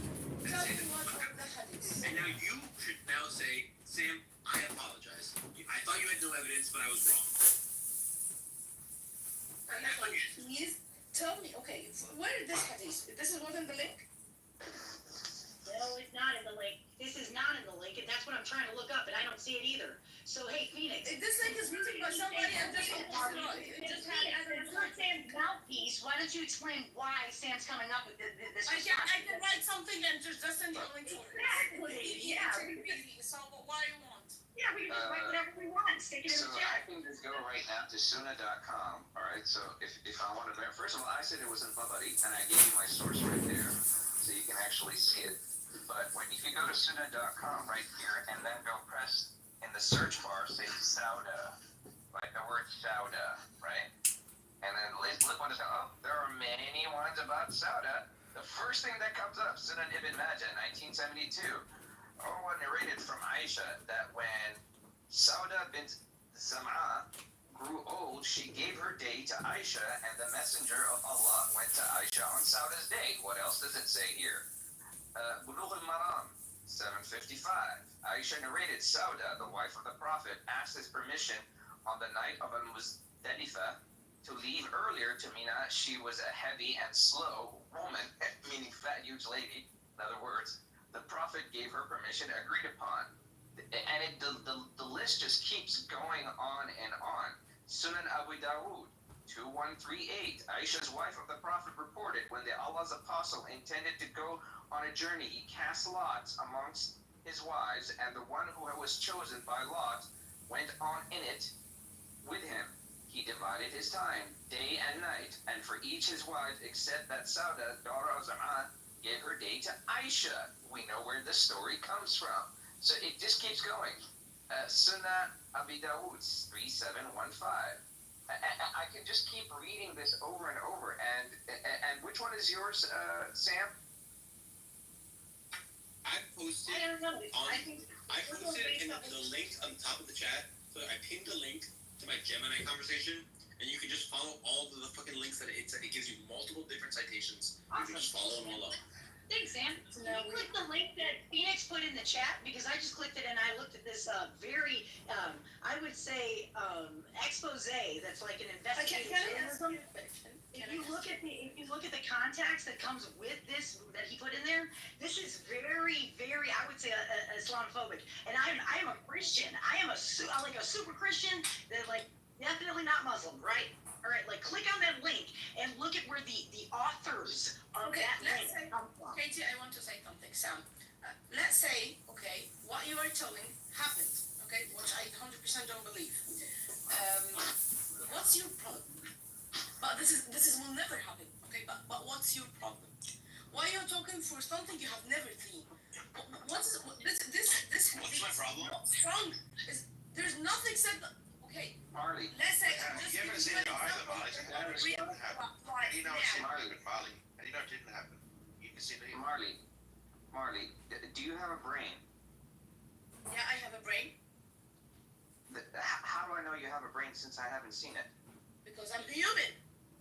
But that's your logic, right? How do you know if you're not there? Well, how do I know you have a brain? Like, what kind of logic is this? Do you understand? It's Okay, ridiculous. So you're comparing something that doesn't relate to the topic. That's what If you you do. don't, it's exactly what you're asking for. You say you've never been there. How do you know? Well, I've never seen your brain either. So how do I know you Okay, have a brain? so if I'm talking, okay, if there's something bad, okay, I hear something bad. Let's say I heard, let's say Katie. I don't mean anything, Katie. Okay, let's say I hear that Katie have done something, a trash thing. Okay, I hear that. Should I spread that over the world? Okay, and by the way, Katie have never done that. So That's the same thing. That's what can I relate to? yeah, okay. So I'm taking reliable Ibn Kathir, Tabari, the Hadiths. There are multiple different sources of evidence that this happened. Now, because there's evidence that there's good evidence that it happened, you should believe that it happened. Now that I believe that it happened, I can say evaluate the character of a man who doesn't love his wife enough that when his wife says, "Hey, please don't divorce me. I know I'm getting old. I know I'm kind of fat, but please don't divorce me." You would expect a decent man to say, "You're my wife. That is a sacred trust between us. I will protect you. I will protect you until the day you die. I don't care if you're ugly. I don't care if you're Technically, I'm not wasting my time. Wait, do you not know how to control yourself? None of you know how to control yourselves. None of you know how to control yourselves. You're like pieces of shit. Okay, I'm explaining my perspective, which is if someone says, their wife says, "Hey, I'm scared you're gonna divorce me because I'm a little bit old." Yo, I married you because I love you, not because you're young and pretty. I married you because I want to spend my life with you. I love you, and you have been a good wife to me. And I'm not just me here because you're a hottie. That's not the only reason why I love you. And also, I know that if I divorced you, you'd be in a lot of danger because our society doesn't make it easy for widows and single women to be alone in this world. So of course I'm not going to divorce you. So that's what Muhammad should have said. But instead, what he said is, "You're right. I will fuck. I should have said instead of spending time with you, I'm going to spend my time with Aisha because I like young pussy and I don't like spending time with you because you're old and ugly." That is not the behavior of a good man. It's the behavior of someone who doesn't even know what love is, who doesn't know what marriage is. It's a despicable behavior of someone who uses women as cum buckets rather than human beings on which to have relationships with. It is cruelty. It is not seeing a woman as a human being, someone who has value for the things in their head, their thoughts and their feelings. It's seeing some women purely as a sex object. It is the most objectifying thing. I don't even think objectivism is that bad in the sense of finding women hot. But to say that to a woman, "I've dedicated my life to you, but now you're a little ugly, I'm going to have to divorce you," that is despicable behavior. And there's good evidence that it happened. It's Tabari, it's the Hadiths, it's Ibn Kathir. There's lots of evidence that it happened. And you are following a man who does not know what love is, who does not know how to protect a woman, who does not know how to say to a woman, "I know you're insecure, but I love you. I love you and I will spend my life with you." Why? Because you are my wife, and it is my duty as a husband to protect you. No, he says, "Let me fuck the young hot girl instead of you, and stop complaining or I'll divorce you." That is the behavior of a fucking scoundrel. A scoundrel. And you're saying he's good? What is wrong with you? The fuck is wrong with you? Why do you follow this man? And Sam, I think your blood pressure just went up. Brother, I mean, well said. I mean, what else could you say other than that? But let me read something else that I actually, since someone actually brought this up and said, who was it, Dr. D? He's not here, but it was funny that he was saying that, it was just a little smooch, like it wasn't sexual the way that Muhammad kissed his grandson. You tell me, I'm going to read this from you. So there are 3 different hadiths in this. One is in Hakim, and the other is 4791. The other one is Al-Mustadrak al-Sahihain, which is 4791 as well. And 4820, my apologies. And the other one is Musnad Ahmad, 16848. So here are all 3 of them. Narrated by Abu Huraira, the first one. I have not stopped loving this man after I saw the Messenger of Allah do what he did. I saw Al-Hassan in the lap of the Prophet. He put his fingers in the beard of the Prophet, and the Prophet put his tongue in his mouth, and then he said, "Oh Allah, I love him, so love him."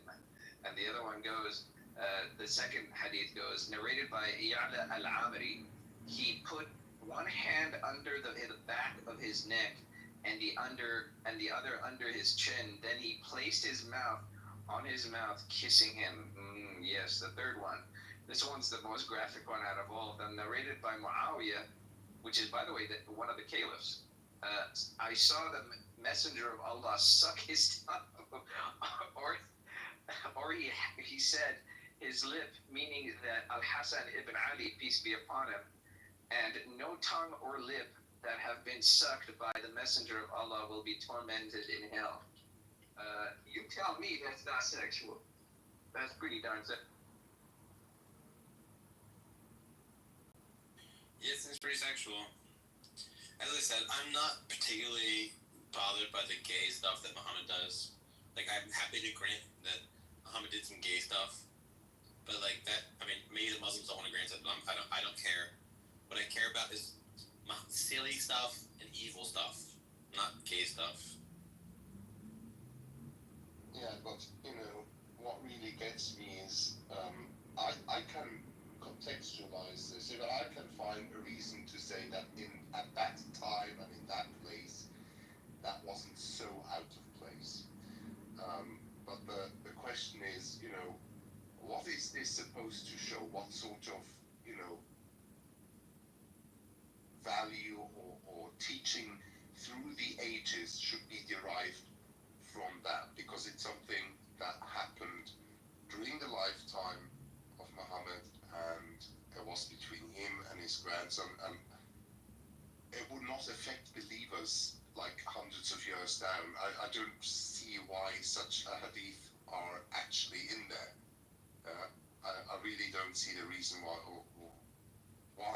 Why? Cui bono? Yeah, I don't know who benefits from having them in there. I just think that these texts are like, you know, at the time they had different moral priorities than us.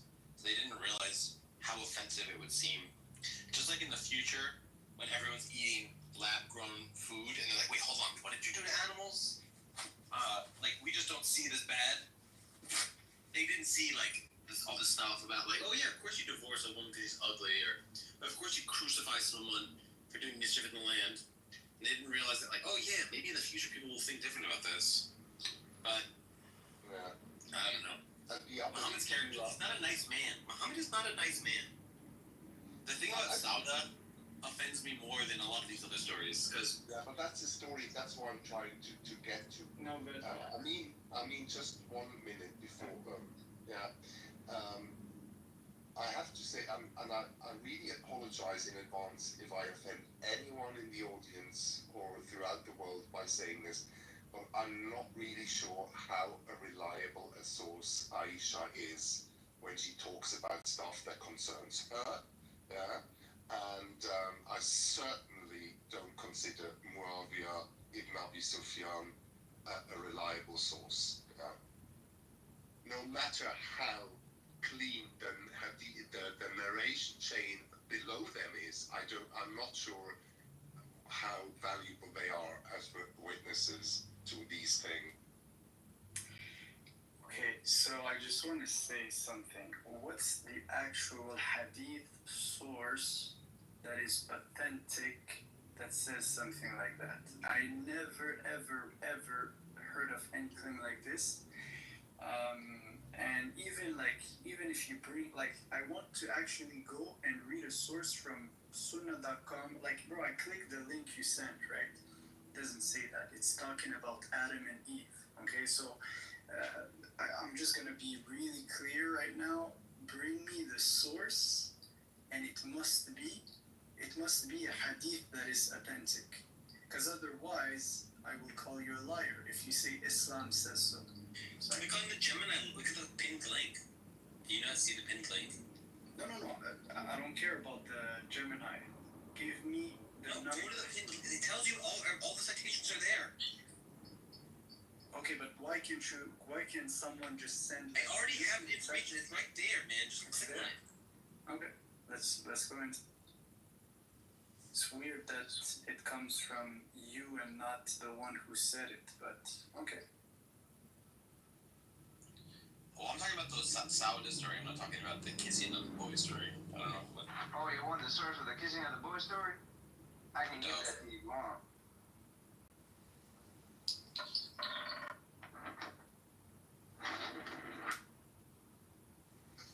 Yeah, I'm talking specifically about what you just read, because hey, which one? The thing that he kissed a boy or a man or whatever. Yeah. All right, then post. Yeah, fine. Fine. Yeah, that specifically about that. That already, but I already posted it on the side chat, but I'll find it again. I clicked on your link. It speaks of Adam and Eve. What do you mean? You must have clicked up. I've sent a lot of links up in on the chat. Okay, maybe I got it confused, but just clarify it. Want the source? Sure. Let's go and get the source.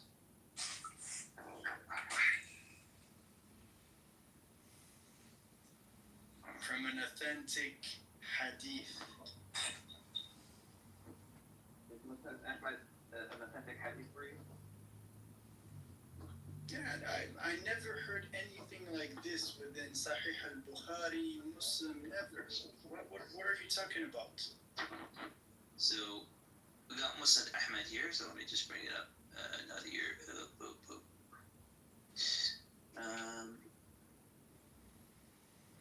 Yeah, here it is.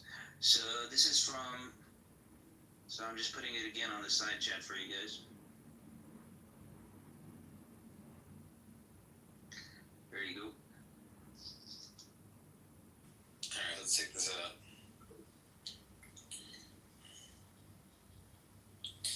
Alright, this is from a Reddit source. Okay, let's read it, but it's from Reddit. Okay, just keep that in mind. Apparently these are all weighted as Sahih. It's interesting. Okay, so you got narrated by Abu Huraira. I've not stopped loving this man after I saw the messenger do what he did. I saw Al-Hassan sit on the lap of the Prophet. He put his fingers in the beard of the Prophet, and the Prophet put his tongue in his mouth. Then he said, "Oh Allah, I love him so much." And then narrated by Ya Allah Amiri, he put one hand under the back of his neck, then under his chin. Then he placed his mouth on his mouth, kissing him. Narrated by Mu'ayyiya, I saw the messenger suck on his tongue. Or he said his lip, meaning that Al-Hassan ibn Ali, peace be upon him, and no tongue or lips have been sucked by the messenger. No tongue or lips have been sucked by the messenger of Allah will be tormented. No. And it says all of these hadiths are classed as Sahih. So actually, look what I'm gonna do, okay? Because first of all, the first red flag is from a Reddit link, okay? So clearly, Phoenix was not honest on his initial research. He didn't went on a Muslim website to search actual Muslim hadith. No, he actually went probably on Google and said, let's find out something about Muhammad. And then the first thing that appeared was a Reddit link with an image, a picture someone could have written down himself, right? So I think this is a red flag for me from the start, okay? But I'm gonna give attention to it. I'm gonna actually try to find this source in a official website. So yeah, let's see if this is actually honest or dishonest. I'm curious.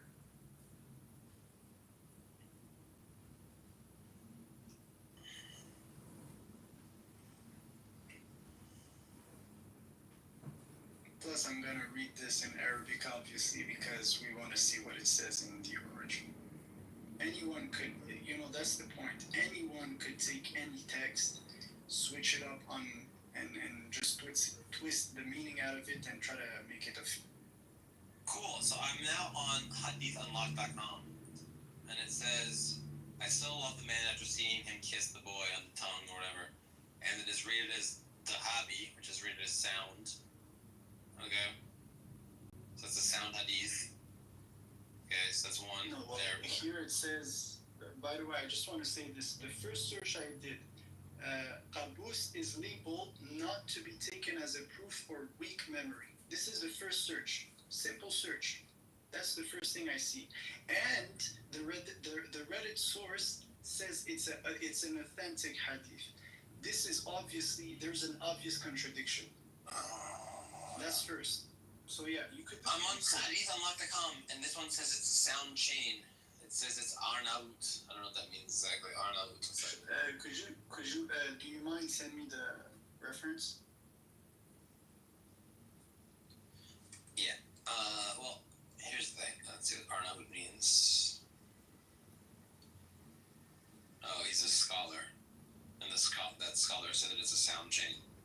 Cool. So, famous scholar said this is a sound chain, and it says, "I saw the messenger licking his tongue or kissing his lips with the boy." Cool. This is you're being fucking denialist about this stuff. This thing is there are multiple sound hadiths that say that he's kissing young boys with his tongue, and you're just like, no, I don't believe it. You can just literally take the image that's from the Reddit, punch it in the ChatGPT, say, give me citations on these, then follow the links for the citations, and it'll take you to the site that I just found, which is hadithunlock.com, and it'll tell you who graded it and who was the scholar that decided it was authentic. Look, I'm on an official website right now. Okay, look what it says. It says, hadithunlock.com is an official website. Could you send the link so then at least I understand where, like, what you're looking? Why are people so fucking unfathomably lazy? Unfathomably lazy. I just told you the easiest thing I did in the world. Yeah, I mean, I took the image, I put it in ChatGPT, I said, give me a citation, and then it gave me a link. It's the easiest thing in the world to do. And these people are so fucking lazy. Okay.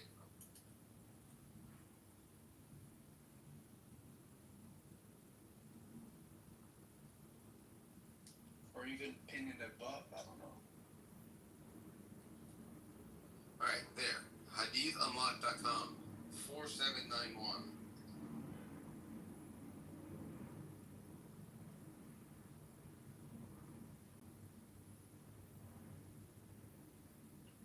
Can you now look at the link that you made me go get for you, even though it was trivial for you to get for yourself?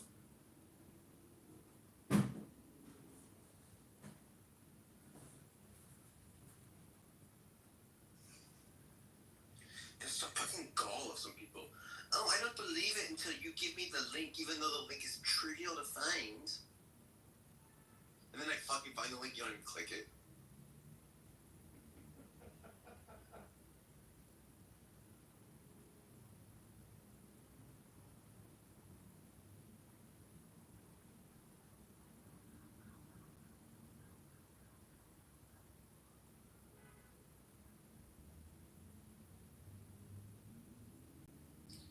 I'll read the hadith from hadithunlock.com. The narration is from Abbas Muhammad, Yaqub, to Al Hassan, Afan, to Himani, to Sufyan, to Abu Hind, to Muhammad Sirin, to Hurayan. I still love this man after seeing the Prophet of Muhammad doing what he was doing. I saw Hassan come to the Prophet's room, and while he's putting his fingers to the Baba beard, I saw the Prophet putting a tongue in his mouth. And he said, "Oh Allah, I love him so much. You should love him." That's it. And it's created a sound. It's created a sound. Okay, so I read this one. Okay, this is talking about like one of his grandchildren. He was a baby. Okay, but even that, I'm gonna say there's an official. Right now I'm on an official website. It gives the grading of that hadith. Please, could you at least do a copy, paste it on ChatGPT, and say grade that hadith if it is authentic or da'if. Here I have 3 independent sources that says it's da'if. It's not even authentic. Even if it was not, even if it was authentic, what's the problem with it? In the States, the woman means if it's not backed up by a change, like understood. chain of narration, it's just in the States, in the States, women kiss their sons on the mouth, and they do that. So do they say that, oh, this is disgusting, what is that? Yeah, but like, No, I'm just saying. No one tongue kisses their child. No one tongue kisses their child. why do you consider tongue kissing, like, I don't know, like maybe they did not have the idea of tongue kissing as a sexual thing? You know, it's French.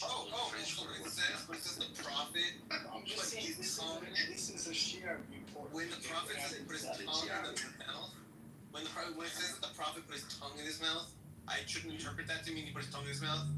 Is that what you're trying to get me to say? No, but that's what I said.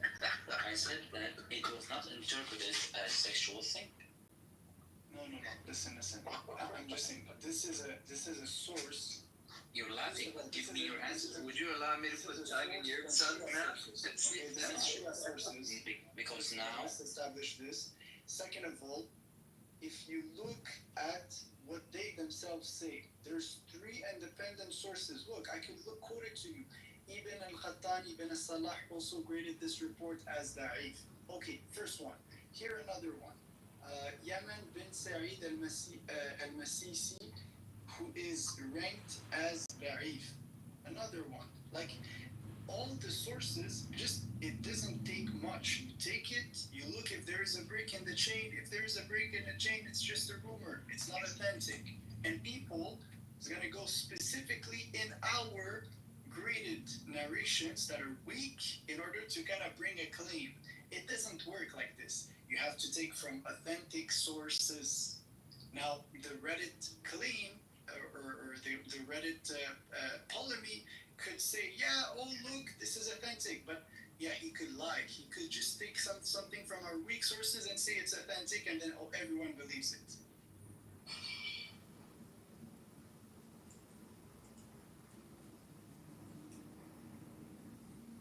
I'm gonna show you the proof of what I'm saying. I'm gonna send the link right now.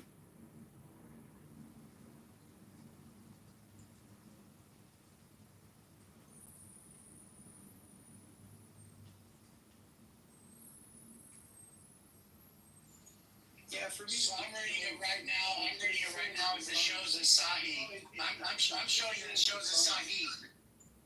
But you're not listening. I'm showing that it shows as Sahih. Are you hearing me? Am I audible? Sam, am I audible? Yeah, I can hear you. So I'm showing it as a Sahih narration.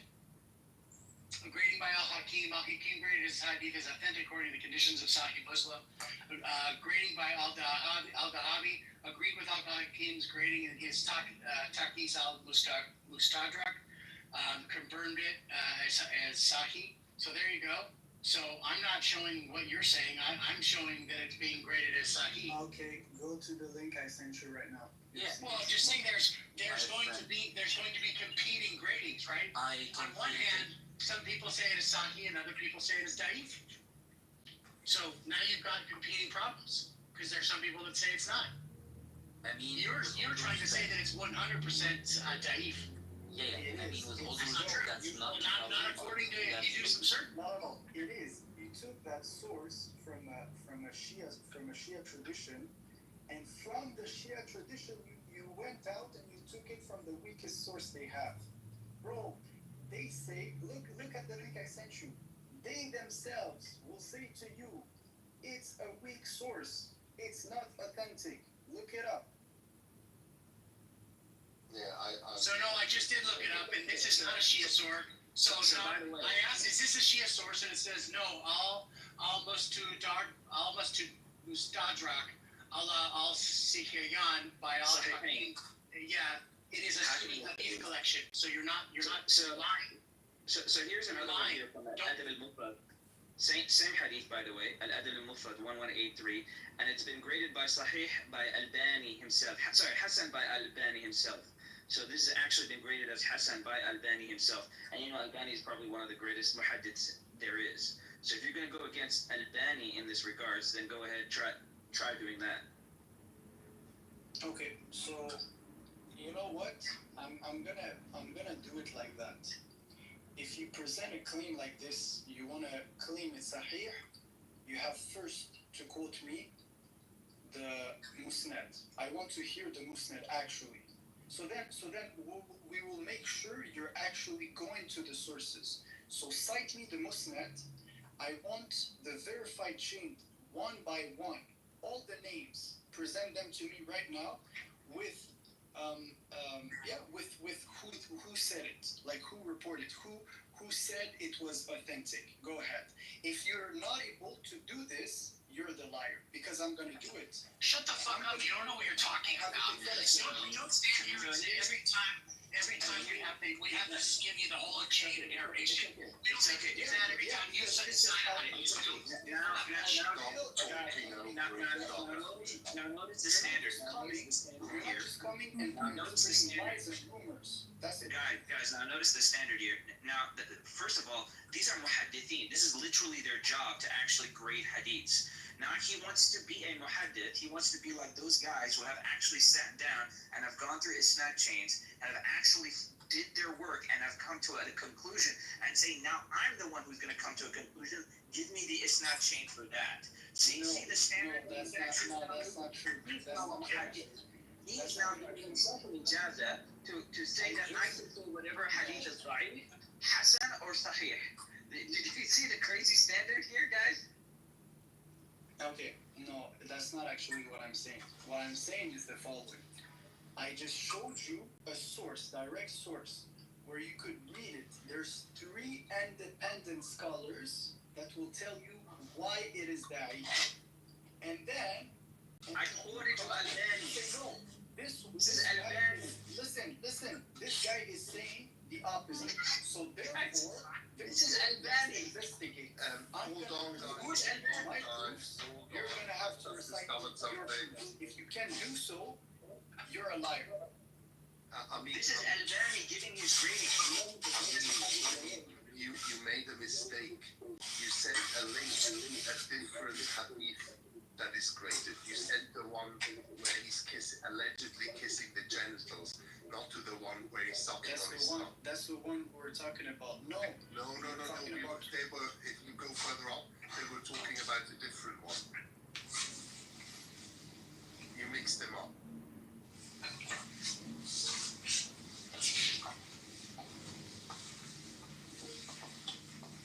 I'm gonna just one moment.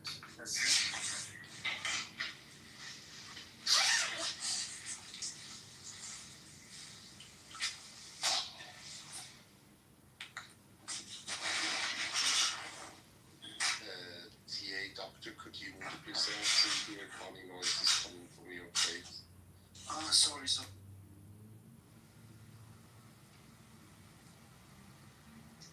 I, by the way, linked my source for the isnad chain for Albani that says Hassan.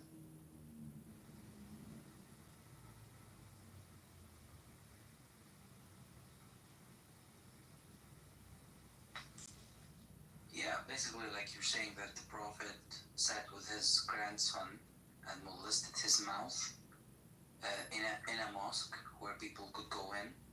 So is that your claim?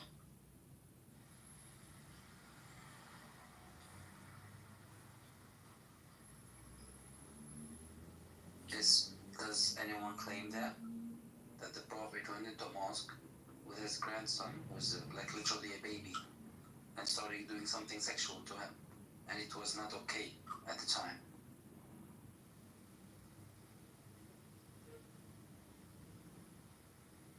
That's how you argue it, I mean. Okay, now we have the link to the actual Sunnah.com. And I mean, you will see it's not the one that you referenced. You referenced one where it's talking about genitals. I've heard about this one as well. It's not that one. I thought we were. No, it's okay. It's okay. This is my mistake. I'm gonna research the other. Yeah, it's okay. It's okay. And again, I personally, I don't see the relevance of such a hadith. I wonder why such things are narrated. At that time and in that place, this meant nothing. I don't even see what is to be imitated. What what does this hadith teach the faithful? Yeah, I'm not saying this is wrong, or this particular hadith to which Phoenix Fly just sent the link in Sunnah.com. What is the value for the believers to narrate something like that? I really wonder.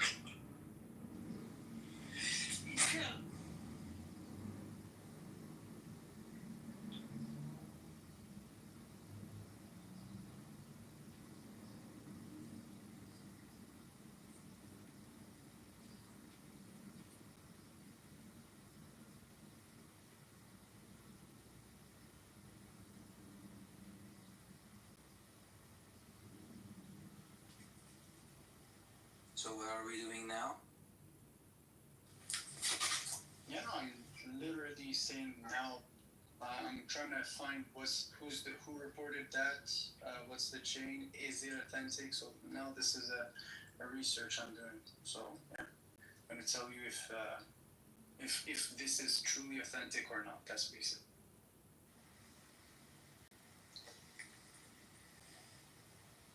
Well, it's Sunnah.com, and it quotes Al-Albani as grading it Hassan, so there you go. I'd actually myself be interested to see the full chain, to see who is at the very, very beginning of that chain, because I think that is far more important than than the actual chain, but never mind. Well, according to what I have, it says Abu al-Abbas Muhammad ibn Yaqub. Right, that's the first, and it goes to that to Al Hassan. From that to Abu Yahya, and then Sufyan, and Nuaym, and Muhammad ibn Sirin, and Abu Hurairah. There is a chain. It's not like there's not a chain. There's a chain here that shows that that came from somebody, right? Could you say chain of 8 narrators before Al-Hakim recorded his collection, right? So there was 8 narrators prior to Al-Hakim that narrated that same one. So what happens is you'll just move the goalpost and go, well, that's not enough. It needs to be 9 or it needs to be 10 or whatever, right? Nothing's going to satisfy him because he just wants to say it's Daif. And no evidence to the contrary will make you change. So I just looked it up. So did I. Did some people say it's Hassan? The answer is yes. Okay, there are people who said this is Hassan, but there's actually contradiction. Why? Because here I see that Ibn al-Qittan al-Fasi, he said that it is Daif because it is considered by Abdurrahman and Jarashi, who is majhul. We say he's unknown. People don't actually know. Yeah, but remember, you started off saying that it was fully Shia and it wasn't even like worth your time, right? Listen, and then we showed you that that wasn't true. There was a mix-up. Yeah, I thought it was about another quotation. So that was another place. Now I'm specifically on, here it is. It's Musnad Ahmed, number 16, 848. That's the one. But the point is what happens is if you get a bunch of people that are saying that it's at least Hassan or Sahih, right? And then you got one person saying, no, it's Daif, right? You're not going to be able to stand here with a straight face and tell us that it's just a Daif hadith, and we're just ridiculous for even saying anything about it, right? It's worse than that said it because there's a variant. There's a variant of the same report. Since there's a variant of the same report, and in the chain there's someone who's unknown, there's a red flag there already. Okay, because we're sorry. I just wanted to intervene. I wanted to answer this. It's so much more. So the definition of confirmation bias is when any evidence you don't like, you go, am I forced to believe it? And anything that like you want to believe, you go, am I allowed to believe it? Like every Christian, you have different standards of evidence for things that you don't want to believe versus what you do want to believe. That's just the definition of fucking confirmation bias. That's why everyone is fucking living their little polluted bubbles of confirmation bias. So when we're showing you evidence that is graded as Sahih or Hassan, you should go, that is evidence that is those things. Now you finding one guy's in Daif does not then tell you that, oh yeah, it's definitely not fucking Sahih. Okay. You should say, oh, well here are multiple people saying it's Sahih and Hassan. Okay. and you found one person, and then you shouldn't fucking do confirmation bias. I got you should weigh them equally. I got you, but what I'm saying is this. The first initial claim I heard, and I don't know if the Reddit, I'm gonna look up after what the Reddit post says, okay? The first claim I heard was that the hadith was authentic. It is false. This is a lie. First of all, no, the hadith is not authentic. The hadith is and was graded by some scholars Hassan. Okay, now I agree to that. Let's keep on moving. What does Hassan means reliable, bro? Hassan means, no, let's just get our terms right. When you say Hassan means reliable, right? No, I understand that. Just define the term. What does Hassan mean? Al-Arnadut, it is da'if. That's the point. So does Hassan mean reliable, yes or no? So from what I heard and what I researched and saw. So you're just afraid to answer. You're afraid to answer. It's weird. Does Hassan mean reliable, yes or no? It's Sahih. The hobby rates it as Sahih. Sahih means authentic, and Hassan means reliable, right? Exactly.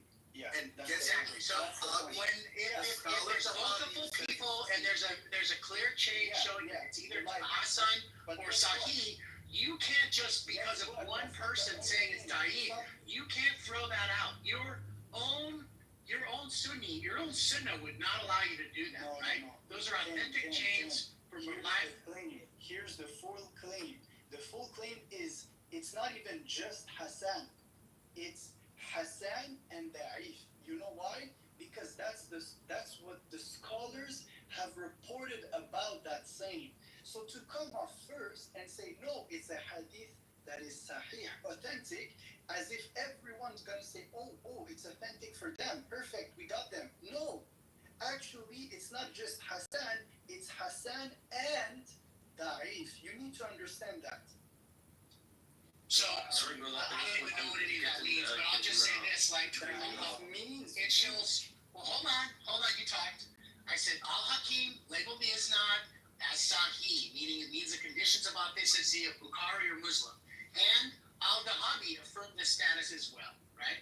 So, and all the narrators in the chain are recognized as trustworthy or thiqa, and honest means saduk, right? By classical scholars, including Sufyan, Muhammad ibn Sirin, Nu'aym ibn Abi Hind, and Abu Yahya al-Hamidani, right? So those people are considered authentic. They're not considered to be liars. They're considered to be reliable people, right? So it's not going to be upon you to say something like, hey, even though these people said it's Sahih or Hassan, that you can just throw it out the window. You cannot do that under your own jurisprudence. There is a variant from another report in the chain, meaning there's a red flag. That's what I pointed out. But if you have 8 people saying it's good and one person saying it's bad, I mean, can you just give me a second to hear my claims? All right. So there is a variant. That's one. Second, I told you, look at the scholarly consensus on these hadith. You will come up with 2 definitive claims. Do the research. Don't believe me. Do the research. Look for sources for that. You will see. It is disputed. It is either Hassan, which means reliable, or Da'if, which means weak. So it is in one of these 2 categories, not the first claim that Phoenix said when I came into the discussion, which he claimed that it was Sahih, authentic, with no dispute. You need to understand the difference, guys. Because if you don't understand that difference, MD, go. you'll have a difficulty to... Alright, MD, what's up? What's up, MD? You've been wanting to talk for a while. What's up? Yeah, sorry, I just wanted to have a short discussion on this thing. So I was listening for a while, and I think that as you have respectfully said that there are 2 opinions. The first one is which brother have said that some scholars says that it's Da'if hadith, and some says that it's Hassan. So I'm assuming that you already know about what Hassan means actually. the thing is, which I feel is, which is more important to establish, is that how do you define this as a sexual act, first of all? What are the foundations of establishing this thing as a We sexual never said it act? was sexual. We just said he tongue kissed a young boy. Yeah, so from this thing, what do you want to establish? That he tongue kissed a young boy. That's it. So what does this define actually? Listen, I don't give a fuck if he tongue kissed someone. I think it's much more evil that he did other things. But a lot of So Muslims are very homophobic. how does it Many Muslims are very That's what the question homophobic, and the fact that you guys are freaking out about that this might be Sahih seems that you think that it's bad. I'm not going on You that don't just way. say, oh, It's maybe Sahih he or not. tongue kissed a young boy, whatever, no big deal. But you don't feel that way because you guys are the ones that are freaking out about the idea that maybe Muhammad is doing gay shit. Sorry, I just want to know. I just ask you a simple question: how do you think that's an evil thing, or that's something which is disputable, something like that? Okay, I think it's immoral to tongue kiss in a pedophilic way young children. I think this So is how do you have to first establish that it was a pedophilic way? said, I don't give that much of a fuck about this. It's much worse to do other things that Muhammad did. It is you guys, if you want to say, hey, it's not morally bad to tongue kiss children, men to tongue kiss children, you can say that, then why are you fighting on us that it's maybe Sahih? Because we're not claiming that it's Hassan. We're claiming that it's Sahih. That there are two different I'm not scholars disputing on that. that think it's Sahih. You're just wasting your time. I'm saying that whatever. Let's say for example it's a Sahih, or it's a Hassan for example. So you have to define how does the act established as pedophilia. You have to define that first. Okay. Usually what we mean by pedophilia is doing sexual things with young children. So usually what we mean by sexual acts is kissing, touching the genitals of, touching the breasts of, touching the anus of, penetrating. It's usually what we mean by sexual acts. So if I tongue kiss, a 13-year-old girl, most people say that's sexual because kissing, penetrating, breast touching, butthole touching, pussy touching, those things are what we usually call as sexual activities. Okay, so let's make this as a foundation. Let's start with the kissing thing. So if a parent You said or a tongue kissing. grandparent have Tongue kissing. People don't. We're not talking about just lips touching to somebody. That's not in question. The idea is that if you tongue kiss somebody, nobody in this world thinks that that's not sexual. So we're not going to argue with you. We're not going to have you say you need to establish that tongue kissing somebody is not considered sexual. We're not going to have that discussion. Please don't extend that. I am not debating on that thing. So you accept that tongue kissing is bad? Is sexual? No, I don't. So what do you mean you're not debating? That is the debate. The debate is tongue kissing considered a sexual act? That's what I'm act? establishing. Yeah, that's what I'm establishing according to you. It's a sexual act, and according to the different cultures, it can be different things. For example, so you believe that kissing genitals and kissing all these like lip kissing. Let's say, for example, you term the lip kissing of to children is termed as a sexual act. So tongue kissing makes sense. For example, It's always funny to me seeing the fucking bullets that Muslims will bite, right? They just bite the goofiest bullets ever, right? They're standing here trying to say like, you need to establish that shoving your tongue down somebody's mouth is not considered sexual. You need to establish that. I don't have any reason to think it is sexual. No, it's easy. It's very clear. It's very. Well, I mean, can you give me a second, please? In front of other people, okay? Just.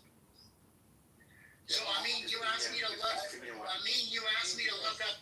You asked me to look up the Chat GPT. So here's what I said.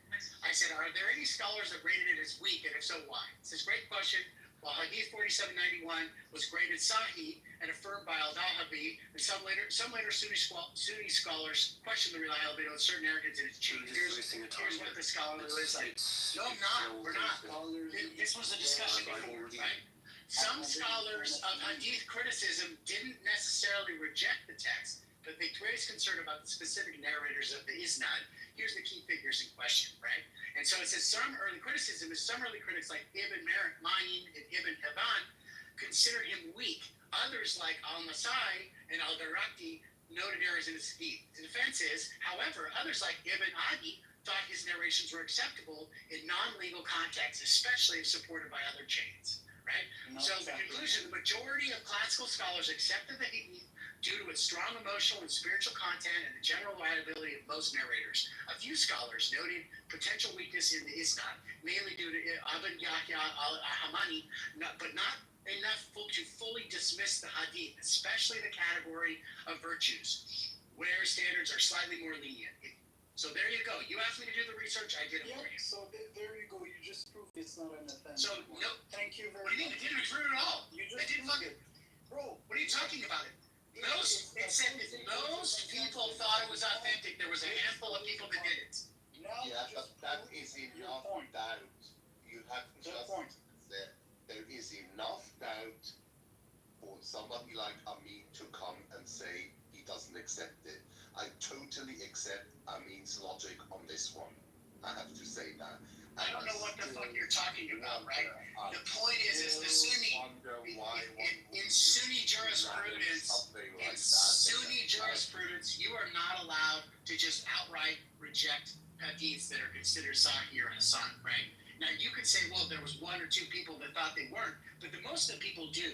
And that would just not be going within jurisprudence of the Sunni, right? Not at all.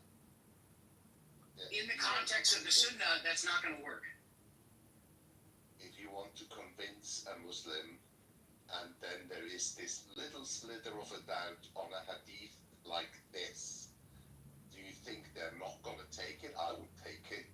I would do exactly the same thing if somebody came with some, manuscript from the church fathers or something like that, and I saw even the slightest slither of doubt on a strange, I'll just term it strange. No, you're just confirmation bias. That's just confirmation bias. Yeah, you're just explaining confirmation.